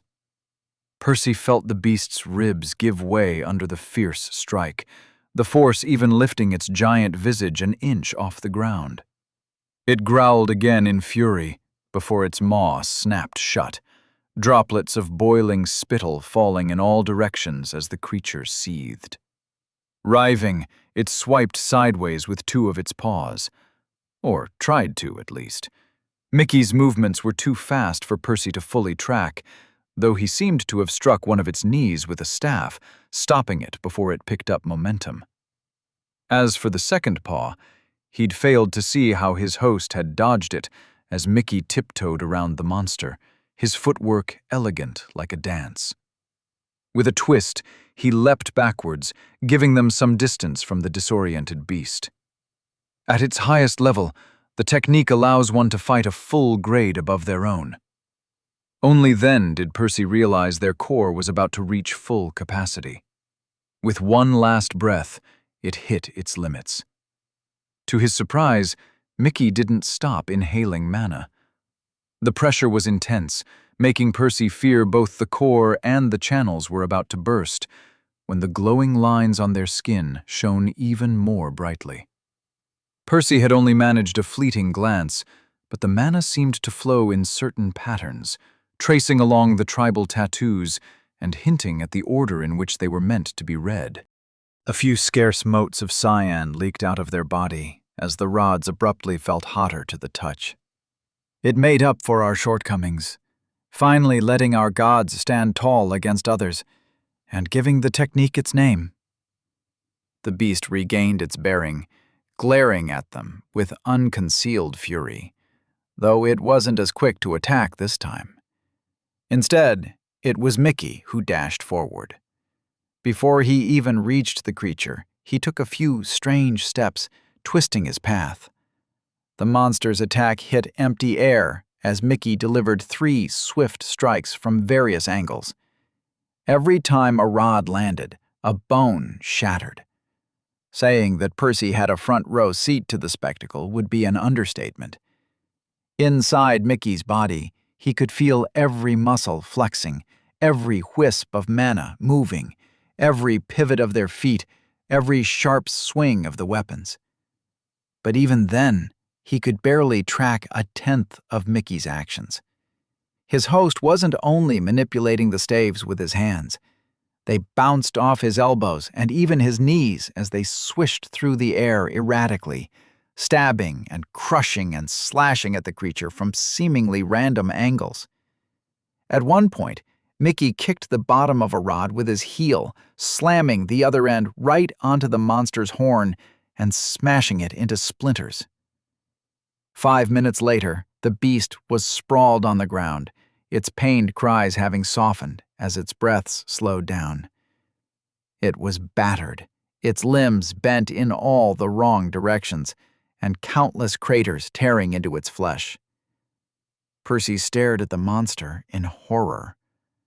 A short while earlier, he'd been wondering how they could possibly escape its clutches, only to instead watch it get slaughtered in such a brutal manner. Then Mickey spoke again, pride filling his voice. It's called the Dance of the Savage Gods. Chapter 22. Keeklit. The two were back in the cell, the foul smell of fresh blood dominating the earthy scents of the cave. Mickey didn't seem bothered, however, as he pecked chunks off the crocobear's severed leg. Being allowed to eat their kills was apparently one of the few joys afforded to the prisoners of the Colosseum. Not that Percy particularly enjoyed the taste of the still-bleeding meal. He preferred his food cooked. At least this one was fresh. Surprisingly tender, too. A yellow beast's flesh was supposed to be tougher, but his host had softened it quite a bit after that massacre of a bout. So, I take it your people were attacked out of greed? Mickey nodded. Originally, our enemies only wanted our resources. Upon perfecting the dance, my ancestors managed to turn the situation around for a few millennia, regaining some of the lost territories. But the only thing we achieved was to give our foes an even greater reason for coveting our world. Eventually, they joined forces with a few other races to conquer Huehue. But why? Does it even work with other affinities? Fighting above one's grade was certainly valuable, but if it only worked with pure mana, then the advantage would be offset by its weakness. In that case, it would be priceless for the people of Huehue, yet not quite as much for others. Sadly, yes. Hearing that, Percy's feelings were mixed. Part of him did want it to work solely with his second core, to finally make the weaker affinity worth it. Stumbling upon a powerful technique that only worked because of that affinity sure sounded better than one that did so despite it. But he shook those thoughts away, knowing they were silly. It's better this way. I can use it with both cores. The only question now was whether Mickey would be willing to pass his people's heritage to an outsider. Might as well. Percy thought he'd heard wrong. Just an hour ago, you were willing to destroy your own soul to keep me out of your body. Mickey shrugged. Well, by now it's obvious you aren't related to our enemies. I don't mind helping you out. It's not like I have anything better to do. But what's in it for you? You've already given me everything I could ask for, which isn't much, really. It's not like I have some grand ambition. I figured it would be nice to have a couple more fights, and if I'm lucky, maybe another shot at the bastard who killed me. Percy was at a loss for words. You're already getting those things for free. Why put in the effort? Mickey chuckled. This is the part where you thank me and quit while you're ahead. Are you trying to get me not to teach you? Well, no.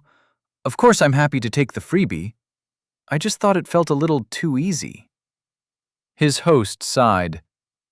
Percival, had you visited Huehue 10,000 years ago asking for our technique, I'm sure my ancestors would have skinned you alive.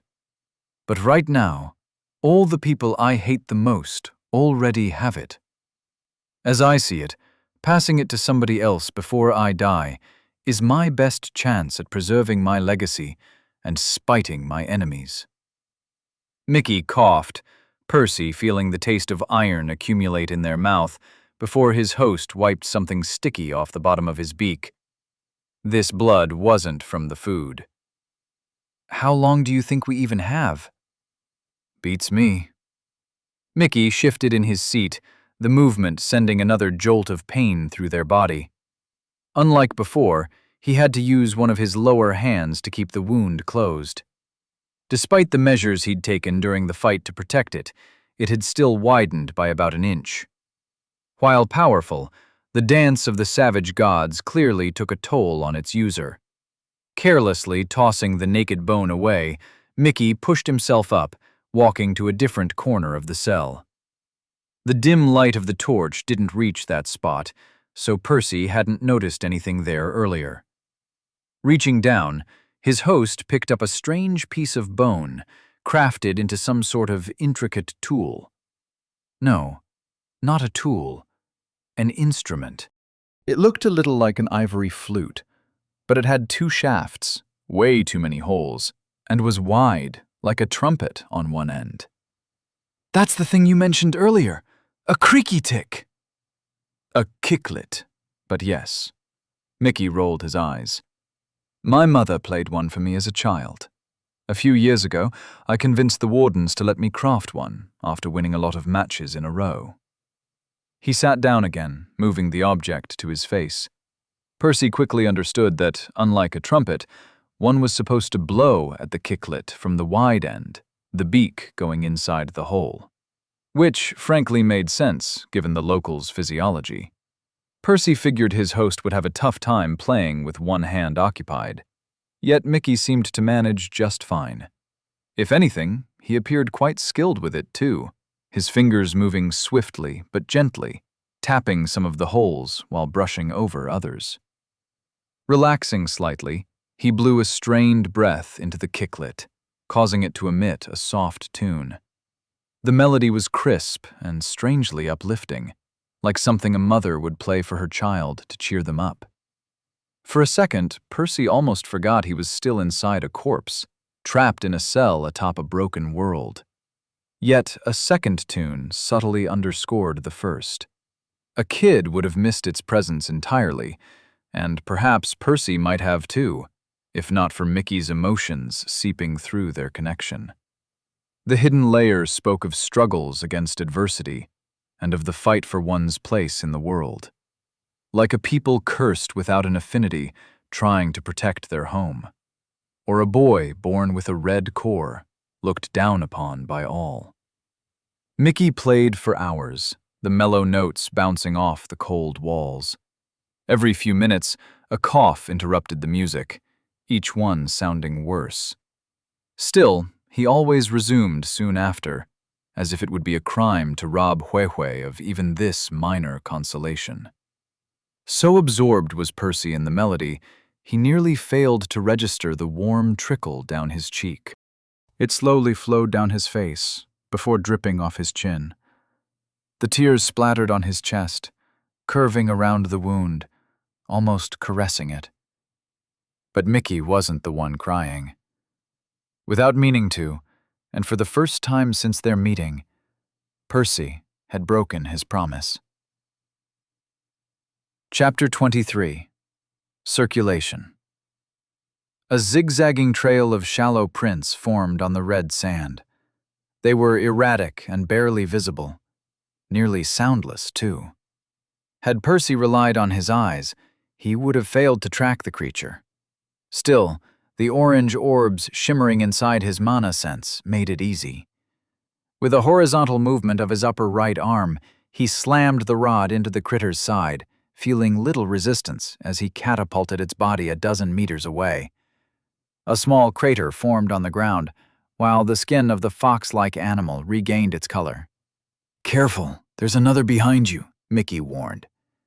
Percy had already noticed, swinging his left to intercept it, but his movements were clumsy. The only thing he managed to hit was his own back, fumbling with the weapon as the orange blur streaked toward his throat. His bottom left elbow jerked upwards at the last second, the staff's lunge sending the beast flying. It didn't land until a couple seconds later, the impact sending a splash of bloody sand in every direction. The rest of the pack growled at him, but didn't rush to attack, learning from their companions' mistakes as they circled him cautiously. "It's harder than you made it look," Percy said. "You'll get there," Mickey replied, chuckling. "Just don't start crying again." Percy felt his cheeks heat up. "Shut up about it already. For all we know, it was you." Clearing his head, he resumed his stance and returned his focus to his opponents.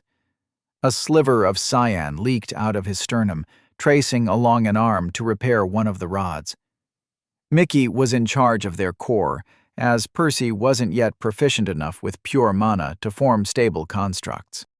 The second pair of arms were Mickey's to guide too, as he didn't need to learn how to use those.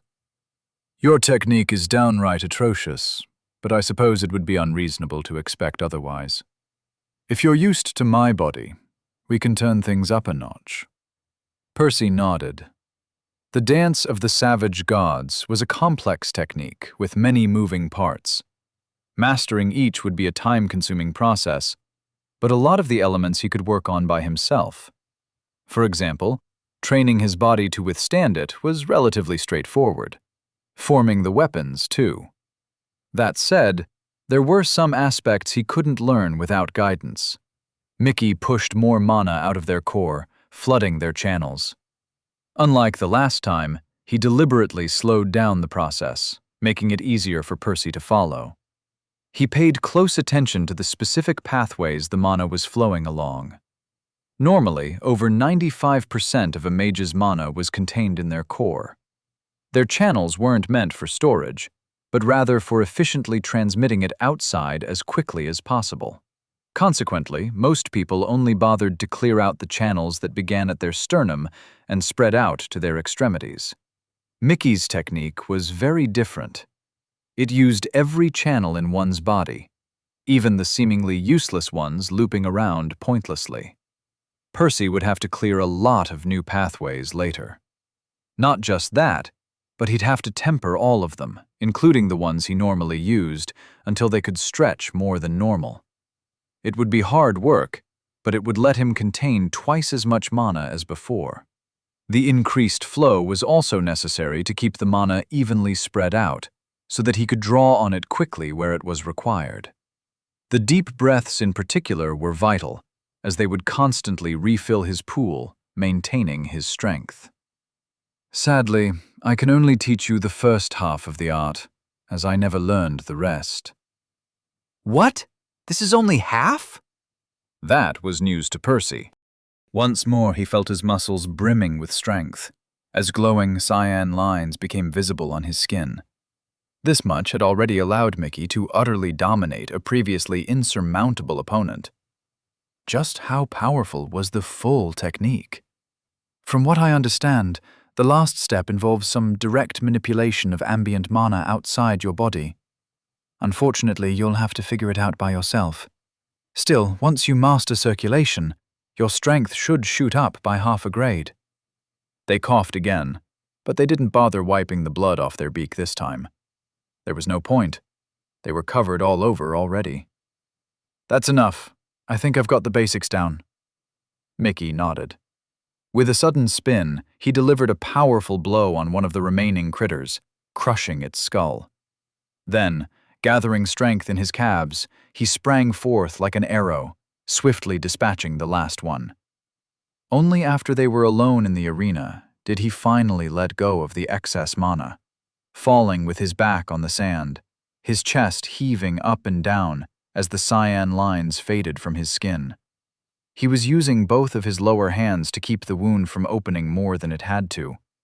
By now, it had doubled in size, and his body was much paler, having lost a ton of blood. "How are you holding up?" Percy asked. He could feel the agonizing pain, of course, but he figured his host had a better understanding of his own body. "I think the next fight will be our last." Perhaps they could have made it a couple days longer if they had taken things slower, but they'd overexerted themselves against the invisible foxes. Normally, Mickey wouldn't have needed more than a minute to slaughter them all. The only reason he'd persisted for over an hour had been to show Percy the ropes.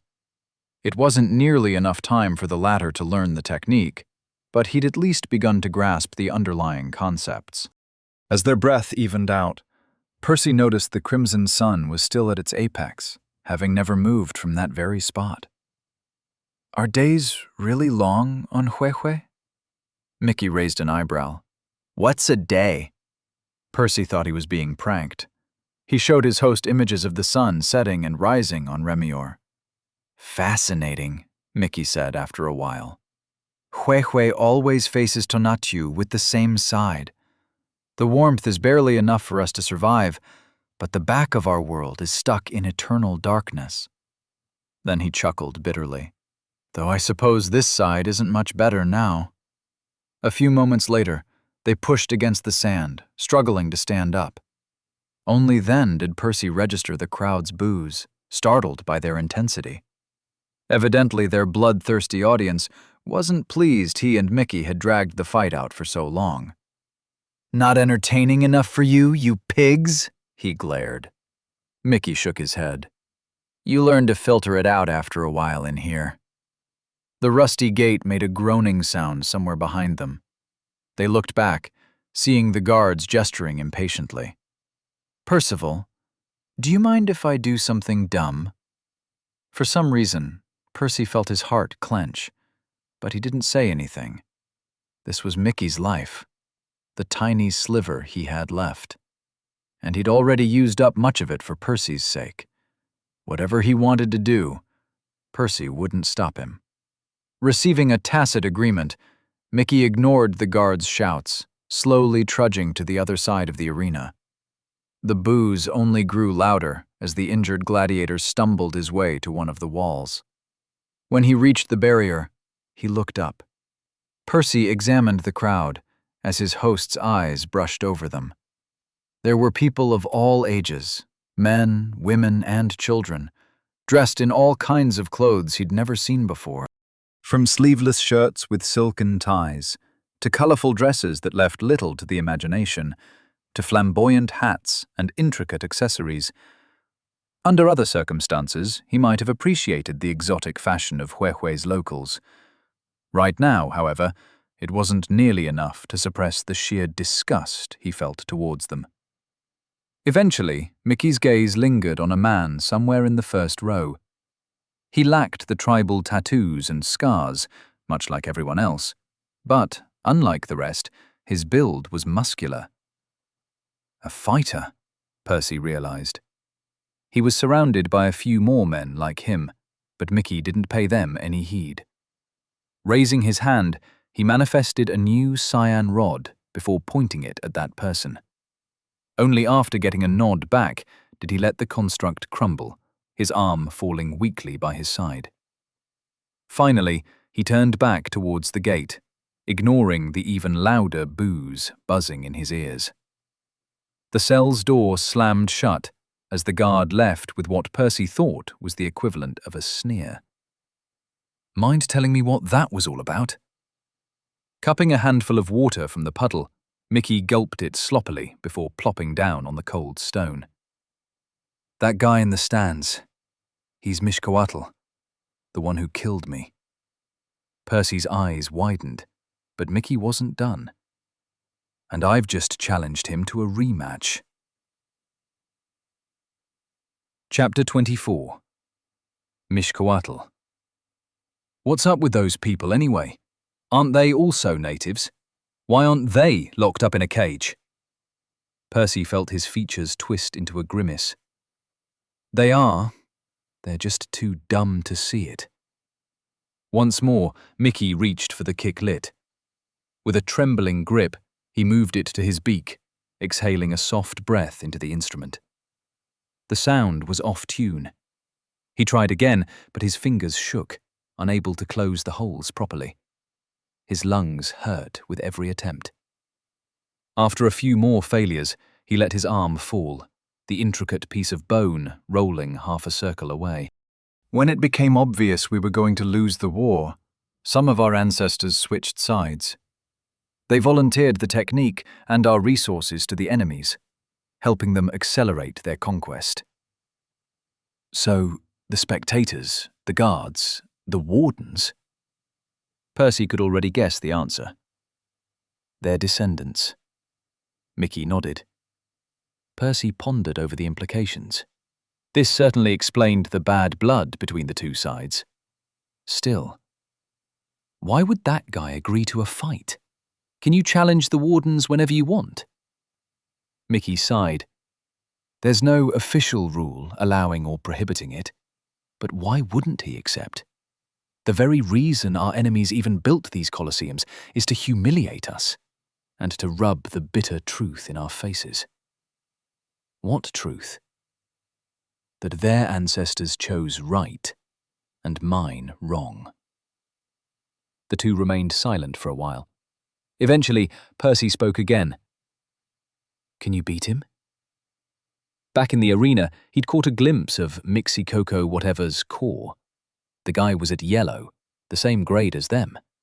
Sure, Mickey was injured badly, but maybe if he was more skilled. Not a chance, Mickey said. He has the full technique. Even when I was healthy, he won easily, let alone now. Percy was shocked. Then why challenge him? Not now, I mean. I get now. But why did he do it the first time? Same reason, really, Mickey replied. I was running out of time. What do you mean? Mickey closed his eyes, softly tapping the back of his head against the wall. I was born at Yellow, some 80 years ago or so. Percy raised one of their eyebrows. He didn't know how long a year was on Huehue, but he figured that should be plenty of time for Mickey to have advanced at least once. Yet he hadn't. Of course not. Who would waste precious resources on prisoners? The wardens, on the other hand. Mishcoatl is an orange-born, but he'd already reached Yellow by the time he rounded us up, butchering my mother and sister right in front of me, before dragging me into this shithole. I'm so sorry, Mickey. Mickey chuckled, but it sounded hollow. I'm not an idiot. I knew I wasn't his match, but I've heard he's close to green now. Unless I went for it when I did, the gap would widen even further, and I'd lose my chance forever. Say what you will, but even throwing my life in the gutter was worth it if I could just land one good hit on that fucker's face. Did you? Mickey raised an eyebrow. Land a hit, I mean. Did you? Huh. Nope, Mickey said, clenching his free fists. He toyed with me, gave me a nasty stab, and then he had me sent here to bleed out. And you know the rest. Percy was at a loss for words. But hey, it's not all bad, Mickey said, the skin by the base of his beak curling a touch upwards. Thanks to you, I get to try again. They stood in the arena for the final time. Whatever the outcome of the match, Percy knew his adventure on Huehue was about to end. The horrific wound now extended all the way to Mickey's chest, his flesh barely held together by the lower pair of arms and as much mana as he could spare. His legs wobbled. Even making it out of the long corridor had been a challenge. Percy thought the gate in front of them might have opened, but it was hard to say for sure through their blurry vision. It wasn't until Mickey's opponent stood just a few yards away that they could make out his mocking expression. Their only consolation was that the ringing in their skull made it impossible to hear the crowd's jeers. "Percival, whatever happens, I want you to know it was nice having somebody to talk to." Not whatever happens. You have to land a hit, remember? Mickey nodded. Both combatants took a deep breath, standing still for a couple moments. Percy felt power flood through their mana channels, though it hurt this time. Wherever it passed, muscles tore and bones creaked as blood gushed out of their chest like a river. Bright cyan lines lit up on their opponent's skin in response as the two sides summoned their weapons. Mickey clenched the ill-shapen rods tightly in his free hands, one threatening to crumble already. Mishcoatl had an easier time, leisurely assuming a loose battle stance, only bothering to lift one of his 4 javelins to point at their throat. Mickey dashed forward. Not that he could afford to move much, but waiting would only make things worse. The twin rods closed into Mishcoatl's face from either side like a pincer, but the attack was too slow, too telegraphed, too weak. With a swirl of his javelin, the warden sliced both staves in half, kicking Mickey squarely in the chest. Multiple bones broke as his ribcage caved in. Percy felt a wet cough escape their beak as they were sent flying back, skidding and rolling, before sliding across the dirty sand over a long distance. Luckily, their core hadn't shattered under Mishcoatl's foot, but mana still leaked out of their pores as Mickey struggled to keep the technique going. Seeing this, the warden also allowed the glowing lines to fade away. Apparently, he deemed it unnecessary to exert the effort. Just like that, Mickey had been defeated again, without Mishcoatl even having to resort to the full dance. Percy felt his soul untangle from his hosts. The makeshift patches he'd hastily fashioned out of soul mana were rapidly coming undone as his connection to Mickey grew more distant. Over the last couple of days, he'd almost forgotten how precarious the condition of their soul was. Like 2 broken vases joined together with spit and wishes, it was even more fragile than their physical form.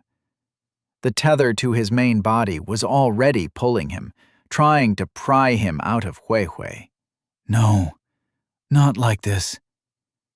Mickey had lived a shitty life, and he'd died an even shittier death.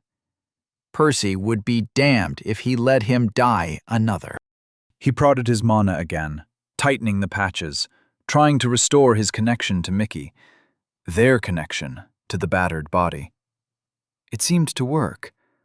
His buddy's bitter thoughts seeped through him as he barely managed to open their eyes in time to see Mishcoatl looming over them. The warden's beak moved, but Percy couldn't register the words. Then the man lifted his foot and stomped their knee. Hard.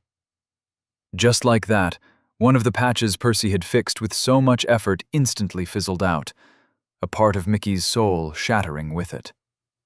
It was pointless. Even if he clutched onto their fading life for a moment longer, the end would be the same. There was no way Mickey could fight back. So, Percy stopped trying to hold on to their life. Instead, he did something crazier. He didn't have his soul core with him, but this was still his mana. His main body had bestowed it to him to use it as he pleased. It was filled with his will.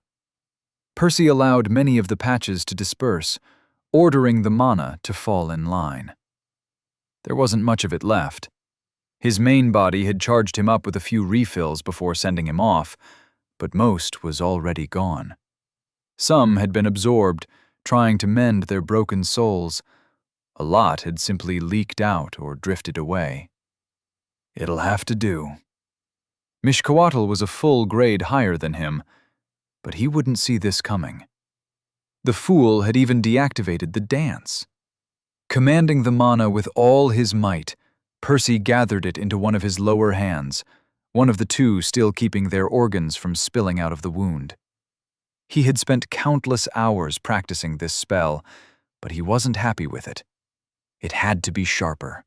Much sharper. Tougher, too.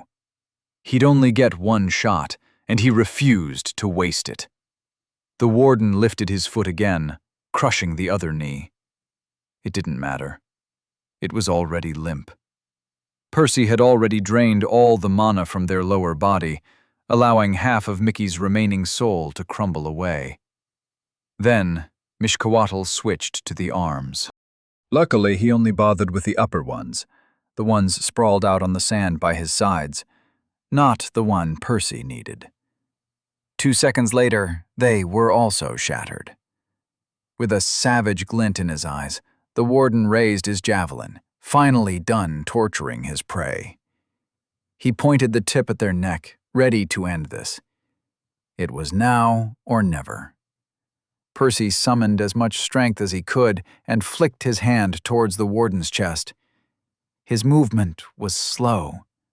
So slow. Mishcoatl had reacted before he even let go of the mana. The warden stabbed Mickey's throat with a javelin. The other 3 crossed in the projectile's path.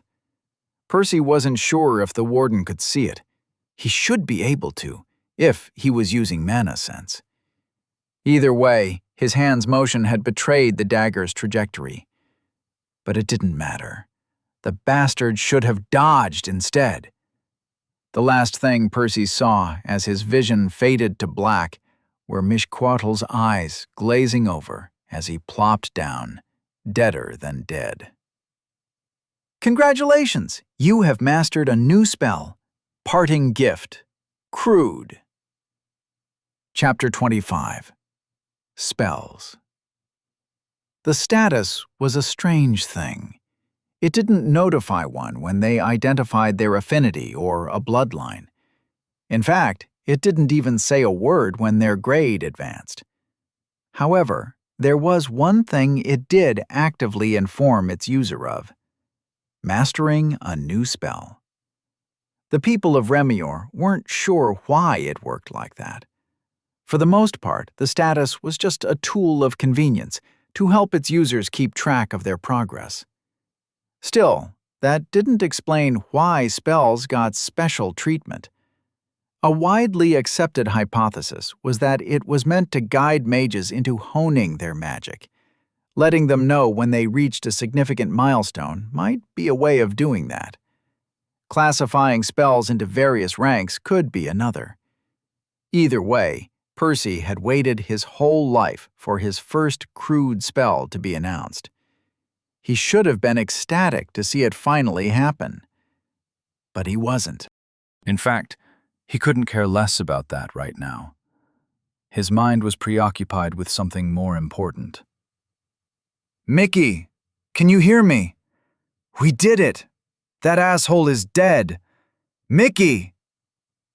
Percy's time on Huehue had been short, but unforgettable. Despite what he'd thought at first, he'd even gained a lot. Mastering his first spell, understanding how his soul clones interacted with dying bodies, learning the fundamentals of the dance. However, he would gladly give all that up to talk to his friend one last time, to tell him they'd killed the man who ruined his life, to bid him farewell. But, alas, their connection had been severed, his main body already ripping him out of the battered corpse. No, there must be something more I can do. Percy felt for the fallen gladiator's soul. There wasn't much of it left, just some random pieces here and there. He gently wrapped himself around them, enveloping and gathering them like a satchel. He couldn't establish a link with them, and the last drop of soul mana had been used up in that attack. His only option was to try and take the shards back to Remior with him. The rope on his back tightened, Percy's soul stretching like a rubber band. Still, Mickey's fragments refused to budge. They were pinned in place, anchoring them both to Hui still.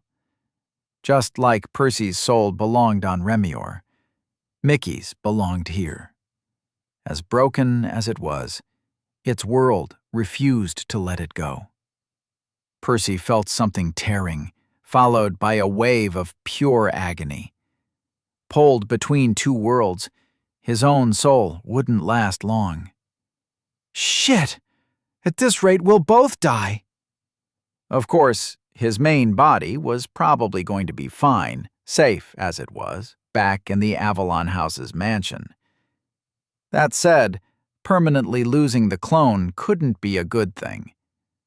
Not seeing any way of carrying all the pieces back, Percy loosened his hold on them, letting a couple of the smaller shards slip through the gaps. The dying wisps instantly shattered upon leaving his embrace. His hope was beginning to evaporate when he felt the rest of the pile fidget slightly. It was working, but it wasn't enough. Fuck, I'm sorry, Mickey. Percy left a few more fragments behind, until only a couple remained, his friend's soul now being even tinier than his own. At least the gamble seemed to pay off, as his desperate move finally tipped the scales in Remior's favor. The persistent pull dislodged them both out of the four-armed corpse, plunging them into an infinite sea of darkness. The pressure on Percy's wisp was immense, his friend's soul feeling heavy in his grasp. Hui might have lost the tug-of-war, but it appeared it wasn't quite ready to give up pulling. Is it even worth it? Percy was tempted to let go. What was the point? So little of Mickey remained, he doubted it could be salvaged. But he held on. Even if the odds were abysmal, he had to try. He owed his friend that much. Percy swung the cyan dagger against the trunk. He only managed to carve about an inch into the aged wood before the mana construct broke apart. Plopping down on the grass, he rested his back against the tree, breathing heavily. He considered refilling his core to try again, but it was dark already, and he'd been at it all day. Perhaps he should resume tomorrow. Man, I miss training with my soul mana. Using his second core wasn't as fun. Its lower grade meant he couldn't practice for nearly as long before running out. Furthermore, its lacking affinity made for flimsy constructs that shattered easily. Sadly, his soul mana was still being funneled into his injuries to keep him stable. At least, many of the smaller cracks had already closed, while the rest had shrunk significantly. It was only the massive crater in his chest that looked about the same. Or, well, at least he thought it did. Had there been any improvement, it was too small to notice. At this rate, it would take years to fully heal. How long until that clone is done? Around 3 weeks had passed since he'd activated his ability. On one hand, it wasn't necessarily a bad thing. It meant the clone was being productive somewhere out there. Still, it did leave him a bit crippled until the rest of him returned. He shook his head. I guess I shouldn't be impatient. Besides, practicing with my second core is something that needs to be done. While it wasn't very useful right now, it would be such a waste to write it off so quickly, especially after all the trouble he'd undergone to repair it. Standing up, he was about to head to his room when he felt a tug at his chest. He looked down, but there was nothing. Percy frowned, not connecting the dots until a couple moments later. Actively gathering enough mana for soul vision took a while longer, but he got there. Normally, the thread linking him to his clone was invisible even in his augmented sight. However, he could clearly see his soul trembling in unrest as the ethereal cord vibrated. The pull itself wasn't much stronger than it had been just an hour ago. The attraction had been steadily rising over the past 3 weeks. Still, this was the first time he'd sensed the connection shaking, as if it was attached to a boat sailing in a storm. "It's happening! It's coming back!" Percy was over the moon. Closing his eyes, he took a few deep breaths, manually gathering some soul mana. It was hard, as his injuries fought to drain it, but he persisted, hoping to fill his core up by the time the clone returned. Naturally, he hadn't a clue how long it would take, or even what state the clone would be in. That said, he guessed it might be handy to have some soul mana available, just in case. A good idea, it turned out. The clone hadn't returned right away. Percy had to wait a few hours, even after refilling the core. Annoyingly, he had to keep meditating to keep the mana in. Should I just call it a night? It was tempting. For all he knew, the clone might not arrive until tomorrow. Right when he was seriously considering heading to his room, he felt a powerful impact slam into his soul, a potent wave of vertigo nearly knocking him off his feet. At the same time, a flood of memories invaded his mind, one after another. A dark expanse, a sea of souls, a fight over a body, a damp cell, a blood-stained arena, an ancient dance, a heartfelt melody, a bitter story, an unlikely victory, a painful death. There was plenty to sift through, but Percy brushed all of it aside, focusing on what mattered. "Mickey!" Activating soul vision, he fought against the nausea to check his friend's condition. Upon tapping into his core, a lot more soul mana gushed out than he'd intended. Only a trickle flowed to his eyes, the rest pouring into his chest by itself, trying to attach the new chunk back to the rest of his soul. But Percy pressed it back into his core, suppressing his body's instincts. He might need every last drop to save his friend. Examining his chest, he found 3 separate entities at play. One was the main part of his soul, still with a large crater right around his sternum. However, this hole was no longer empty. Inside, there was another piece, about the size of a grapefruit, already stuck to the larger section in a few spots. Finally, inside the ball representing his clone, there was a third soul, a foreign one. There wasn't much left, and the pieces were swiftly being assimilated. "Crap! I'm going to kill him if this goes on!" Back on Huihui, the two had been at an equilibrium. Both souls had been fragmented, though Percy's had his ability to back him up, while Mickey's had quantity and the home advantage. Right now, however, they were in Percy's body, his soul being much healthier and, for the most part, intact. Sporting an overwhelming advantage, he watched his own soul gnaw at the last shards of Mickey's, causing it to shrink at an alarming rate. "I need to move him elsewhere." It was easier said than done. Percy had already learned that healthy souls tended to reject others. What he needed was a dying body. He looked around with his soul vision still on, though he was alone in the garden. "Please, I must find somebody. Fast!" Grasping for any idea he could think of, he forced more soul mana into his eyes. He'd never tried this before, but it should work.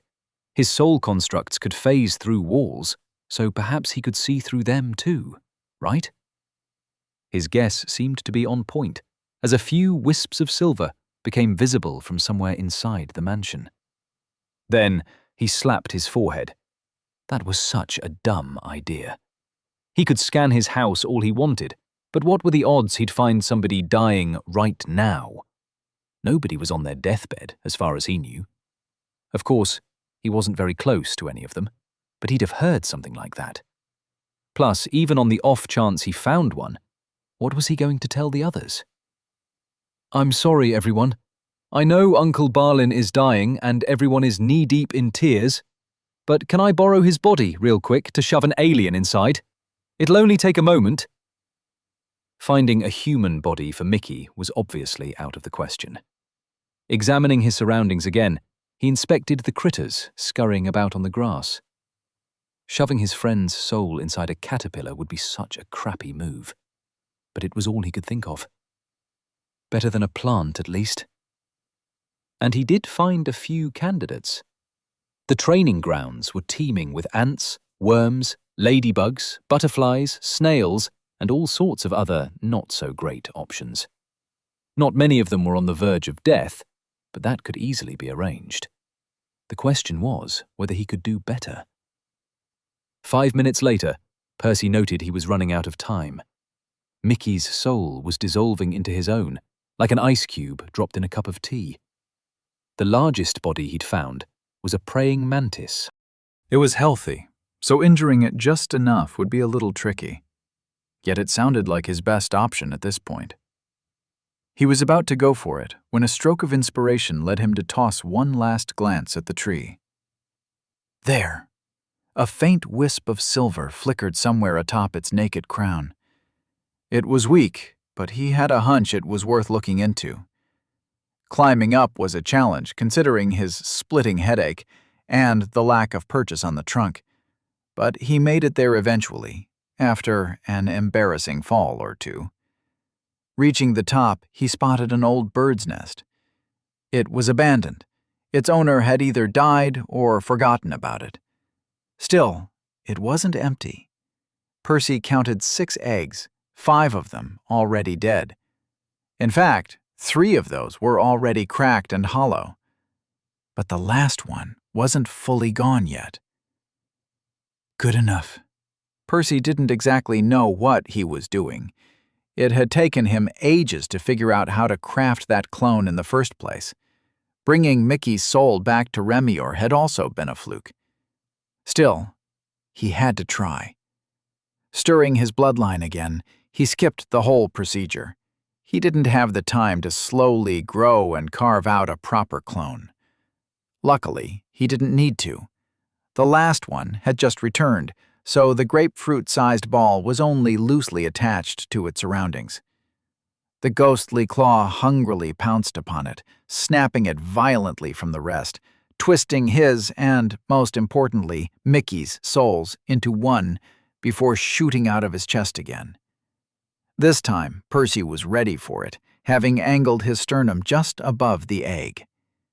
With the last trace of lucidity, he fell backwards, unwilling to crush the nest under his body as he passed out. He didn't know if he had succeeded, or what the repercussions of his reckless move would be, but he'd done his best. Congratulations! You have mastered a new spell. Secret Art, Familiar, Crude. Chapter 26. Secret Arts. Percy opened his eyes, a flash blinding him. It soon died down into a mix of colors, but everything was still too blurry to make out much. The off-white of his bedroom wall was predominant, although there was something else by his side. It looked like the silhouette of a person, or maybe just a piece of furniture. He thought he heard them say something. It was muffled, as if they were underwater. The furniture person tried a few more times, with some minor permutations, but Percy still couldn't understand them. Soon they gave up, disappearing from his sight. His eyes fell shut again. Once more he faced what he thought was his wall, this time with 2 silhouettes surrounding him. They made more sounds, the first one chirping at a higher pitch than the second. Percy tried to shift, but found himself unable to even twitch his fingers. The silhouettes kept speaking to him. At least that's what he assumed was happening. However, he just couldn't filter them out of the buzz. Tired as he was, he wanted to doze off again, though he forced himself to stay awake. One of the blurs moved, enlarging in his vision. They tugged his chin, the touch prickling him as if he'd been stabbed by needles as they pulled his mouth open. Then something bland and lukewarm flowed down his throat. It left an aftertaste akin to chicken soup, but even that was muted like the rest of his senses. It stopped after a while as they let go of him. The two remained with him, chatting every now and then. It took a while, yet he noticed the figures had grown a bit more defined at some point. One of them, the one with the chirpy voice, was aquamarine near the top. He recognized it. Her. Elaine. Percy tried muttering her name, but he couldn't even open his mouth without assistance. As for the other blur, well, the only candidates would be Gawain or Archibald, though he wasn't sure who. What happened? Digging through his memories, he tried to recall how he'd ended up in this state. He remembered training. Lots of training. Practicing with his pure mana hadn't been very pleasant, but it was all he'd been able to do while waiting for something. Right, the clone. He was in the garden when it returned, and then pain, nausea, panic, frustration, desperation. The clone brought something with it, something important. No, not something. Someone. He'd tried to help them. Percy remembered looking around for something, a vessel to place them in, to place Mickey in. Right. Mickey. A gladiator. A teacher. His teacher. His friend. He couldn't find a suitable body until he did. Percy climbed a tree, and then... The egg! The memories sobered him up. His vision was still blurry, but he understood now. He remembered. Once more he tried to speak, but his mouth refused to budge. He willed his body to move, any part of it. He needed to get Elaine's attention, to ask her what happened to Mickey. His finger twitched. Soon the silhouettes shifted too. They must have noticed. Percy, okay? This time he caught a couple words. It wasn't much, but it was a start. To his dismay, he felt his strength leaving him again. No, I have to tell them first. Talking seemed impossible. His mouth wouldn't open.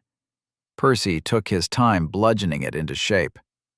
Pushing the air out of his lungs wasn't much easier. He wouldn't get many words out, so he had to choose them carefully. Just 2 of them. They'd have to do. Care. Egg. Only after he was certain he saw Elaine nod did he allow himself to pass out again. It took a few more sessions like that until he could properly communicate with his cousin and grandpa. They appeared relieved he'd woken up, but also quite pissed off at him. Percy didn't blame them. He'd gone to great lengths to learn how to use his bloodline safely, yet he'd tossed all that out of the window by activating it for the 2nd time without even letting his soul recover first. Right now, he couldn't even examine it, as he was unable to gather a sliver of soul mana. But that was probably for the best. He'd been unconscious for a whopping 3 weeks, and was still bedridden now, even after waking up fully. He told his relatives of his time on Huehue, of the circumstances that had led him to do something so reckless. In fact, he and Baldy even brought Elaine up to speed on his 2nd core, not seeing much reason to keep it from her. "Is the egg all right?" he asked. Baldy gestured to his granddaughter to bring something before turning back to his grandson. "Percy, I found you unconscious in front of a bird nest. Naturally, I assumed those eggs were important to you, even before you told us." His cousin walked to a corner of the room, picking a small object up before returning. Resting atop her hands was a nest made of dried branches, filled with broken eggs and discarded shells. And something else. There was a tiny creature sleeping soundly in the middle of the nest. A black chick, small enough to fit in his palm. "This little guy hatched just a couple of days after you passed out. We took care of him ever since. The rest we kept just in case, she explained. Percy nodded, gently picking the bird up. Was this a mistake? He didn't know if there was anything left of his friend in the creature. Even if Mickey was in there, would he appreciate being shoved inside a newborn critter on a distant world? It doesn't matter. Percy shook his head. This wasn't the time for regrets. What was done was done. His priority right now was to make sure it survived. The rest he could figure out later. Doesn't look like it's in great shape, he said. Even after being picked up, it remained asleep. Its breaths were soft and labored. It was better when it hatched, but it's been getting worse. We've been feeding it insects. It improves for a while every time it eats, but it never lasts long, Baldy explained. Waking it up is getting harder. The last time I managed was 2 days ago, his cousin added. Percy furrowed his brow. He wasn't sure where the problem lay. It might be due to its body, as the egg had been abandoned for who knew how long. It should have been on the verge of death, too, otherwise it wouldn't have accepted the soul. Then again, its soul was probably in a sorry state as well, perhaps even worse than his own. After all, it was a patchwork of 3 different existences, the bird's, Mickey's, and his. And each had been through hell and back by the time they mixed inside the egg. I wish I could use soul vision. It was still impossible to accumulate more than a wisp of mana in his sternum before it got drained. Percy had no idea how long this dry spell would last. Perhaps he'd crippled himself for life. The only thing that might shed some light on this situation was his status. Percival Avalon. Mana cores. Mana Core 1, Orange, Soul. Mana Core 2, Red, Pure. Bloodline, Clone. Create a copy of yourself. Effect varies by affinity. Spells, Parting Gift, Crude. Secret Art, Familiar, Crude. My, grants access to your status. My, grants a bloodline. My, grants a second mana core. The only thing that had changed was the new section listing his spells. Percy had nearly forgotten about it. All his efforts in honing his soul constructs, coupled with his desperation, had culminated in the deadly strike he'd killed Mishcoatl with. Though he'd been too busy at the time to celebrate, it was the presence of a second spell that surprised him, however. This one he didn't remember being notified about. It should have happened when he'd pushed Mickey's soul into the egg. Nothing else made sense. Grandpa, what's a secret art? Baldy raised an eyebrow. Have you created one? Percy nodded, telling them of the new additions to his status. Elaine listened closely, clearly interested as well. I see. Well, simply put, a secret art is like a regular spell. The only difference is that it also involves your bloodline. Percy had suspected it was something along those lines. Strictly speaking, what he'd done with the egg wasn't very different from creating a regular clone. Come to think of it, I do feel a connection to Mickey. It was the same kind of sensation his clones and main body experienced, linking them to one another. Though he couldn't observe his soul right now, he didn't need to. Allowing his thoughts to sink into the cord, Percy's eyes widened as a new status page manifested in his vision. Mictlan Tekutli, Percival's Familiar. Chapter 27. Beast Affinity. Mictlan Tekutli, Percival's Familiar. Mana cores, Mana Core 1, Red, Beast. Mana Core 2, Seed. Question mark? Grants the seed of a second mana core. Requires potent life and mind mana to germinate. There was a lot to unpack there. Seeing the familiar had inherited his friend's name gave him some relief. With any luck, it meant Mickey was indeed buried somewhere inside the bird. Well, it was also possible it meant nothing. Perhaps the status had simply picked that name out of convenience, as that was how Percy thought of the creature. Hopefully it's the former. Another thing that caught his eye was how his prolific second core had spread out once more, though it was back to fractured again for some reason. By now, he was pretty sure this thing was glued to his soul. After all, his soul was the only thing he'd brought back from the Moirai. However, it seemed to have more components to it as well. Perhaps one was rooted in his body and one in his mind, which would explain the two other types of mana needed to repair it.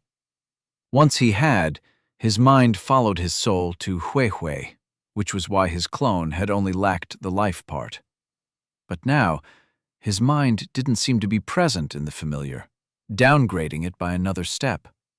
In any case, this is a project for the future.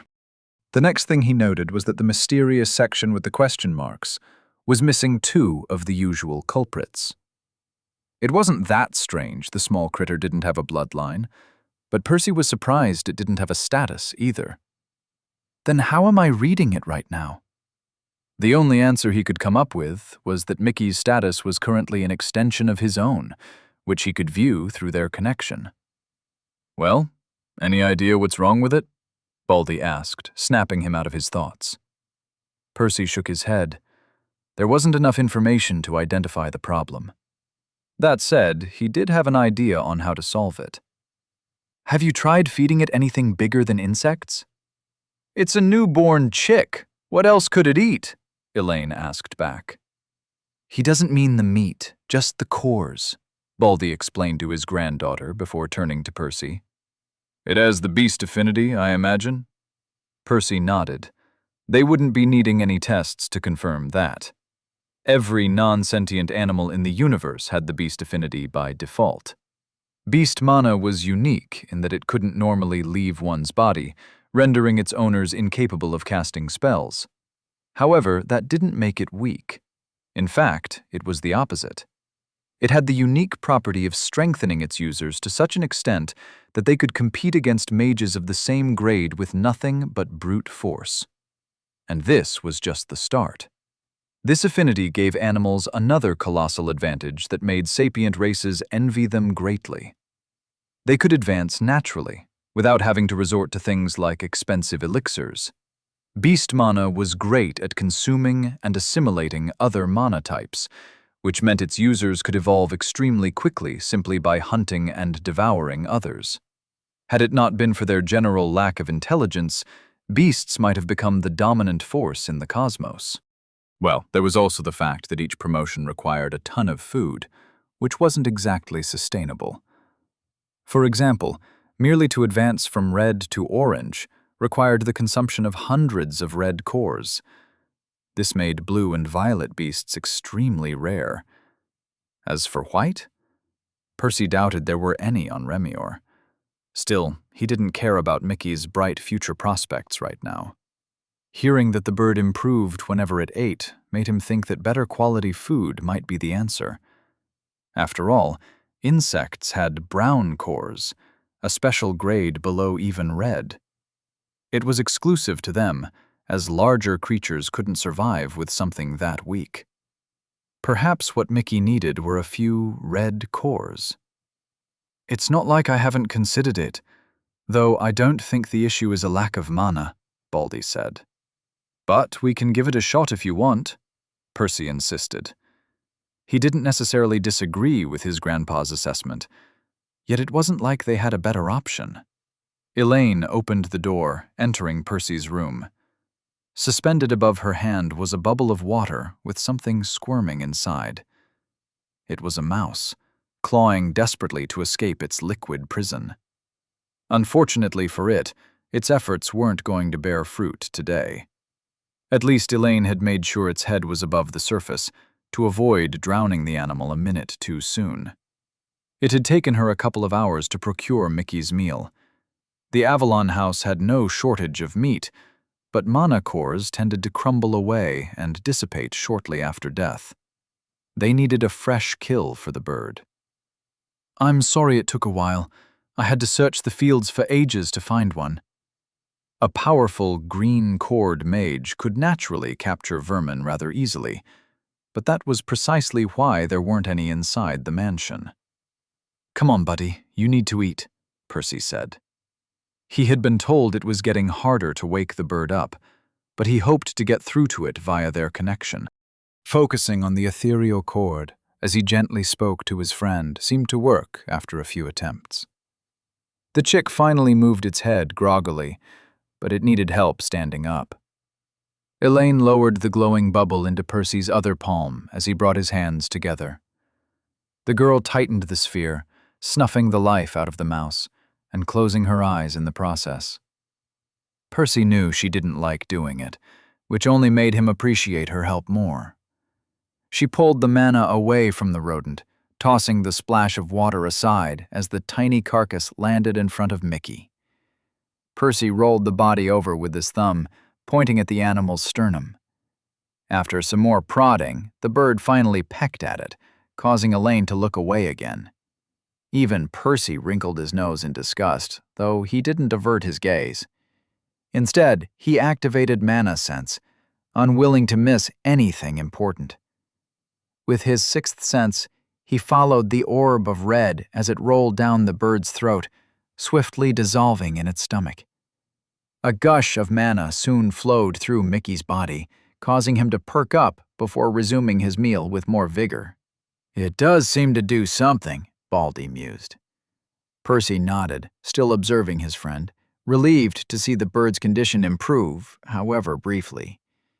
He and Archibald kept watching it eat, both raising their eyebrows as it continued getting better with each peck.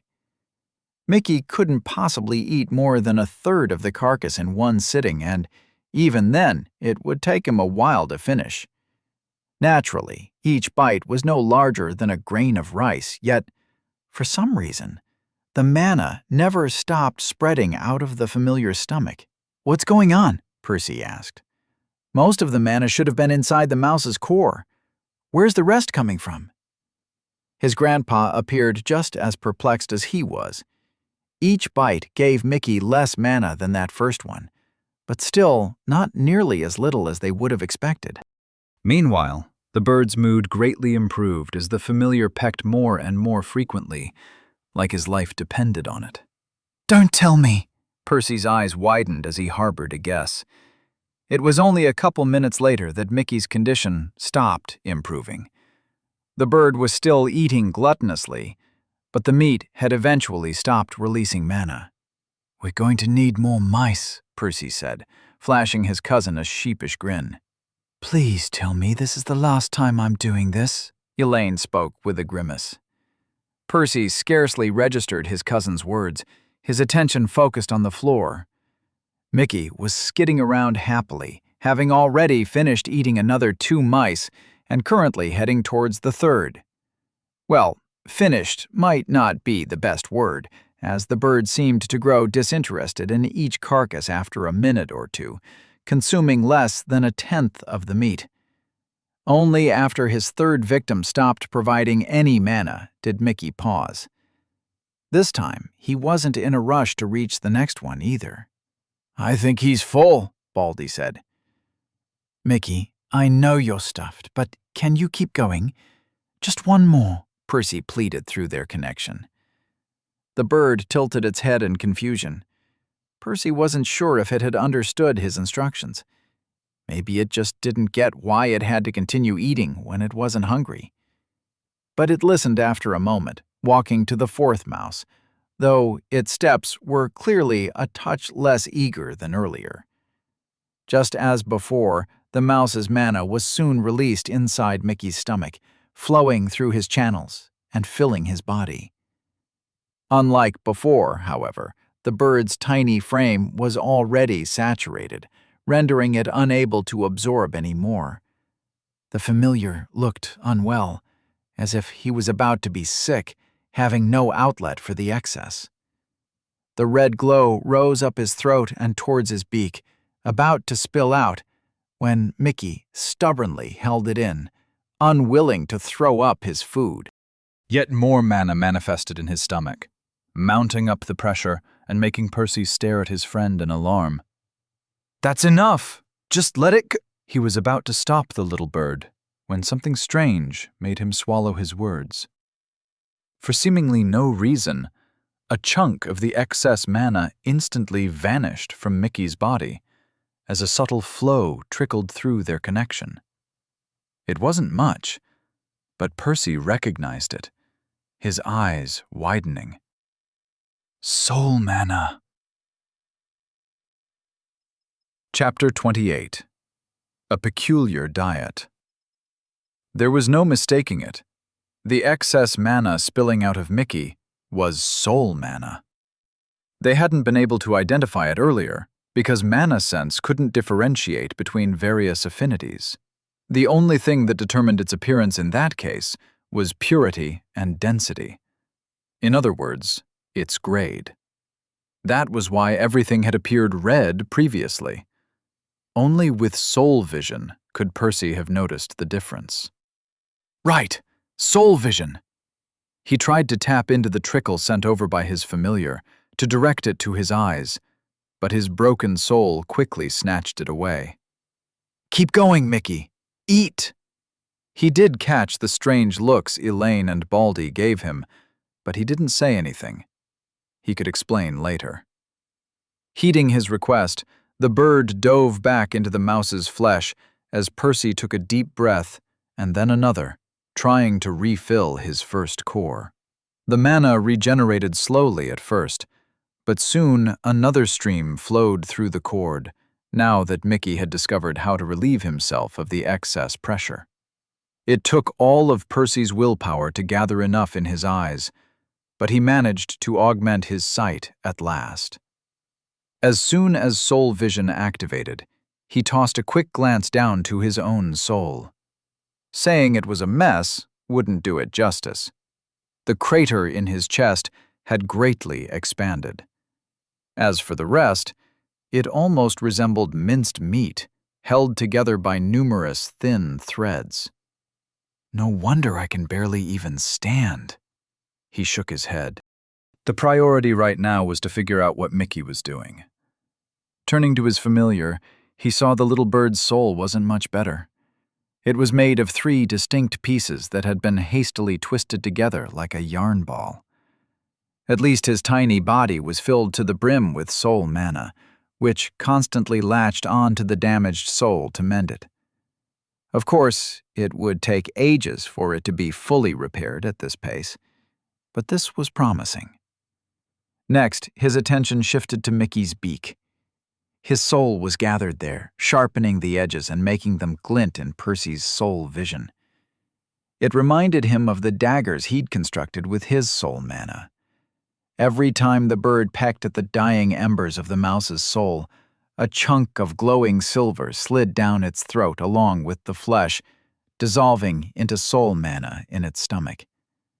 The sight of the hatchling gleefully devouring another's soul as if it was little more than kibble sent a chill down Percy's spine.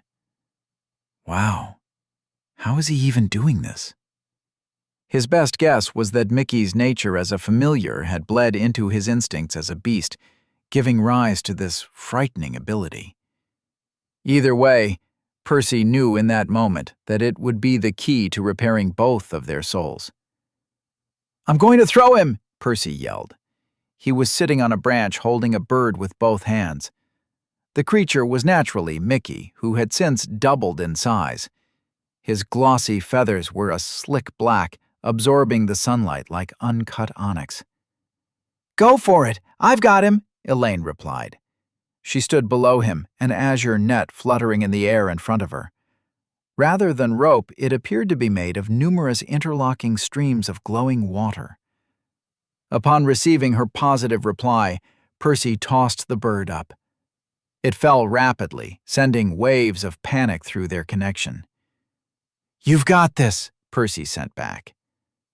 Betrayed by its only family, the bird had no option but to frantically flap its wings in a desperate attempt to right itself. At first, its movements were clumsy. Still, just a couple of feet before hitting the net, its speed seemed to slow as its direction shifted slightly, letting it glide over the net to land softly on the ground a few meters away. Staring daggers at him, the tiny creature cawed bitterly. Percy smiled, however. He could tell through their link that the cute look contained more pride than anger. Show off. It had been a month since they had discovered Mickey's ability. For the first week, Percy had relied on his cousin to bring food for the bird, as he had personally been too weak to walk. A dozen meals later, however, both their conditions had improved significantly. By then, Percy was able to move around on his own, allowing him to take care of his friend by himself. Every morning since then, Percy went on a stroll a couple miles away from the mansion, with Mickey perched on his shoulder. Percy used those opportunities to stretch his legs, while simultaneously setting all sorts of mouse traps and rabbit snares in the surrounding fields, and collecting the previous day's haul in the process. Afterwards, he fed his familiar for an hour or two, as they both used the influx of soul mana to hasten their recovery. "We should head back. Grandpa's waiting for us," Elaine said. Percy nodded. Today was the day he'd been looking forward to for a while now. He'd finally recovered enough to add another important item to his daily routine. The two returned to Archibald's office, where they found their grandpa dressed in training robes. He gestured for them to follow him as he led them to a spacious room somewhere inside the mansion. They had chosen this location over the outdoors training grounds, as privacy was paramount for what they planned to do. Next, both Baldy and Elaine looked at Percy expectantly. After all, he was going to be their teacher during these sessions. He cleared his throat, assuming the role of a sagely scholar as his relatives rolled their eyes. "So the first thing we need to do is straightforward strength training to push our bodies to their limits." Without waiting for them, he dropped to the floor, beginning a set of push-ups. Baldy and Elaine didn't say anything, joining him just a moment later. Of course, a simple workout wasn't nearly demanding enough for the powerful mages. To truly challenge themselves and benefit from the training, each of them had strapped a bunch of wristbands and ankle bands on their extremities, engraved with runes. The magical weights raised the intensity of the exercises sharply. Obviously, Baldy's were by far the heaviest, as he lifted a couple tons with each repetition. Even Elaine's were no joke at a couple 100 kilos. Meanwhile, Percy's were much more modest by comparison.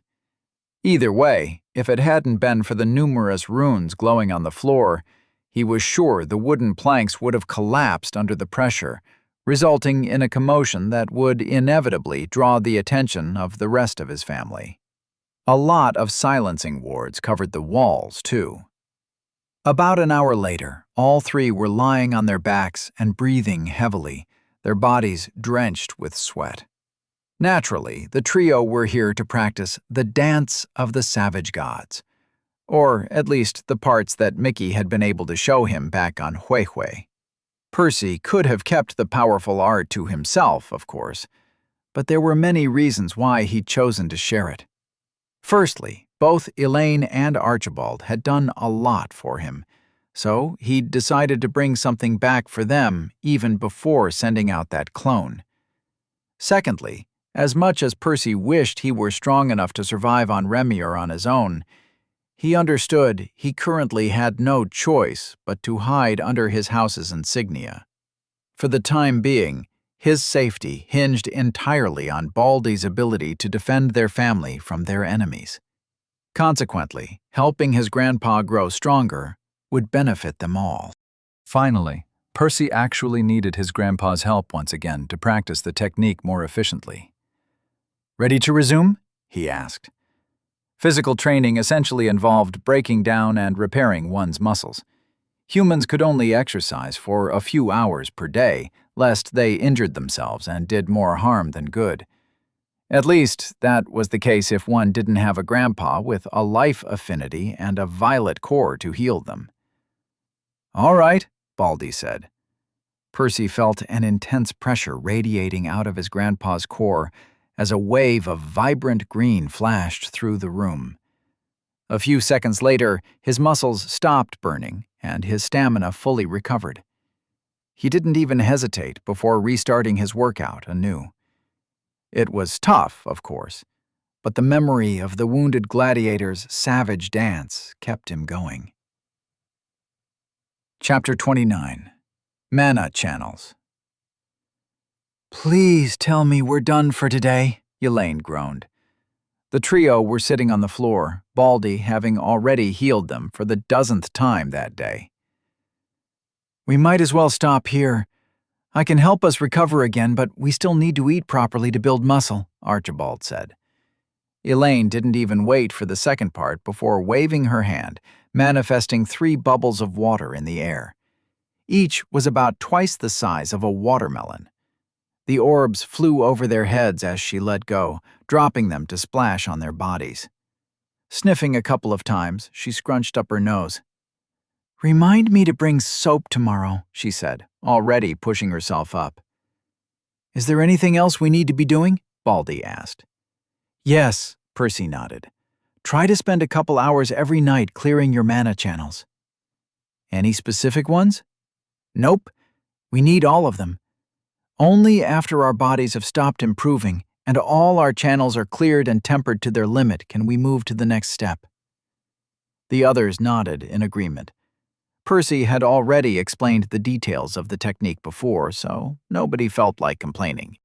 They all understood what a bargain they had struck. As Percy was about to leave the room, he crouched to pick Mickey up from the floor. The bird gave them strange looks after spending all day watching them train. Percy had brought the familiar along, as he wasn't comfortable leaving him alone just yet. "You're the one who taught me this stuff, buddy. I promise I'll do everything I can to help you remember it one day." Percy was resting on his bed, staring up at the ceiling. It felt nice that his training was finally back on track. His reckless move with Mickey had cost him a lot of time, though he didn't regret it. "I'd do it all again," he thought, as he looked over at the bird, sleeping soundly on a cushion in a corner of the room. Even if Percy put his friend's well-being aside and looked at everything from a pragmatic perspective, his gamble would probably pay off in the long term. Mickey's potential was difficult to quantify. Right now, he was young and his core only at red, but with a beast affinity, he would outgrow Percy in no time. Percy wouldn't be surprised if his familiar became his secret weapon at some point. Sure, his stunt had set him back by a few months, as he'd been unable to begin practicing the dance before now. Not just that, but his soul core was still out of order.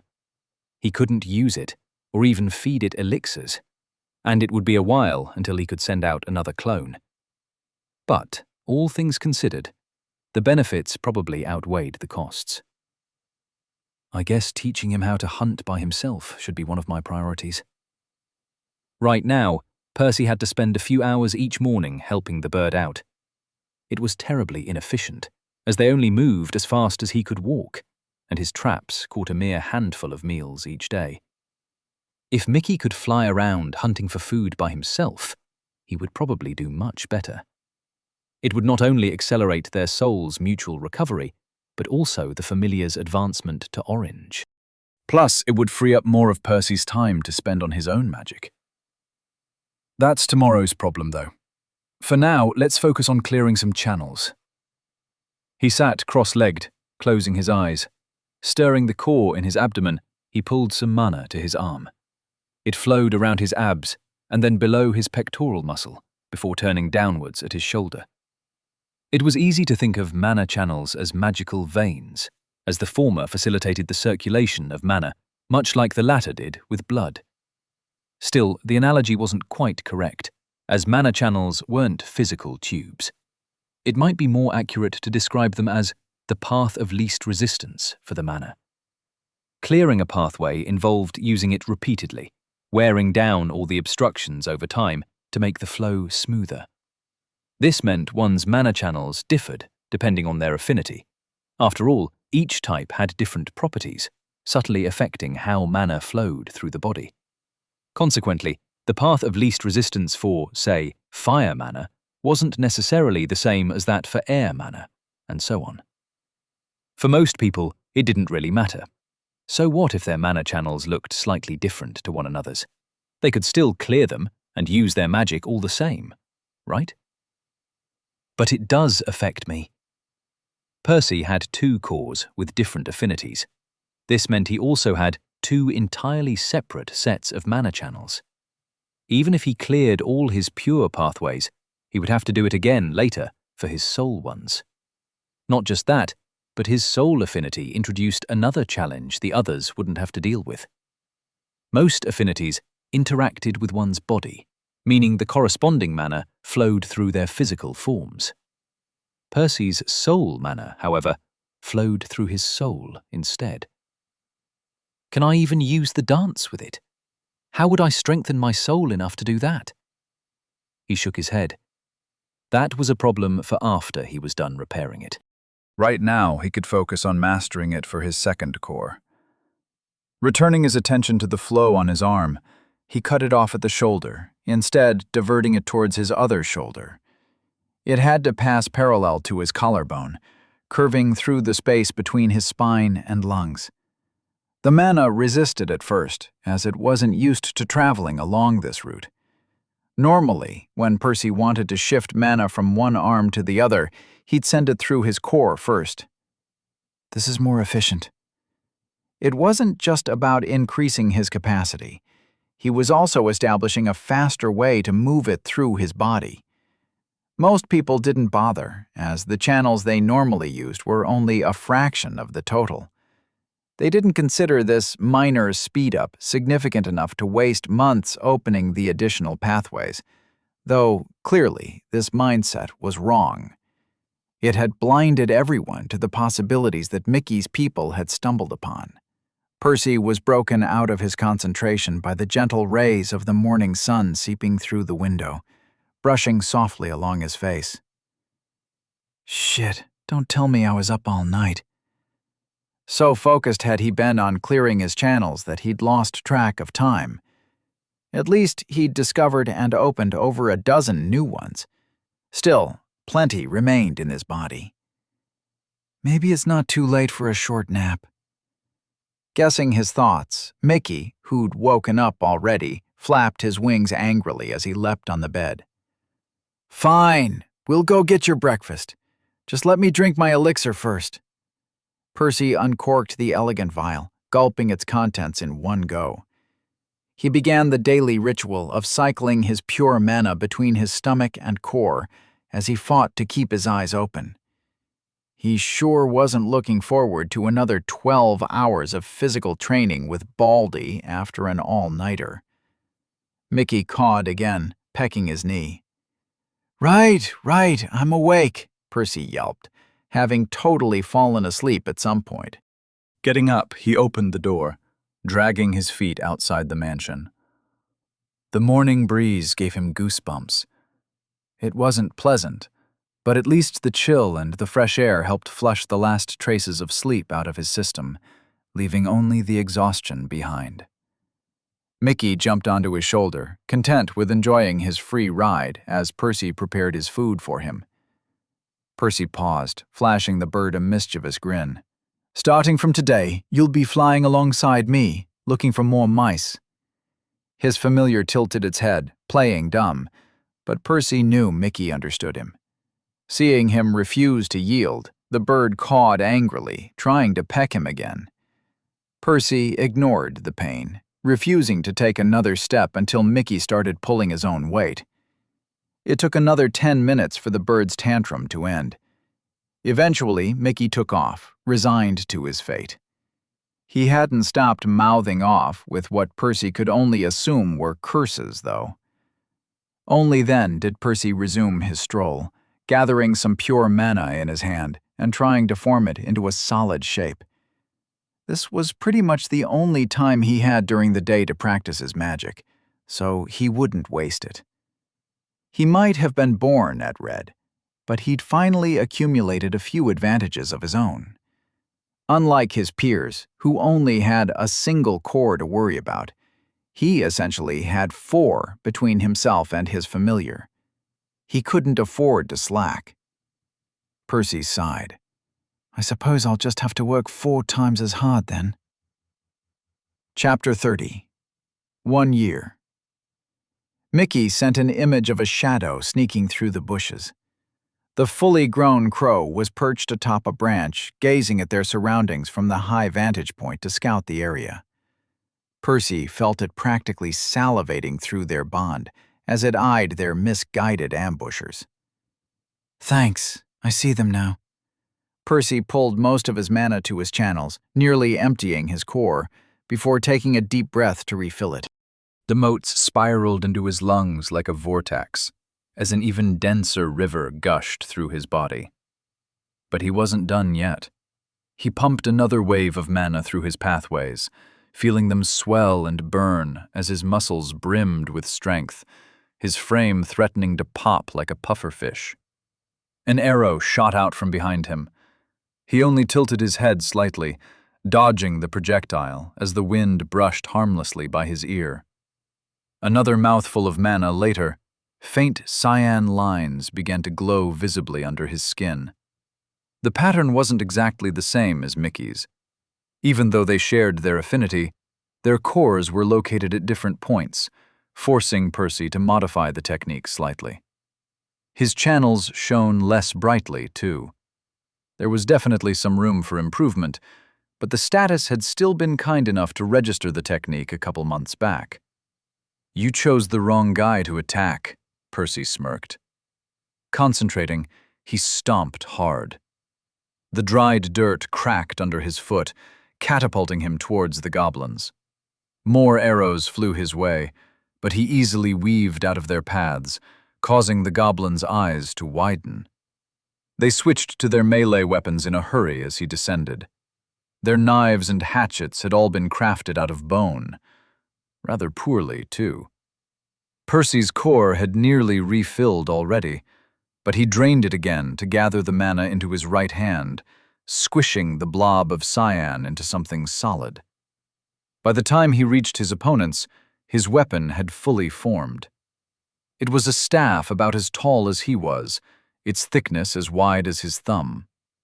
He spun it through the air as his momentum carried him between 2 of the creatures, hitting each with a different end of the staff. The blows simultaneously slammed one to the ground while sending the other flying. Of the remaining 5 goblins, only 3 were brave enough to gang up on him, as the other 2 fled in terror. Their lunges felt slow with his mana sense active. He easily tiptoed around their attacks, with some well-placed footwork. He swung his weapon again, smiling as they flinched away. It had cracked after the previous strike, his red core not doing him any favors. But he'd already finished repairing it as the mana continued to accumulate inside his body. 2 swings later, the 3 remaining goblins were rolling on the ground as Percy finally allowed the staff to crumble. Another image flashed through the connection. Mickey had already intercepted one of the escapees, having torn out its throat with his talons. The bird was currently feasting on the goblin's soul as Percy felt the mana flowing through the link. Activating soul vision, he spotted the last of the creatures. It had stopped moving, crouching quietly behind a tree some 30 yards away. Perhaps it thought it was safer to hide than run. Big mistake. Percy took another breath, switching his focus to his first core instead. The 2 sources of soul mana soon gave him just enough for his spell as a silver dagger formed in his hand. With a flick of his wrist, the parting gift pierced soundlessly through the air, flying even more rapidly than the arrows had, before phasing through the tree's trunk. A moment later, the goblin's stiff body landed on the ground. Start with the dead one, before its soul dissipates. Percy tossed the corpse in front of his familiar, who'd just finished consuming the previous goblin. The other 5 were merely knocked out, as he had taken extra care to keep them alive. Feeling the mana in his eyes dissipating, he hurriedly tossed one last glance down at his soul, before soul vision deactivated. Mickey had supplied him more than enough to keep it active for longer if he wanted, but he'd rather invest the limited resource towards their recovery. His soul didn't look that great, still resembling a pile of minced meat held together by thin threads. That said, the chunks were fewer and larger than before, and they were attached to one another more firmly, too. The crater in his chest had also shrunk a lot since last year. That's right.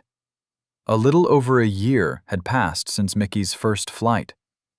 Percy had even had 2 birthdays in that time. He was 17 now.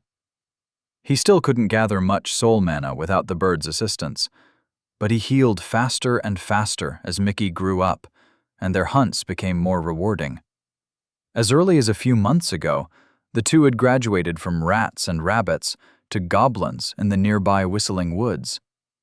It wasn't ideal, as the forest was a few miles away from his house's mansion. It meant they had to spend several hours per day just traveling back and forth. Still, it couldn't be helped, as it was too dangerous to camp through the night there by themselves, and they harbored a few too many secrets to be working with strangers. Neither Baldy nor Elaine had the time to babysit them for weeks on end. That said, it wasn't all bad. Percy's free time had increased sharply ever since his training sessions with his relatives stopped, so he could afford to do this. Plus, hunting was good for honing both his magic and his teamwork with Mickey. Finally, even though the goblins were notoriously difficult to find, their larger cores and much more developed souls made the endeavor worthwhile. At least Mickey is doing better. While Percy's soul was still some distance from a full recovery, preventing him from cleansing his first core or creating another clone, his familiar's soul had grown a lot more stable. The bird could even go a few days without a meal before it began to get affected.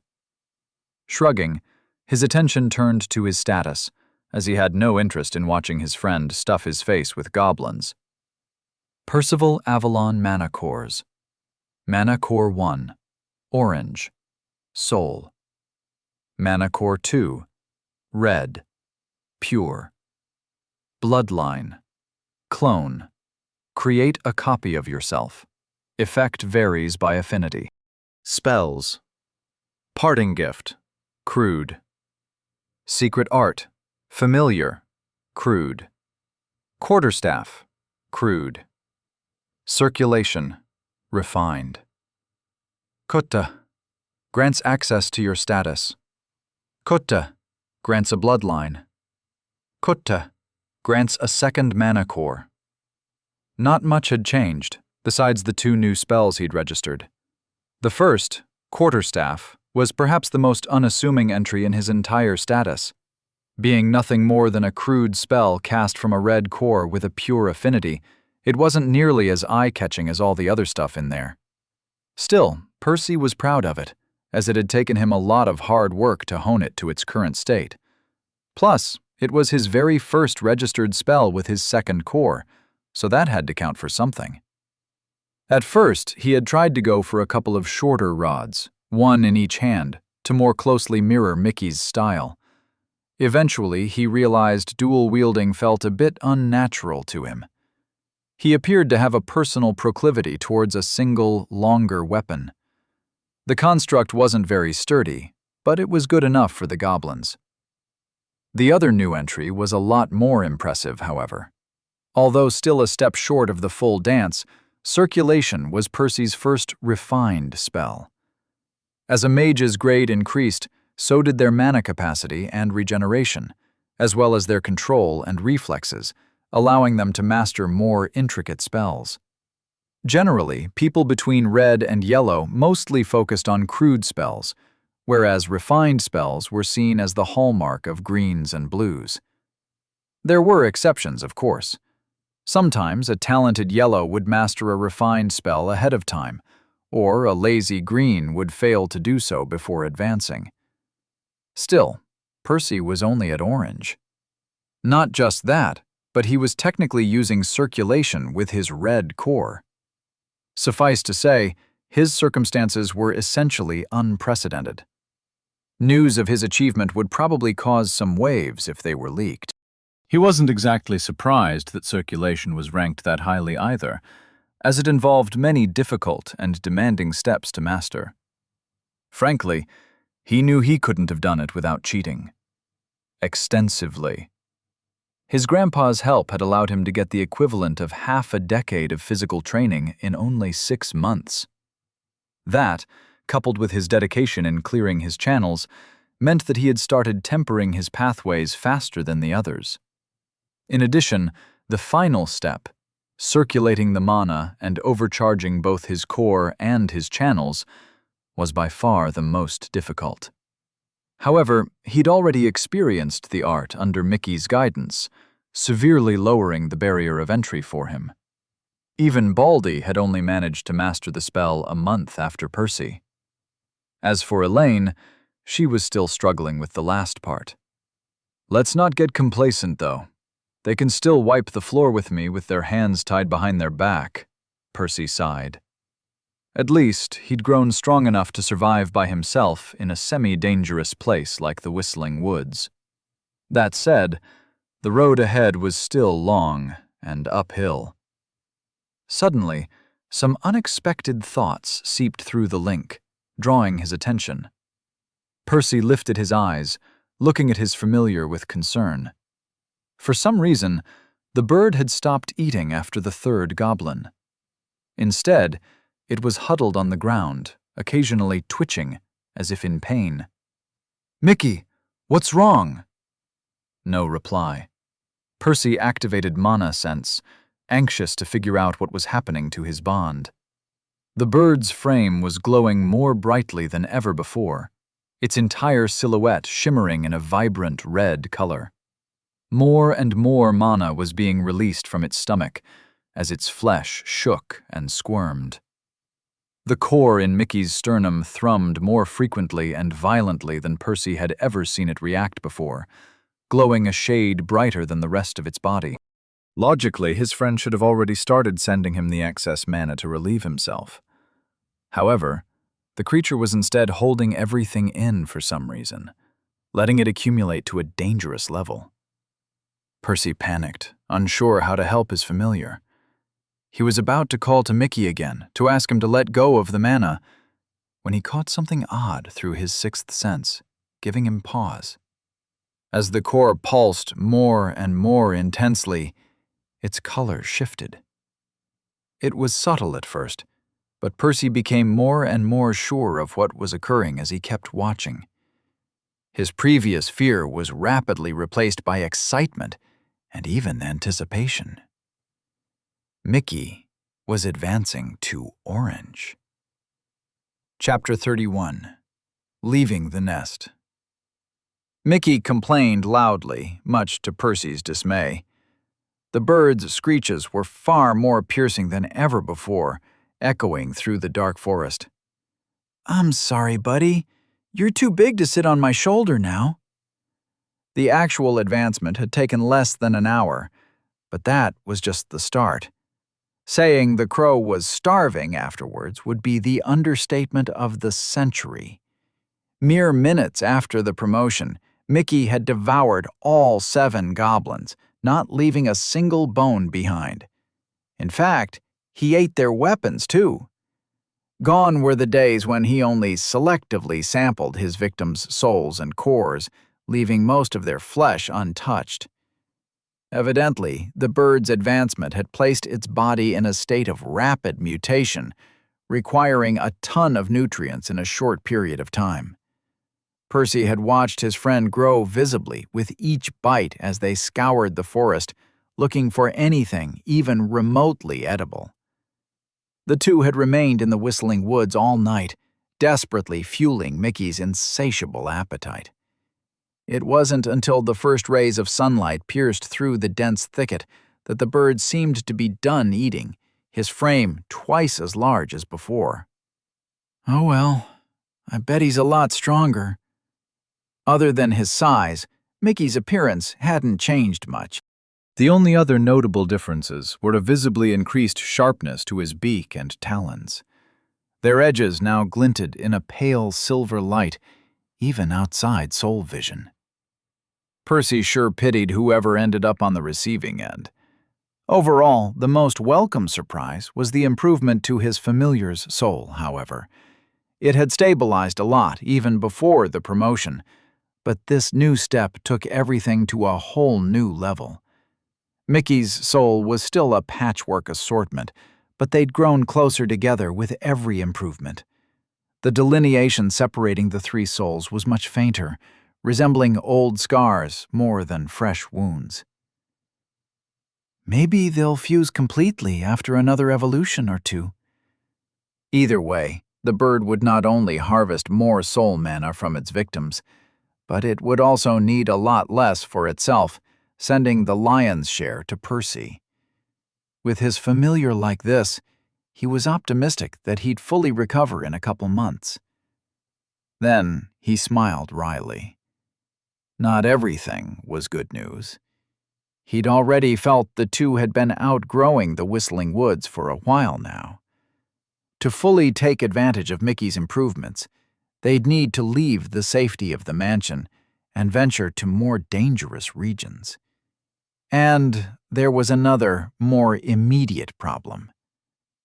"How do we explain you?" he frowned, looking at his pal flying circles above him as he stepped out of the dense undergrowth.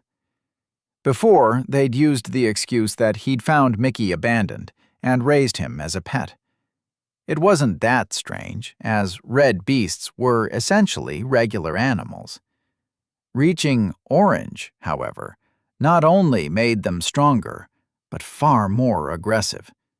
The thrill of advancement tended to whet their appetite, making them all but impossible to tame. Suffice to say, his relatives would be asking a lot of questions if they returned home like this.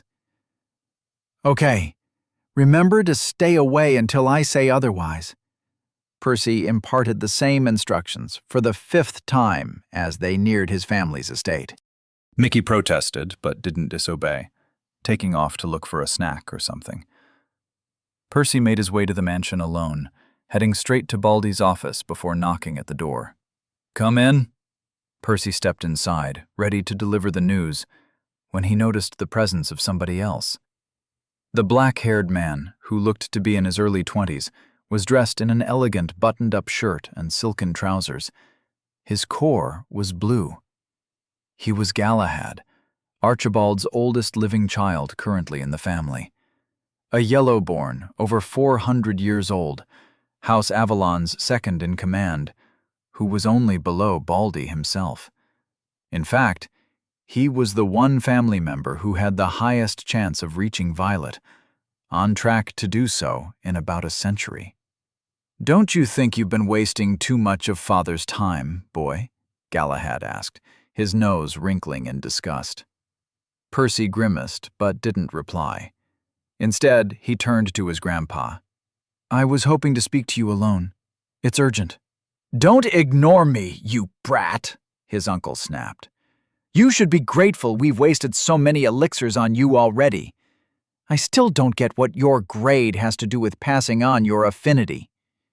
He stepped forward menacingly, about to keep going, but Baldy raised his hand. "That's enough, Galahad. I don't need you to manage my schedule for me, or to tell me which of my grandkids to spend time with." Archibald's tone was calm but firm. Galahad raised an eyebrow. He probably hadn't expected his father would reprimand him in front of the likes of Percy. He only spared Percy a cold glance as he walked out of the office, though Percy didn't miss his uncle's clenched fists, drained of color. "I'd almost forgotten what an asshole he is." Between his injuries, his training, and his ventures into the forest, Percy hadn't run into his relatives as much over the past year. His amiable relationship with Elaine and Archibald had shifted his overall perspective on his family, but the truth was that most of them still looked down on Redborns like him. That much hadn't changed. "What is it?" Baldy asked, snapping him out of his thoughts. "Right!" Percy exclaimed before approaching the desk. He covered his mouth before whispering, "Mickey has advanced." Archibald's eyes widened, Already? This is even faster than I expected. What do we do? I can't exactly bring him here. His grandpa sank back into his chair, remaining silent for a few minutes. Eventually, he spoke. We're heading back to the forest. It's a temporary solution. But I'll stay there with you for a week until we come up with something more permanent. A grimace marred Percy's face. By the time he'd met with Baldy, he'd already been up for nearly 30 hours, having spent all night hunting with Mickey.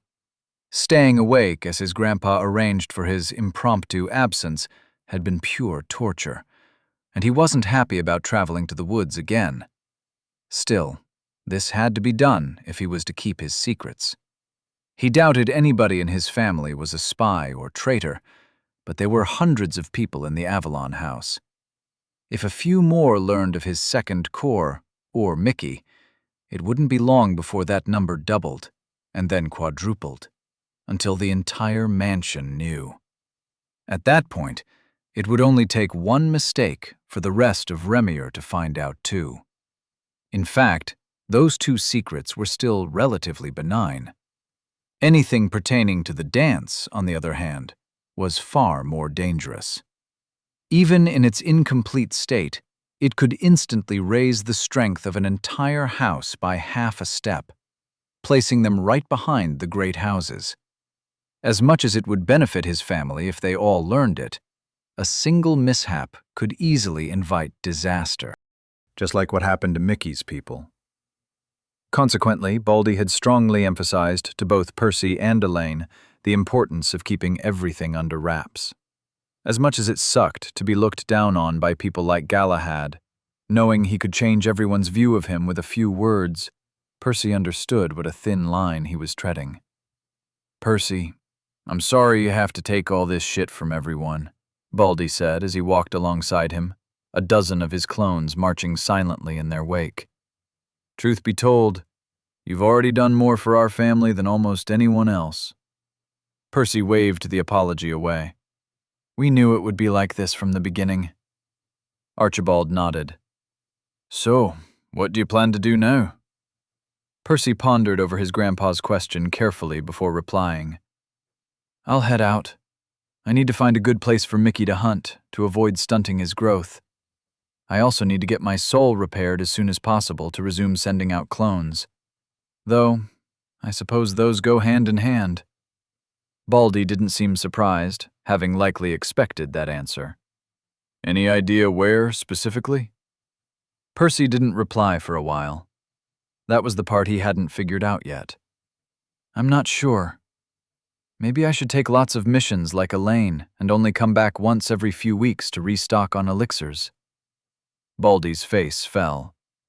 I've been meaning to talk to you about the elixirs, actually. As you know, our family is fully transparent with who gets them and who doesn't. This policy has served us well for centuries, as it bolsters trust. Percy nodded, but he didn't like where Baldy was going with this. Normally, it doesn't really matter, as the rules are fairly simple. Orange-borns and yellow-borns get them. Red-borns don't, Archibald continued.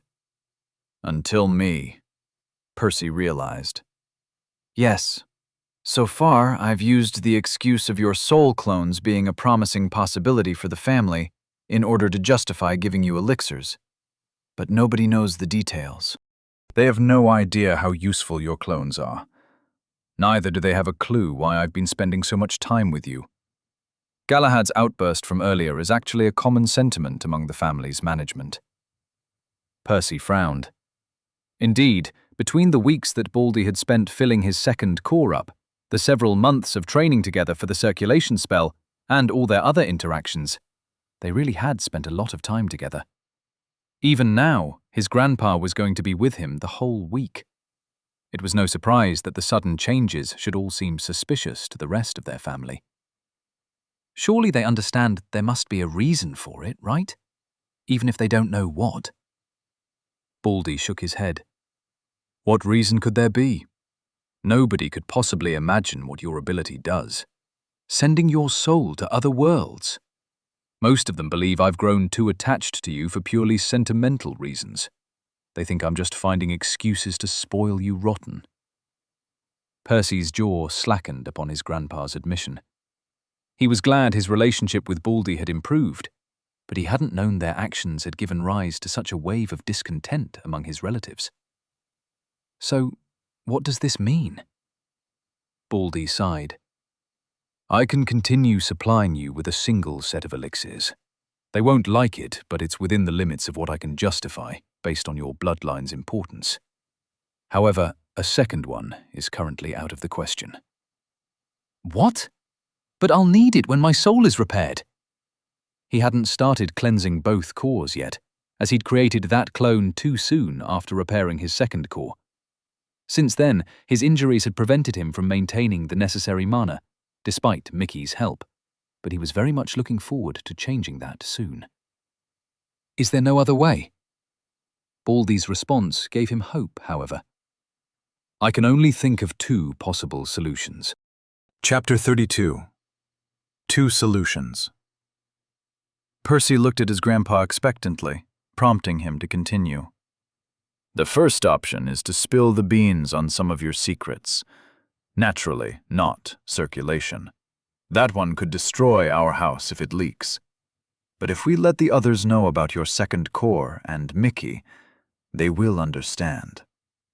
"Do you think it's a good idea?" Percy asked. "Not really, no," Baldy admitted before elaborating. "Ideally, I advise you not to do this. Even though others can't immediately benefit from your second core, it will still make our family a target. However, these are ultimately your secrets. If you want to go through with it, I won't stop you. It wouldn't be fair to hinder your growth like that." Percy nodded. He didn't much like the idea of bringing trouble to his house either, but he'd consider it if it was the only way. "What about the second option?" "This one actually circles back to our earlier discussion." Percy perked up. "I can think of a place where you'll find plenty of beasts for Mickey to eat. At the same time, you can earn as many elixirs as you need. But I must warn you that it's neither guaranteed nor easy." "Where?" "The Alchemist's Guild." Percy frowned. "Isn't that where they make the elixirs? You want me to become an alchemist?" "Yes. That place works with a system based on contribution points. You earn them by performing various tasks, and you can spend them on elixirs, ingredients, or alchemy lessons." Percy creased his brow, considering his grandpa's proposal. He'd always found alchemy fascinating, but he'd never thought he'd have the opportunity to study it. However, if Baldy thought it was a good idea, he was more than willing to hear the patriarch out. "Do they let anyone join?" "Not anyone. The Alchemist's Guild is one of the most important places on all of Remior. Everyone needs the elixirs, even the Divine Order. Consequently, the guild is completely neutral, and nobody is allowed to stir trouble there. They only accept applicants recommended by a noble house." Okay, perhaps it was an even bigger deal than Percy had thought. "Won't the others be against it? They're already unhappy that I get elixirs. Now I'm going to be brewing them." Baldy shrugged. "It's not the same thing. It won't really affect our family either way. We'll still have to buy the elixirs at full price. It's not like there's any discount for having a relative there. As for anything you earn on your own, that's between you and the guild." "So, is it common to send Redborns?" "It's not. Not that there's any rule against Redborns, but your lower grade will make it difficult to get points. Also, your shorter lifespan means people will generally view it as a waste of time for you to learn the art." Percy would be lying if he said he wasn't bothered. It seemed there wasn't anywhere on Remior he could go where he wouldn't be looked down upon. "What about my affinities? Are they suitable for alchemy?" "Those don't really matter. Water and fire help with some parts of the brewing process, though that's only a minor convenience. Life mana is good for growing herbs faster, but you can just buy those." "That only leaves Mickey then. How will I explain him?" This was by far the most important thing. He wouldn't leave his familiar behind. After all, his friend was one of the main reasons he'd even bother going in the first place. You won't. The guild is adjacent to the forest where you'll be hunting the beasts. It's also where the main ingredient for the elixirs comes from. Mickey will live there by himself, and you'll join him whenever you can to hunt together. That way you'll help him get his meals, and he'll help you earn contribution points. But is it going to be safe? What if someone attacks him? Baldy shook his head. The hunting grounds are separated into various levels. Most of the guild members are at a higher grade than you. Nobody ever goes to the bottom level, as the beasts there are weaker than Mickey and not worth killing. Percy didn't immediately reply. He was still tired, and this was a big decision. He'd rather sleep on it and give his grandpa his answer later. The two met up with Mickey in silence before continuing to the forest. However, they didn't stop upon reaching the Whistling Woods. Instead, they kept walking for another hour. "Okay, I think this is far enough," Baldy said. Percy began setting up camp as Mickey flew down, landing in front of Archibald. Baldy took a deep breath. Soon, Percy felt a terrifying amount of ambient mana flow towards his grandpa. It wasn't until a few seconds later that intricate green lines lit up under the man's skin. Their pattern looked very different from Percy's. Rather than simple curved lines, the ones on Baldy's skin swirled and branched out, making them resemble vines. Archibald gently placed his hand on Mickey's head, sending a suffocating torrent of green gushing out of his body to flow down to the familiar's abdomen. This was the main reason why Baldy had arranged to spend a week with them in the forest. Ever since he had mastered circulation, Percy's grandpa volunteered to help the bird repair his second core. He wanted to thank Mickey for giving them the technique. Plus, the increased capacity and regeneration made the process much faster than it had taken the first time around. Of course, they still had no idea where to get more mind mana. Percy couldn't exactly bring Mickey to the temple. The mist outside was much thinner, too, so they'd have to lurk there for months, assuming the Order would even let them. Finding a friendly violet core with a mind affinity willing to dedicate several weeks to help wasn't very realistic either. Consequently, they hadn't rushed, only spending a couple of hours each day whenever Percy and Mickey returned home. Assuming the bird's core needed the same amount of mana as Percy's, they estimated they were already about 2/3 done, and Archibald planned to complete the project by the end of the week. Percy watched his grandpa fill up Mickey's core. They'd already been in the forest for 6 days, yet the process wasn't done. He sure hoped they hadn't miscalculated, as he'd rather not have to also look for a different source of life mana for the final stretch. In any case, he'd worry about that later. At the moment, Baldy's words still echoed in his mind. Enrolling in the Alchemist's Guild would be a huge commitment.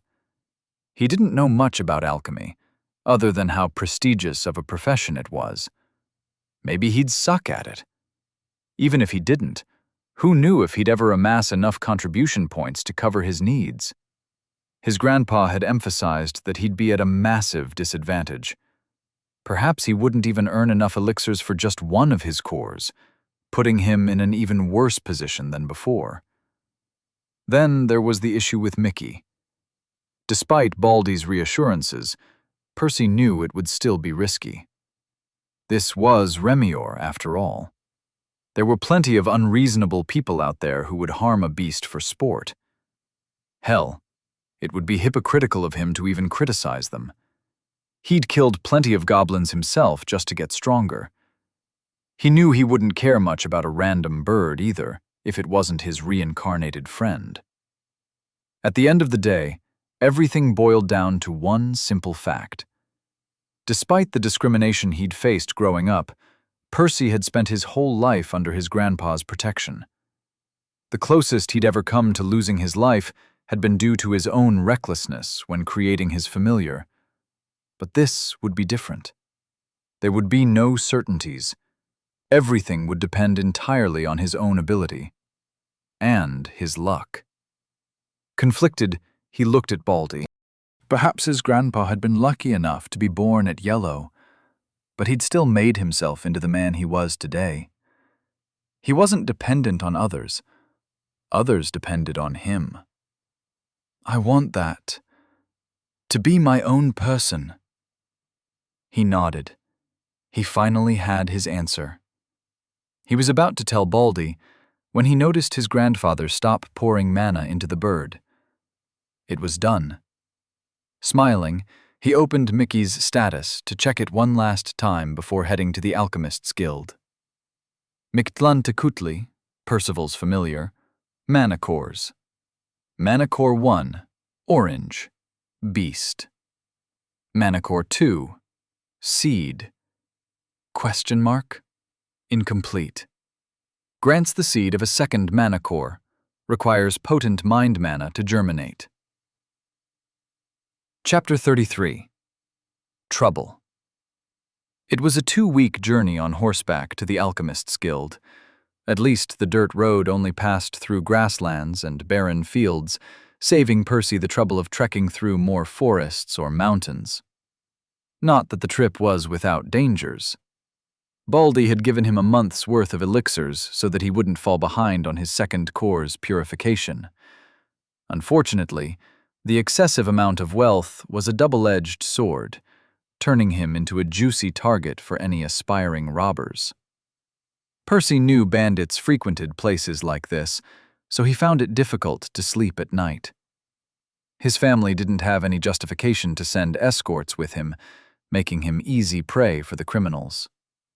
Sure, he was the owner of a promising bloodline, but as far as his relatives were concerned, he should have stayed locked up at home like a good little Redborn, not risking his life on pointless adventures. His only consolation was that he wasn't completely alone. Mickey flew nearby, just a couple miles away, ready to help if anything happened. Of course, that came with its own set of challenges, as Percy didn't want to be seen too close to the bird in order to avoid drawing suspicions. Just 5 more days of this. Nothing bad will happen. The good news was that they had already traveled nearly 2/3 of the trip without getting into trouble. Perhaps he shouldn't have been so quick to jinx it, though. Shit, I think they're following me. 4 men rode just a couple 100 meters behind him. Normally, it wouldn't have necessarily meant much, as this was a popular road. Maybe they were regular travelers or merchants heading along the same route. However, their movements were rather suspicious. Thanks to Mickey, Percy had noticed them before they saw him. At the time, they had been riding much faster, but they had slowed down as soon as he came into view, staying a fixed distance behind him ever since. They were still too far for him to examine their grades via mana sense, but it was easier for his familiar to pass over them and sneak a couple of glances before flying away. 3 orange cores, 1 yellow. Percy frowned. The only thing in his arsenal capable of harming a yellow was his parting gift. Even though his first core was at orange, his soul affinity was disproportionately geared towards offense. The resulting projectile was invisible, making it difficult to spot without mana sense. Fast, too, making it hard to dodge if it caught them by surprise. Since it also phased through objects, it was nearly impossible to block. And lethal. Very lethal. If the stars aligned, he could definitely kill a yellow with it, as Mishkotl had learned the hard way. But that's a big if. His soul magic downright sucked defensively, as he couldn't block incoming attacks either. It would be just as easy for his opponents to injure him, if not worse. Plus, he couldn't gather soul mana independently, unless Mickey ate something first. If that wasn't bad enough, there was the rest of his magic. Circulation barely made up for his pure affinity, but his second core was still red. If it wasn't for his higher physical strength, he wouldn't be confident holding his own even against a single orange core. As for Mickey, he might be able to keep one of them busy, at most. He shook his head. We can't confront them directly. His only option was to run and hope that his horse was both faster and less tired than theirs. He grimaced down at the pouch strapped to his waist, hearing the gem bottles clinking with each bump. Archibald wasn't naive. He had obviously understood the perils of the trip. Right before Percy set off, he told him to ditch the elixirs and bolt if he got into a situation like this. The bandits only wanted his money. They didn't give a damn about his life.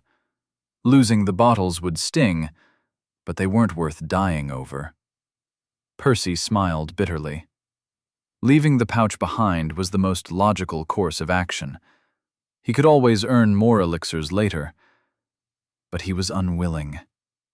This whole trip was a gamble. They didn't even know if he could make it into the guild. It was all a desperate attempt to earn enough elixirs for both of his cores. Was he really supposed to give up 20 doses before he even got there? Screw that. I'm not going to run from a bunch of lowlifes. Having made up his mind, he slowed down his horse. Mickey, whatever happens, stay away unless I say otherwise, he spoke through the connection. When the bandits reached him, they seemed quite surprised. They quickly hid their confusion, though, replacing it with amiable-looking smiles as their leader approached him. He was probably going to pretend he was just a harmless traveler or something, but Percy wasn't interested in the charade. Before the criminal even spoke, Percy tossed over the pouch, eliciting a strange look from the man.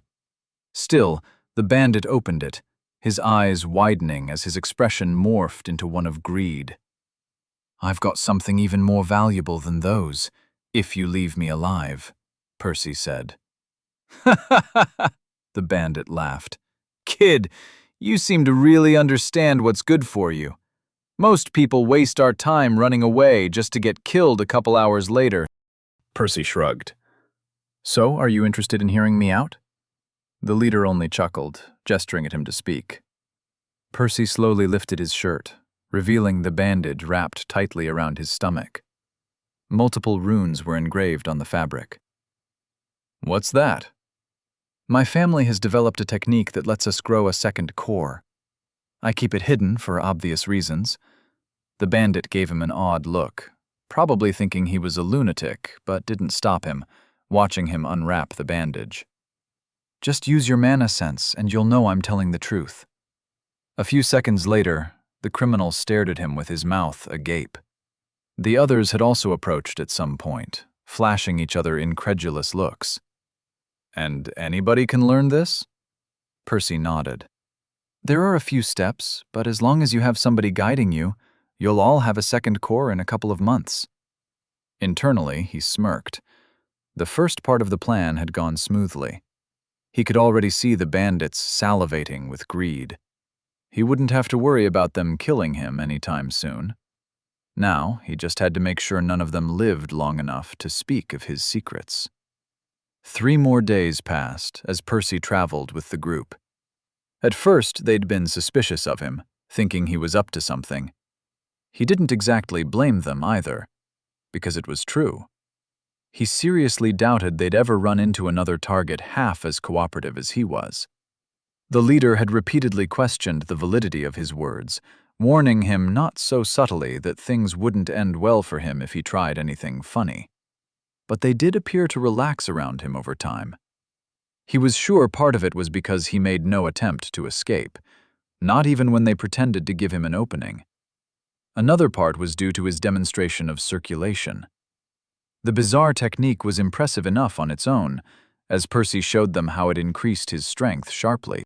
Once he went into detail, explaining how it worked and how they could learn it, even guiding them into clearing their mana channels, they were too busy doing the work to worry about him bolting. In fact, he'd been truthful too, instructing them in earnest. Well, for the most part.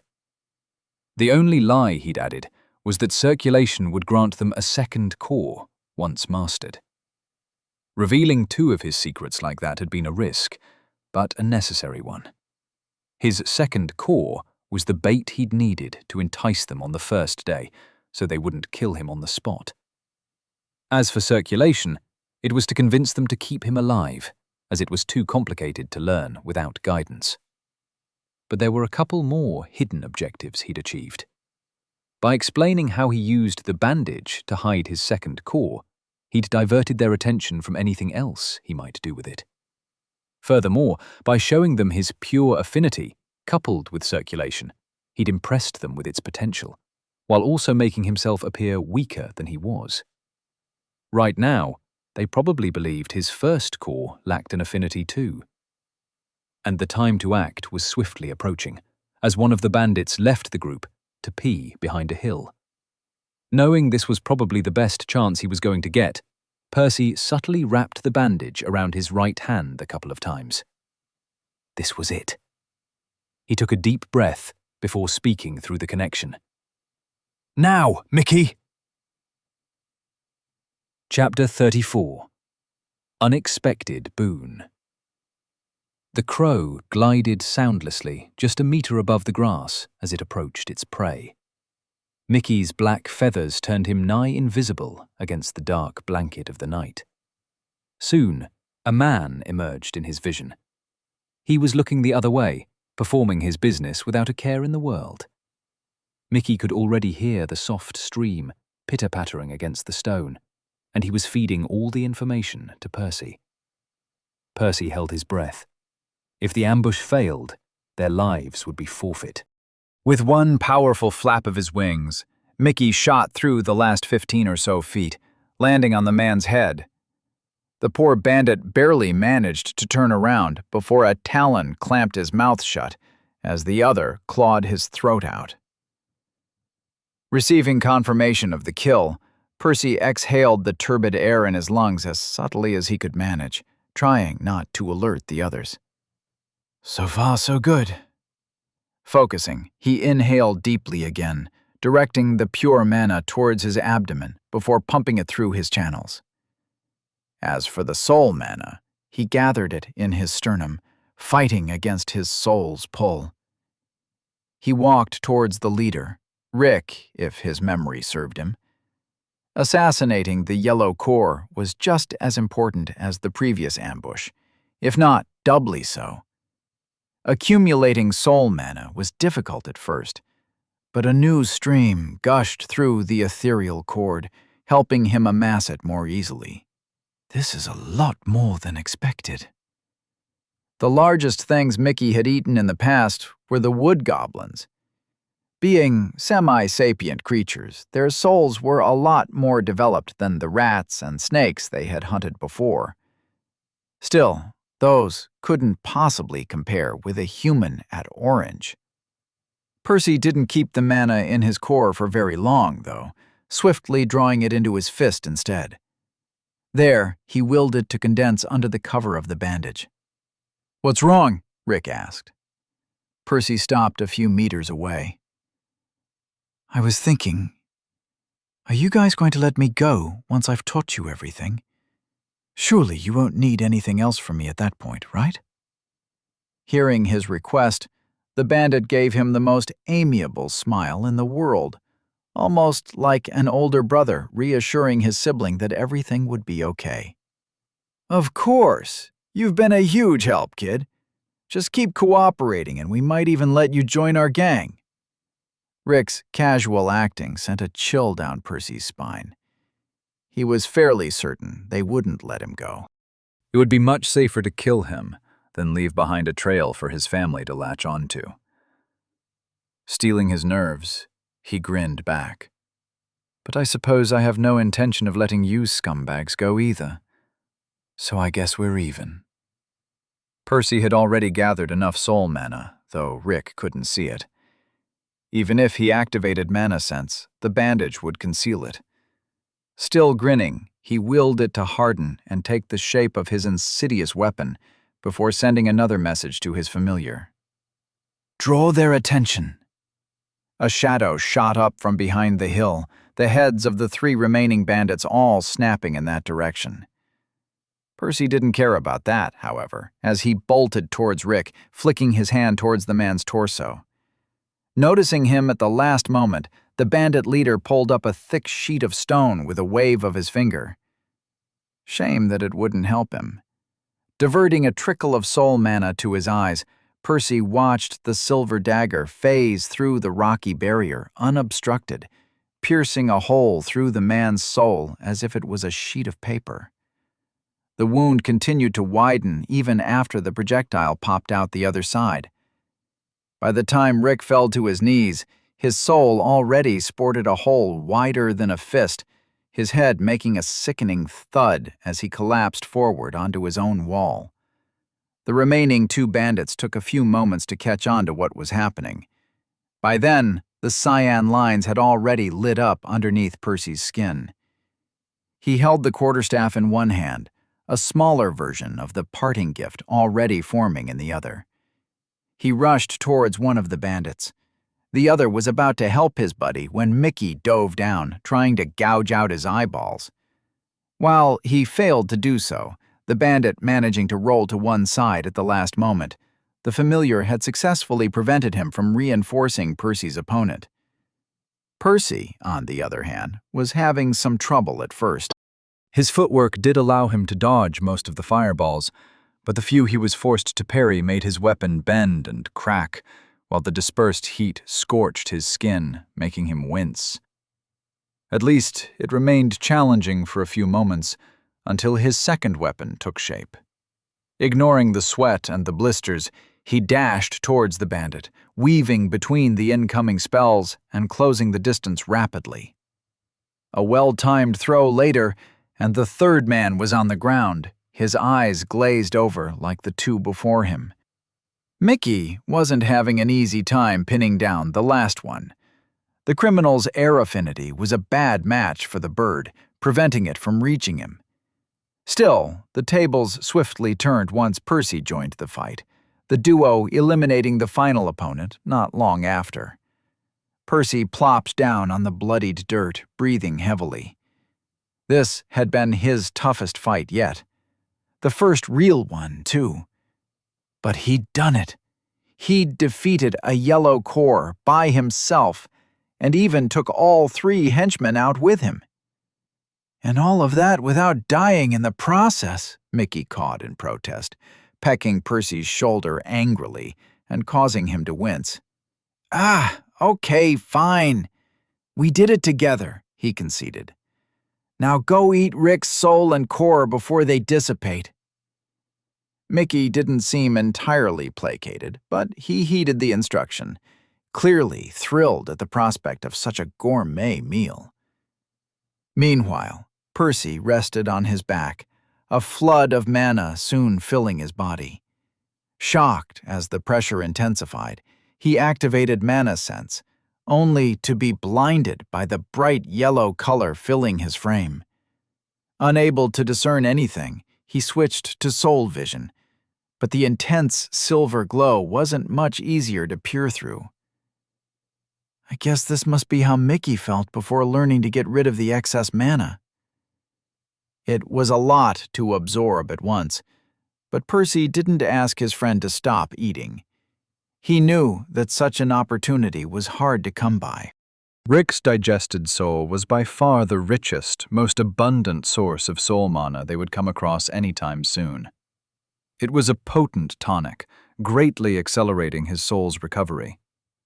Squinting, he barely managed to watch his gruesome injuries closing in real time. The sight almost reminded him of the time his grandpa had healed his physical wounds in mere moments. Mickey stopped producing soul mana about 10 minutes later, but fully processing it took them a couple hours longer.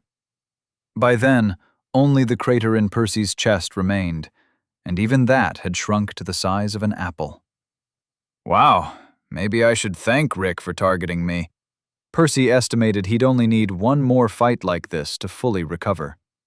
Of course, he had no intention of chasing more bandits or provoking other yellow cores, but even the orange beasts they would be hunting at their destination should do the trick in a few more weeks. In fact, he figured he could probably refill his core without Mickey's help if necessary. Mickey rustled his wings and eyed him in concern. You're right. Better keep moving. They were both spent. so resting for a few hours before resuming their journey didn't sound too bad. Sadly, the longer they remained on the path, the greater their odds of running into more trouble. Getting to the guild as soon as possible was probably the wisest choice. Luckily, the bandits had traveled in the same direction, so they hadn't lost much time. Calculating the distance, Percy estimated they should be within a day of their destination. Standing up, he quickly scanned the corpses for anything valuable. Nothing. The poor bastards were broke. Retrieving his elixirs, he climbed onto his horse. Only one dose was missing from the pouch. Naturally, it would have been too wasteful for them to use the elixirs in their concentrated state. Percy's entire stash would have barely lasted them a week. Their next promotion had probably been decades away, so the elixirs wouldn't have made a dent. Instead, they had likely planned to dilute them all, making each dose last the group for nearly a month, and the entire stash would have lasted them well over a year. And just for that one tiny bottle, they paid with their lives. He sighed. This was the true Remier, away from his house's walls, a jungle, where the lowborns like him had to place their lives on the line every single day for a small chance to survive. But I will, no matter what. Chapter 35. Scorpions. The azure flash sliced through the thick carapace as if it was butter. It might as well have been, against the spell of a green. Elaine swung her arms a few more times, 3 whips lashing out with each move to dice the rest of the creatures into pieces. "Careful not to damage their stingers or their venom glands. It's what we're here for," Enid said. The blonde girl was having a bit more trouble at yellow, but her earth magic kept the enemies at bay at least. "You don't have to worry about her, Enid. Princess knows what she's doing," Elaine said. Having inherited the bloodline, the boy's life affinity didn't help him much in a direct confrontation. Still, he reduced the pressure on his cousins by distracting the beasts with his clones. "All I'm saying is, each scorpion is worth 4 silver. It would be a waste to lose some." "All right, stop bickering. I think we managed to preserve most of them," Elaine said. She wiped the sweat off her brow as the last of the creatures fell limp on the sand. Exhausted, she walked to one of the more intact carcasses and sat against it. Drawing the last drops of mana from her core, she manifested a mouthful of water to quench her thirst. The worst thing about the desert was the suffocating heat. To add insult to injury, it wasn't particularly suited to her affinity either. Refilling her reserves took twice as long here. Taking deep breaths, she tried to recover as much as she could while resting. Enid soon joined her, also in need of a break. It wasn't like they hadn't considered helping Aelin harvest the loot, but the boy had volunteered to delegate the menial task to his clones. Instead, she summoned her status. "Elaine Avalon, Mana Core, Spells," she sighed. Her status irked her every time she looked at it. Her first and only crude spell had registered several years ago, yet the upgrade still eluded her. "Reaching white my ass," she smiled bitterly. She'd resolved to obtain a refined spell even before Percy's return from Huihui, yet here she was with nothing more than a single crude one over a year later. Not just that, but her cousin had achieved what she'd failed to while still being at Orange. And he had 3 other spells, too. Yet, despite being 2 full grades above him, Elaine couldn't even manage it with Percy holding her hand and walking her through the process. Strengthening her body and tempering her mana channels had been fine, but she just couldn't figure out the correct pattern for her affinity. Such an embarrassment. The only thing she could do was to resume taking mission after mission, focusing on her whip instead. At least she could now summon a whopping 6 constructs at once. Sadly, sheer quantity didn't want a refined spell make. All right, that's all of them, Aelin said, breaking her out of her thoughts. 4 men stood behind him, each with a face identical to his own, save for their soulless gazes. They didn't utter a word of complaint, despite the heavy-looking sacks they bore over their shoulders, filled to the brim with grimy scorpion parts. One even had a stinger sticking out of the bag, passing just inches from the clone's cheek, but he didn't seem bothered in the slightest. Finally! Enid jumped to her feet excitedly. I can't wait to take a bath and sleep in a proper bed. She looked at Elaine expectantly, silently urging her to get a move on. Faced with a cousin's eagerness, the latter acquiesced, pushing herself up as the corner of her lips curved upwards. Elaine and Enid were both Orangeborns, but they didn't waste their time wallowing in self-pity. What right did she have to be unhappy? The trio was about to head out when a sudden burst of sand blinded them. Elaine opened her eyes just a second later, only to be greeted by a gruesome sight. 3 figures were lying on the ground, pinned down by long stingers. Each barb was twice as thick and thrice as long as those of the regular scorpions, making them resemble lances more than monster parts.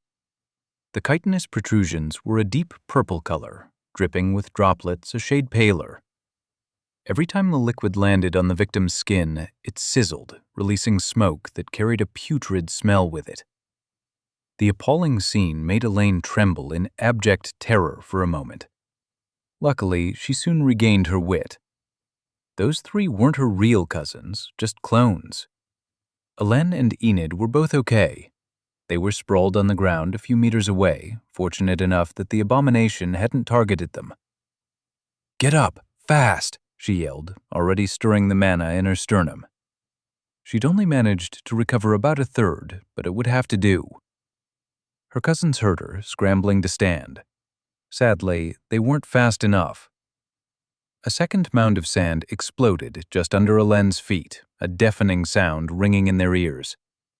As soon as the cloud settled somewhat, Elaine spotted a colossal pincer pointing towards the sky, chunks of wet gore hanging off its serrated edges.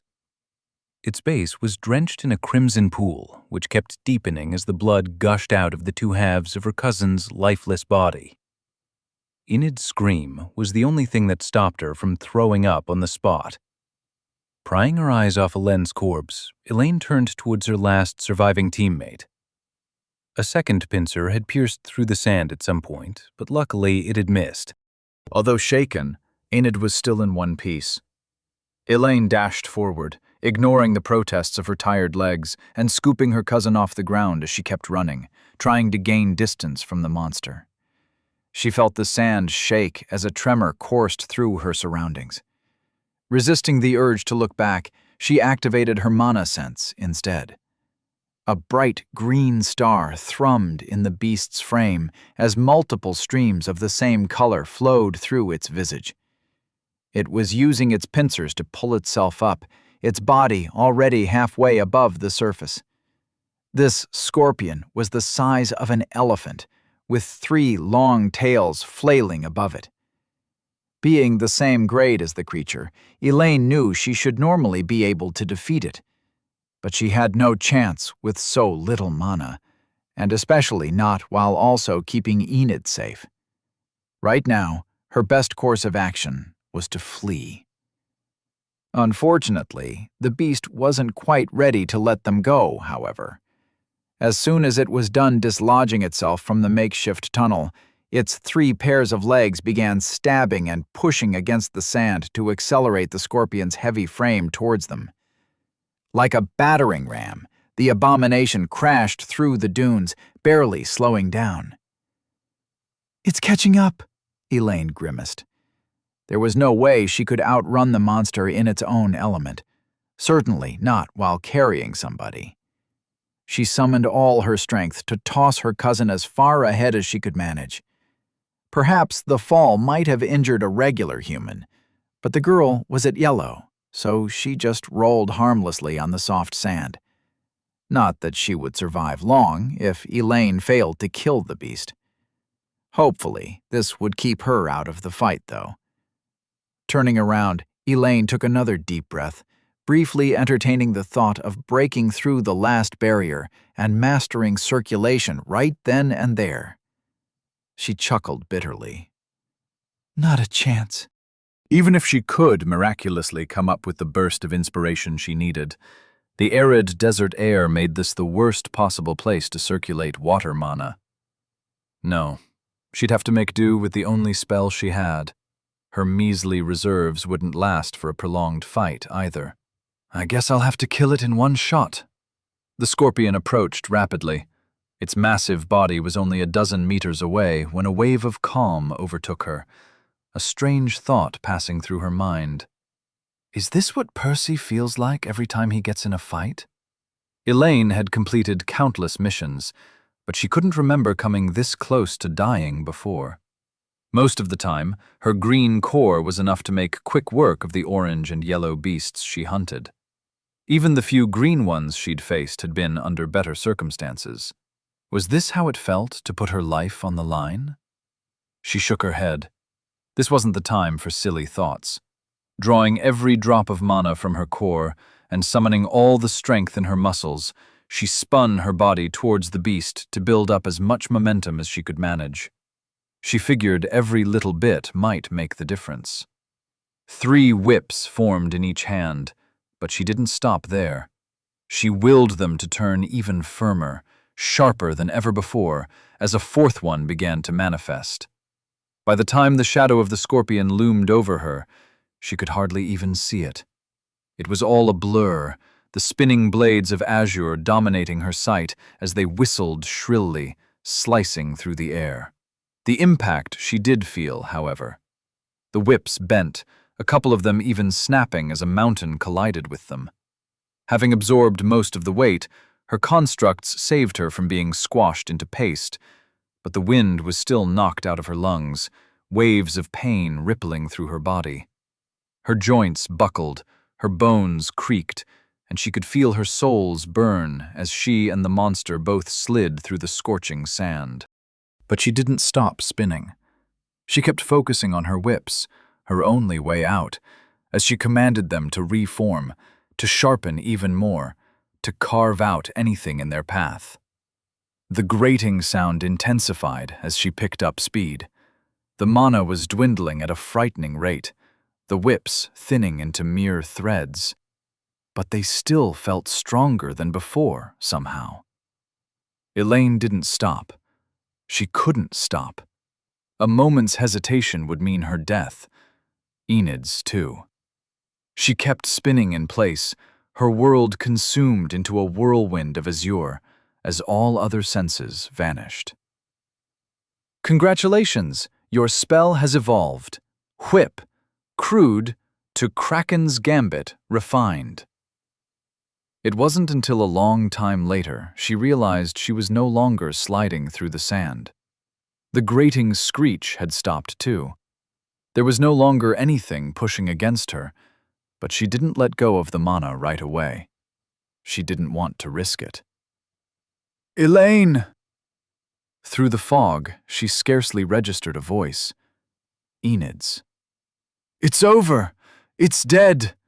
Her cousin added after a moment. Only then did she allow the spell to fizzle out, plopping down weakly. Yet she didn't land on the dry mound of sand she was expecting. Everything still spun, though she marginally registered a greenish chunk of wet chitin in front of her eyes. She tried shifting around. All her muscles hurt. She felt more of the goo surround her with every movement. She was practically swimming in the stuff. I'll need some help getting home. Chapter 36. Fungal Spire. Technically, Baldy had explained what they would find at their destination. Perhaps Percy shouldn't have been so taken aback by the sight before him. Yet here he was, blinking repeatedly as he struggled to believe his eyes. Maybe they were playing tricks on him, tired as he was from the long journey. Mickey cawed, clearly sharing his awe. Yeah, I didn't realize it was going to be this big either. The Alchemists' Guild was situated next to an extraordinary structure resembling a conical tree. An impossibly tall one, too, its tip lost above the clouds. It was adorned from top to bottom with bright lights of all colours, making it appear man-made and seemingly erected for some grand festival. Yet this assessment couldn't be further from the truth. To start with, this was no plant at all. Strictly speaking, it was a mountain. Its trunk was really a narrow column of rock, several miles tall, thrusting towards the sky like a giant's spear. There was nothing artificial about it either. Countless huge mushrooms grew all over the steep slope, their stems bending upwards. As a result, their caps faced the stars, forming platforms hundreds of meters wide. These titanic protrusions constantly released mana of all types, giving the place its varied glow. So, this is the fungal spire. According to his grandpa, it was among the greatest natural treasures on Remior. It was also one of the main reasons other races targeted them. Multiple underground rivers of mana converged beneath it, allowing the monstrous fungi to flourish. This, in turn, had given rise to a truly bizarre ecosystem, where the main ingredient for the elixirs could be found. The guild, where Percy would be living, was built at its base, while the hunting grounds, where he and Mickey would spend most of their time, were the giant mushrooms themselves. Mickey cried out again, snapping him out of his thoughts. Reminded by his familiar, Percy gently tapped the horse's side with his heel, urging it to gallop faster. There would be plenty of time for sightseeing later. He shouldn't delay and risk getting attacked again. His relief was palpable as the guild's entrance came into view. At last, he was safe. The lack of a queue is a welcome bonus too. Not that this wasn't a popular destination. Quite the opposite, in fact. Aspiring alchemists and merchants travelled to the guild all year round. Still, it couldn't compare with the traffic to the Order's temples, where a third of Remior's children were brought to take the test. Certainly not this late at night. Everything okay on your end? Percy had bid his familiar farewell a few minutes ago. The bird couldn't follow him into the guild proper, so the plan was for Mickey to circle around and find a place to roost on the other side of the trunk. Apparently, the base of the spire was designated as the bottom level of the hunting grounds, mostly populated by red beasts. There, the bird could fly around unobstructed, with nothing daring to approach. Of course, the perimeter of the guild was patrolled by numerous squads to prevent intruders from entering without authorization. That said, they wouldn't care much about a lone beast passing through the bottom level. After receiving confirmation from his friend that he was all right, Percy approached the guards. The two men wore green robes, the same color as their cores. The clothes were neat, but not nearly as over-the-top as the funny-looking togas and sandals of the guards at the temple. The guards were half asleep, one even startled by his appearance, probably not expecting any visitors past midnight. Still, they were professionals. Without complaint, they requested his official documents backing his purpose at the guild. Percy took out his grandpa's letter, which one of the guards skimmed through rather quickly, before handing him a wooden badge. "This is only for guests. You'll have to register properly inside the third building to your left, but it's not open at this time. For now, keep going until you reach the building with the blue door, and then head right until you get to the inn. You can stay the night there for free. The stables are next door." Percy nodded and walked inside, his horse in tow. As soon as he entered the settlement, his eyes widened. Motes of light danced in the wind, like colorful snowflakes painting everything in joy and wonder. He'd noticed some outside, too, but they were much denser here, probably thanks to some large-scale enchantment keeping them within the guild's perimeter. The tiny orbs faded into nothingness every time they touched an object, a red one startling him as it landed on his nose. They must all be coming from the mushrooms.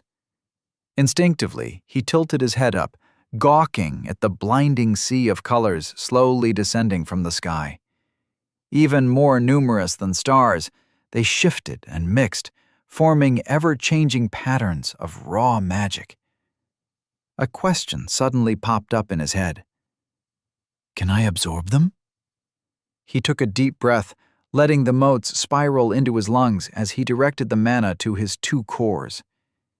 His regeneration was slightly faster than outside, maybe by 20% or so, but that was about it.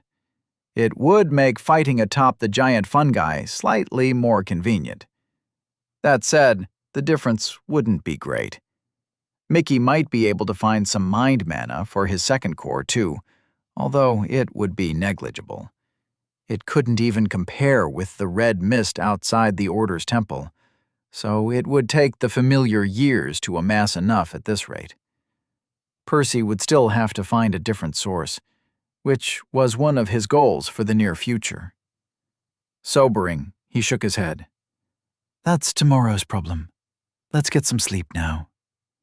Following the guard's instructions, he slowly made his way towards the inn, all the while appreciating the sights around him.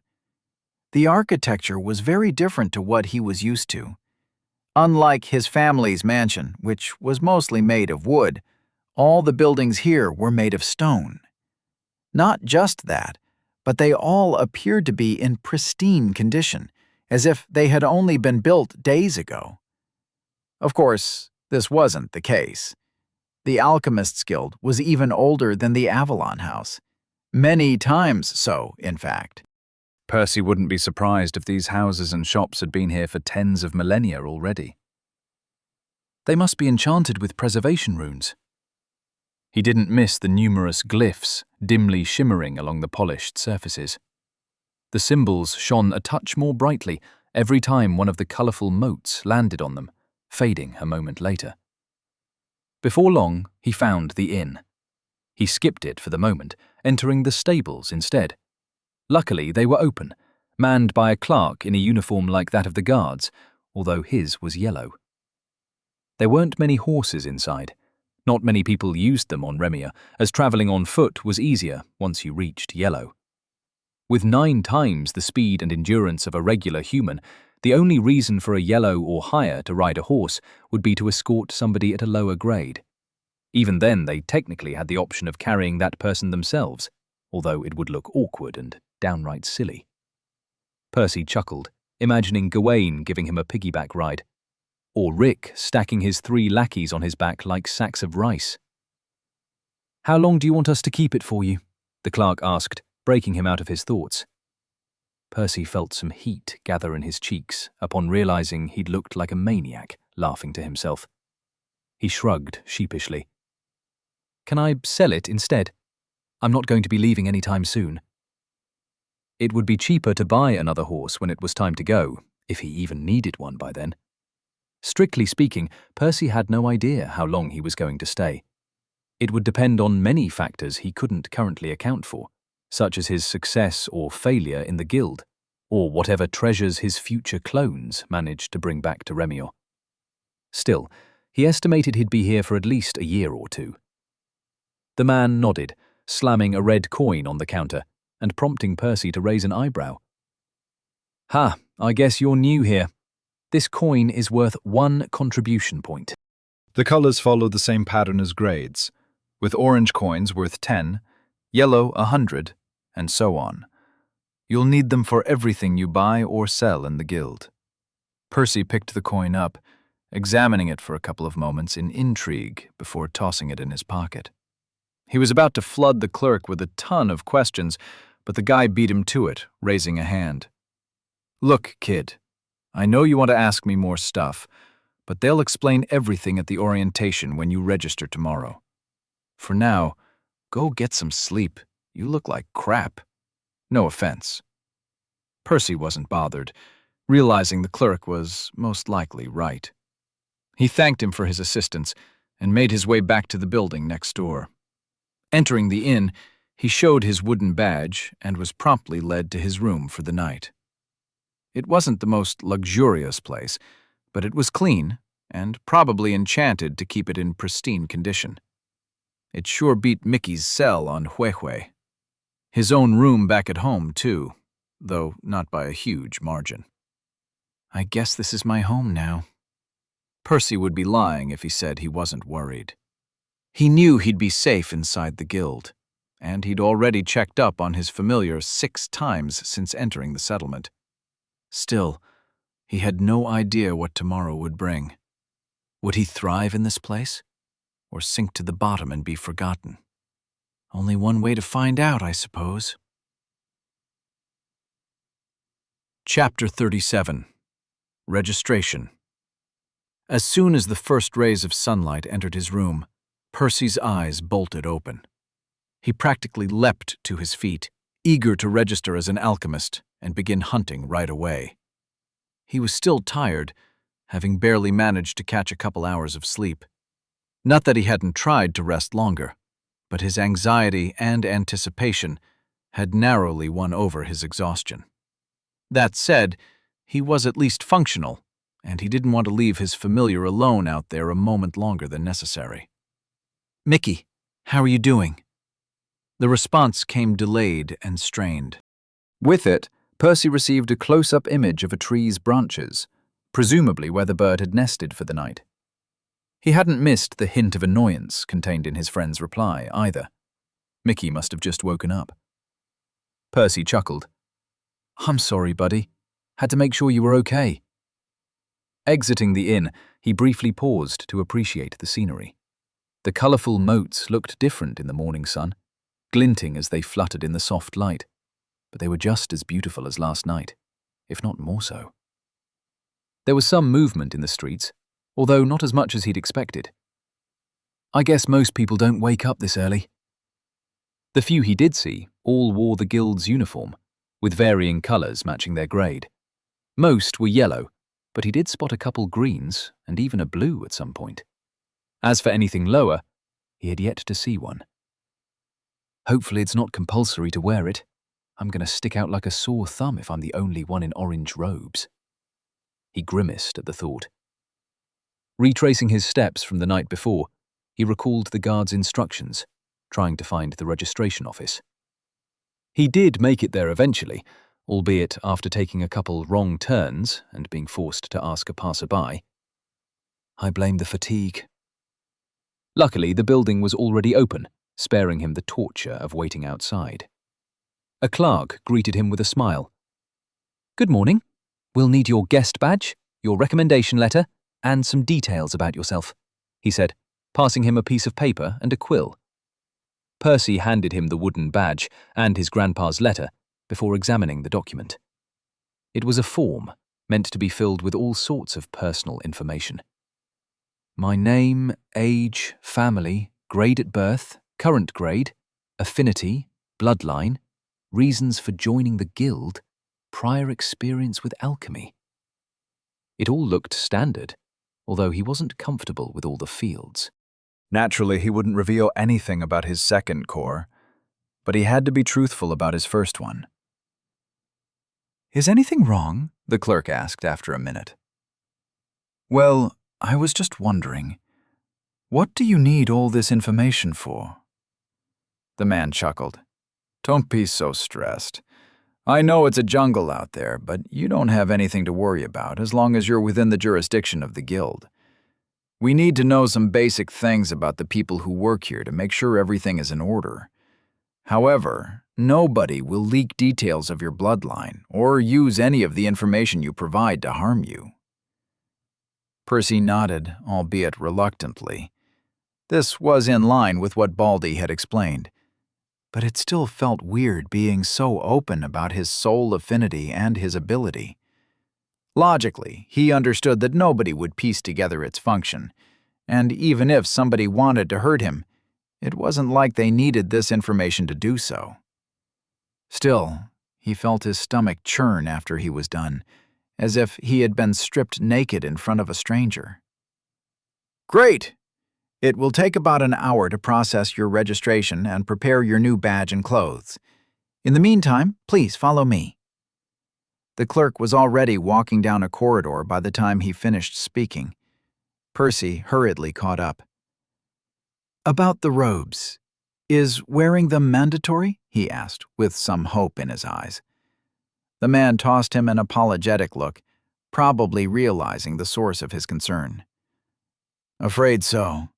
Still, I assure you that your lower grade won't affect your ability to access any of the Guild's facilities. If you suspect anyone has refused to accommodate you solely because of that, make sure to report them to the Guild's management. Percy's expression fell at the beginning of the clerk's response, although he had to admit he did feel better by the end. At the end of the corridor, they reached an open door which led to a small room with a few sets of desks and chairs facing a blackboard. 2 people were already sitting inside, neither of them wearing the Guild's robes. To save time, we explain everything to you in batches, the clerk said. Please wait in this room for now. Your orientation will begin once a few more people gather. After he left, Percy looked at the other newcomers. Both appeared around his age, although it would be misleading to make any assumptions based on that alone. Having reached adulthood, it would take them decades for any physical changes to show, given their yellow cores. They also checked him out at first, but quickly frowned and grew disinterested upon noticing his grade. Despite what the clerk had said, people wouldn't stop looking down on him just like that. At most, the Guild's rules forced people to not decline him any important services, but their thoughts were still their own. Okay, fine. No talking then. Let's all wait in silence. And wait they did, for several more hours. 3 more people were brought in by the clerk at various points, but he didn't seem keen on beginning the orientation just yet. Percy entertained himself by peering through his familiar's eyes, watching the bird hunt some black wasp-like creatures and stuffing its face full of red cores. The others in the room didn't have that option, however. "How much longer until we start? I've been here for 6 hours!" one of them yelled at the clerk the next time he showed up. "I apologize for the delay. Usually we do this in groups of 7. Unfortunately, it's been a slow day today. If nobody shows up in the next hour, we'll start anyway." The reactions were mixed. Some were visibly annoyed upon hearing they had to wait longer, while others appeared relieved to finally have a concrete time frame. As for Percy, he was a bit more neutral. He still itched to head out and begin hunting, of course, but he was no longer worried about Mickey. It was hard to be after watching the bird play around all morning. Either way, the clerk returned just a few minutes later to put them out of their misery with the 7th person in tow. She was a girl in her late teens, her tousled dark hair barely reaching her shoulders. It matched the color of her eyes, half hidden behind glasses. Her petite frame was dressed in casual clothes, not exactly what one would expect from a noble lady. In fact, unlike the others in the room, Percy failed to recognize her house's insignia. Must be a new family. Either way, she was at yellow, like everyone else besides him. He figured they were all orange-borns, too. It fit with their appearances. None of them looked old enough to be red-borns or young enough to be yellow-borns. At least the new girl didn't look at him with ridicule like the rest. Well, technically, she didn't even spare him a glance at all, or anyone else for that matter. Ignoring all the annoyed glares aimed her way, she sat at the nearest chair before resting her face down on the desk. Evidently, she was only going through the motions, still half asleep.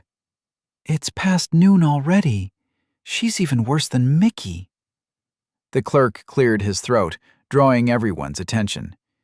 His gaze lingered on the drowsy girl for a moment, but he didn't dwell on her. "I apologize again that this took so long, but we can finally begin." Chapter 38. Orientation. The first part of the clerk's explanation wasn't anything too eye-opening.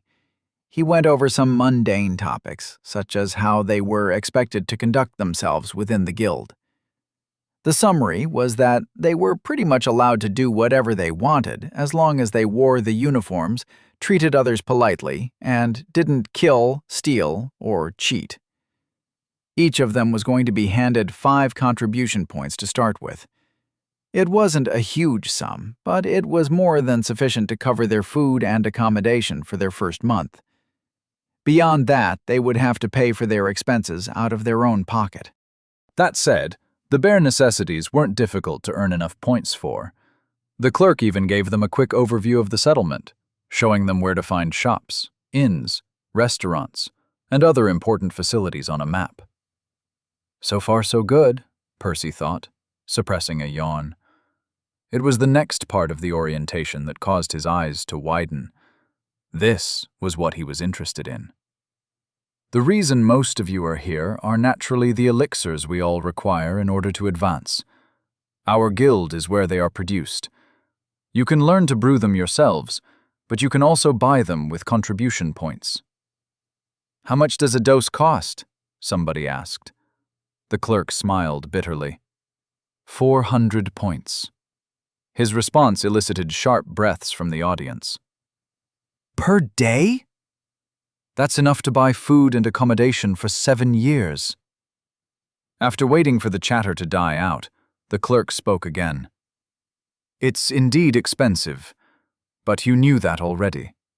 It's not any cheaper to buy it from the guild than elsewhere.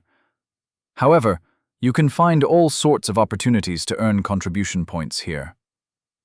The room remained quiet, prompting him to continue. The simpler ones are jobs like the one I'm doing right now, he smiled. Although these posts don't pay that well, we typically treat them as a vacation, for when we want to take things easy for a couple of weeks. Then, what's the most profitable method? An initiate asked. Alchemy, obviously. After all, it's the guild's specialty. There is no better way to earn points than to brew your own elixirs and make a killing selling the excess to others. But I'm afraid there's a catch. Nobody looked surprised by his admission. If it was that easy, nobody would bother with anything else. Learning the art is a time-consuming process and a colossal money sink. You'll have to spend months, if not years, to get any good at it. You'll need to throw a warehouse of ingredients down the gutter, too. Until then, you'll be losing more points than you earn. Everyone's faces fell, but he continued. Consequently, I advise you to forget about alchemy for the time being. If you have lofty aspirations to live a life of luxury and wealth, it might be something for you to work towards in the long term. For now, your best bet is to venture out into the fungal spire and hunt the starry wasps. What does that involve? A young man asked. Percy recognized him as one of the 2 people who'd arrived earlier than him. The clerk proceeded to explain how the hunting grounds worked. Essentially, the fungal spire was segregated into 5 levels, each based on the grade of the beasts living there. The higher one ascended, the stronger the wasps got. At the ground level, where Mickey was currently staying, only starry drones could be found, which had red cores and were about as large as a man's fist. Further up, one could find starry workers, soldiers, knights, and commanders, which progressively increased in both size and grade, all the way up to blue.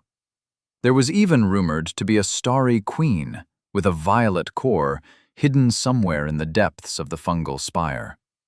However, nobody could verify if this was true, as entering the structure was strictly prohibited. The number of insects living inside the spire vastly eclipsed the few that wandered outside. Still, the guild's foremost priority was to preserve the local ecosystem, so people were only allowed to freely roam and hunt on the giant mushrooms. What you want to harvest is the special gland that all types of wasps develop just a few inches below their core. According to the clerk, this unique organ contained a few drops of nectar, the primary ingredient for the elixirs. The amount of nectar contained in each gland depended on the grade of the creature. Apparently, the starry drones at the bottom level usually carried 5 drops, with each higher grade having 3 times as much as the one below. Each drop of nectar was valued at precisely 1 contribution point. Or perhaps it might be more accurate to say it was the other way around. Clearly, the entire economy of the Alchemists Guild had been built around the exotic substance. At the end of the day, it all comes down to your combat ability. If you're good, you can kill a lot of wasps per day and make a ton of points. Sadly, it means that some of you may be at a bit of a disadvantage. Percy didn't appreciate how everyone pointedly turned towards him. They aren't wrong, though. Most of these people would be hunting the starry soldiers on the 3rd level, while he and Mickey would have to make do with the workers on the 2nd one. Still, that wasn't necessarily a bad thing. He actually liked the idea of having an entire level to himself. After all, he had many secrets. Hunting in a crowded area would be inconvenient. "Any questions?" the clerk asked after finishing. Only one person raised her hand. It was the girl with the glasses who had arrived last. She'd spent the entire orientation face down on the desk, so Percy assumed she'd slept through the whole thing. The clerk didn't look very pleased either, creasing his brow. He probably thought she was going to ask about something he'd already explained. Still, he didn't stop her. "Are we obligated to hunt or brew?" The man raised an eyebrow, not expecting that question. "Well, no. Nobody can tell you what to do. If you want to stick to other jobs and only pay for your expenses, you're technically allowed to do that.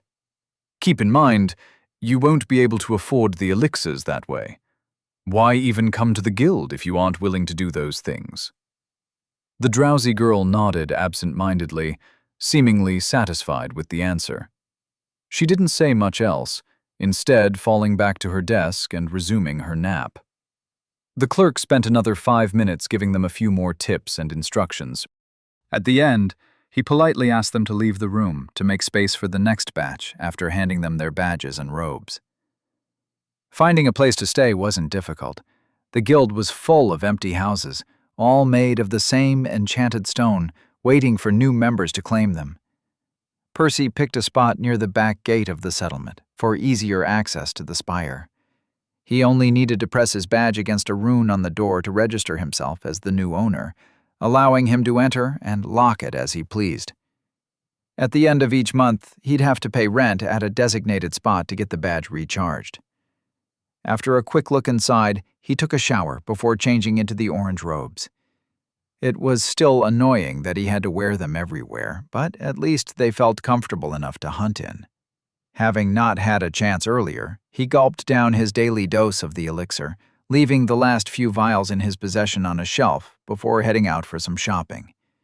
Despite being quite hungry, he didn't buy much, settling for a loaf of bread.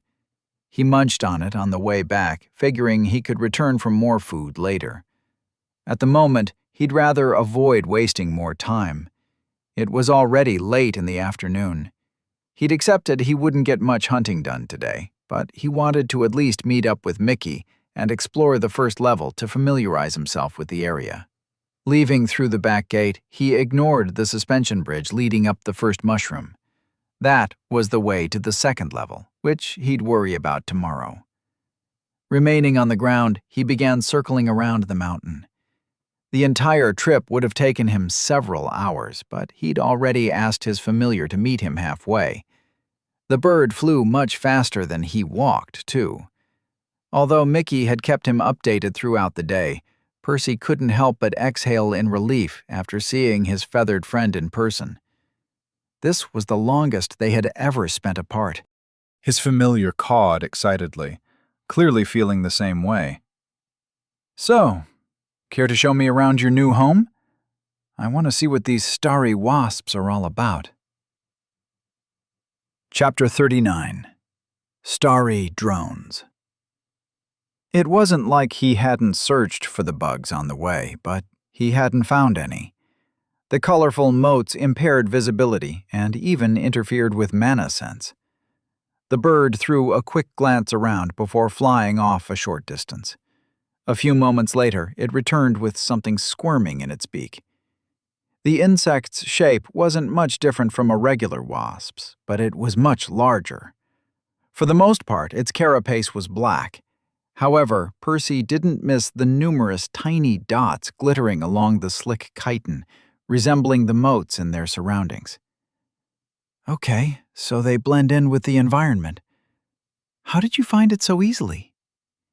Mickey hadn't struggled much to locate the oversized bug, seemingly unaffected by its camouflage. The familiar pointed to its eyes with a wing. Percy smiled wryly. Not very helpful. I wouldn't be able to spot one farther than 6 meters away. Unless...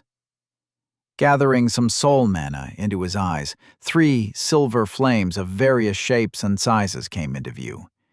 His own was the largest, followed by Mickey's. The wasp's wasn't nearly as bright, merely a wisp on the verge of being snuffed out. But it was there nonetheless. This was good news. Due to his nature as a familiar, Mickey had manifested some unique abilities, allowing him to interact with the souls of others. At the beginning, it had only affected his beak, letting him consume the souls of his prey. Following his advancement to orange, however, it had extended to his talons and eyes. Evidently, while the colorful motes affected both mana sense and regular sight, they weren't alive and thus could be filtered out through soul vision. It's nice to know we have at least one advantage over others. Still, Percy failed to spot any other wasps nearby. Apparently, they were somewhat scarce. Despite having the ability to see them, he and Mickey would have to move around a lot. Eat its core, but be careful not to damage anything else. The bird heeded his instructions, swiftly putting the wasp out of its misery and cawing in satisfaction after swallowing the tasty snack. Pulling a knife out, Percy carefully sliced open the bug's thorax vertically and gingerly placed his fingers inside, searching for something. A few moments later, he pulled out a soft, squishy ball about half the size of a cherry. Taking a small vial out of his pocket, he uncorked it with his mouth before cutting a small hole into the gland and squeezing it above the bottle's opening. A drop of a viscous liquid fell inside. It glowed with a rich amber color, looking a bit like magic honey. On second thought, isn't that precisely what this is? Percy compressed the gland more firmly until he counted 5 drops. This was already worth as much as what the guild had given him. Clearly, the clerk wasn't kidding when he said it would be easy to make a living. Still, I need 800 drops per day for both of my cores. It was a huge sum. Percy wasn't sure if it was even possible to get that much. Mickey and Soul Vision would certainly help, but they'd need to hunt 160 starry drones a day on average. Mickey, let's play a game. Whoever finds the most wasps in the next 2 hours wins. Mickey cawed excitedly, declaring his dominance. He was over the moon, having barely eked out a victory in their little competition. Percy wasn't nearly as happy, on the other hand, although his loss wasn't what soured his mood. As expected, hunting on the first floor isn't very efficient. The two had only found another 5 wasps by the end. Extrapolating, he estimated that even if they spent all day doing this from now on, they'd only get about 200 contribution points, barely half a dose, a quarter of what he needed.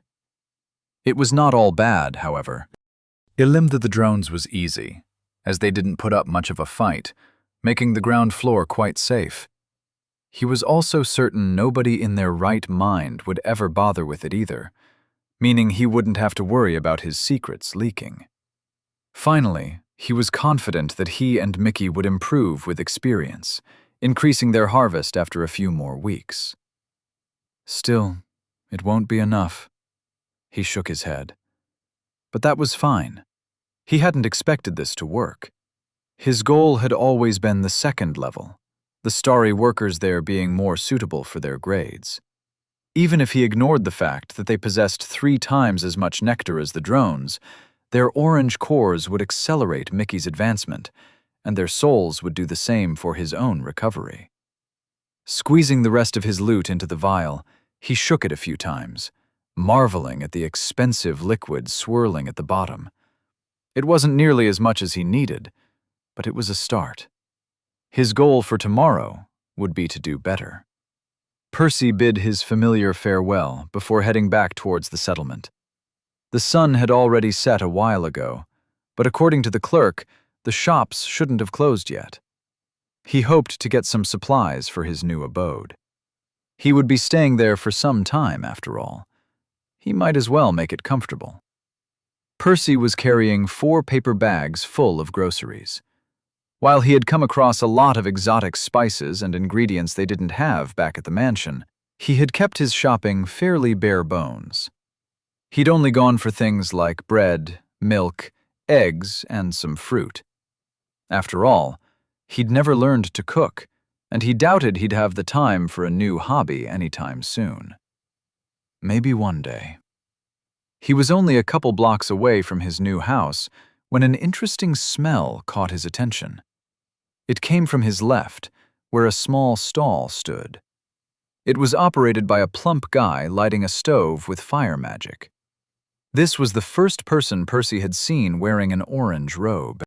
He looked a bit older than the others, too, seemingly in his mid-30s. His short hair was a vibrant ginger color, his features soft. Most notably, a bright grin was plastered all over his face, making him look rather approachable. "A Redbone," the guy noticed him as well, waving at him to approach. "First day here?" "What gave me away?" "Nothing, really. I just haven't seen you before." The affable vendor handed Percy something warm, wrapped in a piece of parchment. He sniffed a couple of times, trying to discern what it was. It looked a bit like a pancake dripping with honey. However, it had been rolled up, and the outside was crispy too. Percy struggled to keep himself from drooling. "What is it? It looks delicious." "It tastes even better," the guy grinned. "I call them honey rolls." "How much?" Percy asked, reaching into his pocket. The guy shook his head. "First one's on the house. Think of it like a welcome gift. Or Redborn solidarity, if you prefer." "Thanks." If the guy was offering, Percy wouldn't stand on ceremony. He bit a chunk out of the honey roll. The dude wasn't kidding. It was heaven. The thin crust gave way, crunching under his teeth as the flavor of the honey blended with the warm dough. Maybe he was a little biased, having lived off dried rations for 2 weeks straight, followed by some bland bread. That said, he'd bet money that one of these would still taste good tomorrow. Suddenly, a strange thought crossed his mind. "Don't tell me you're using nectar." "Ha! As if! What moron would waste an elixir's worth of nectar on a snack?" the plump dude chuckled. "Besides, I doubt it would even taste that good. This is just regular honey," he added after a moment. Percy nodded. That made sense. "Name's Freddy," the plump guy said, extending his hand. Percy hurriedly wiped his fingers on the parchment a couple of times before reciprocating. "Percy, are you also doing this as a vacation? The clerk from the orientation said you can't afford the elixirs without hunting wasps or learning to brew." Freddy's face fell at his question, making Percy realize he might have asked something inappropriate. He was about to apologize, but the guy spoke first. He was right. My honey rolls are rather popular, if I may say so myself. Still, nowhere near enough. He remained silent for a few seconds, before continuing with a wry smile. "But I've given up on hunting. Even after busting my arse, I could barely make 300 points on a good day. It would still be enough to get the expensive elixir every other day or something, but I figured it wasn't worth the trouble. Right now, I've settled on the diluted ones." Percy felt the urge to protest, to tell Freddy not to give up, but he suppressed it. What do I even know? I just got here.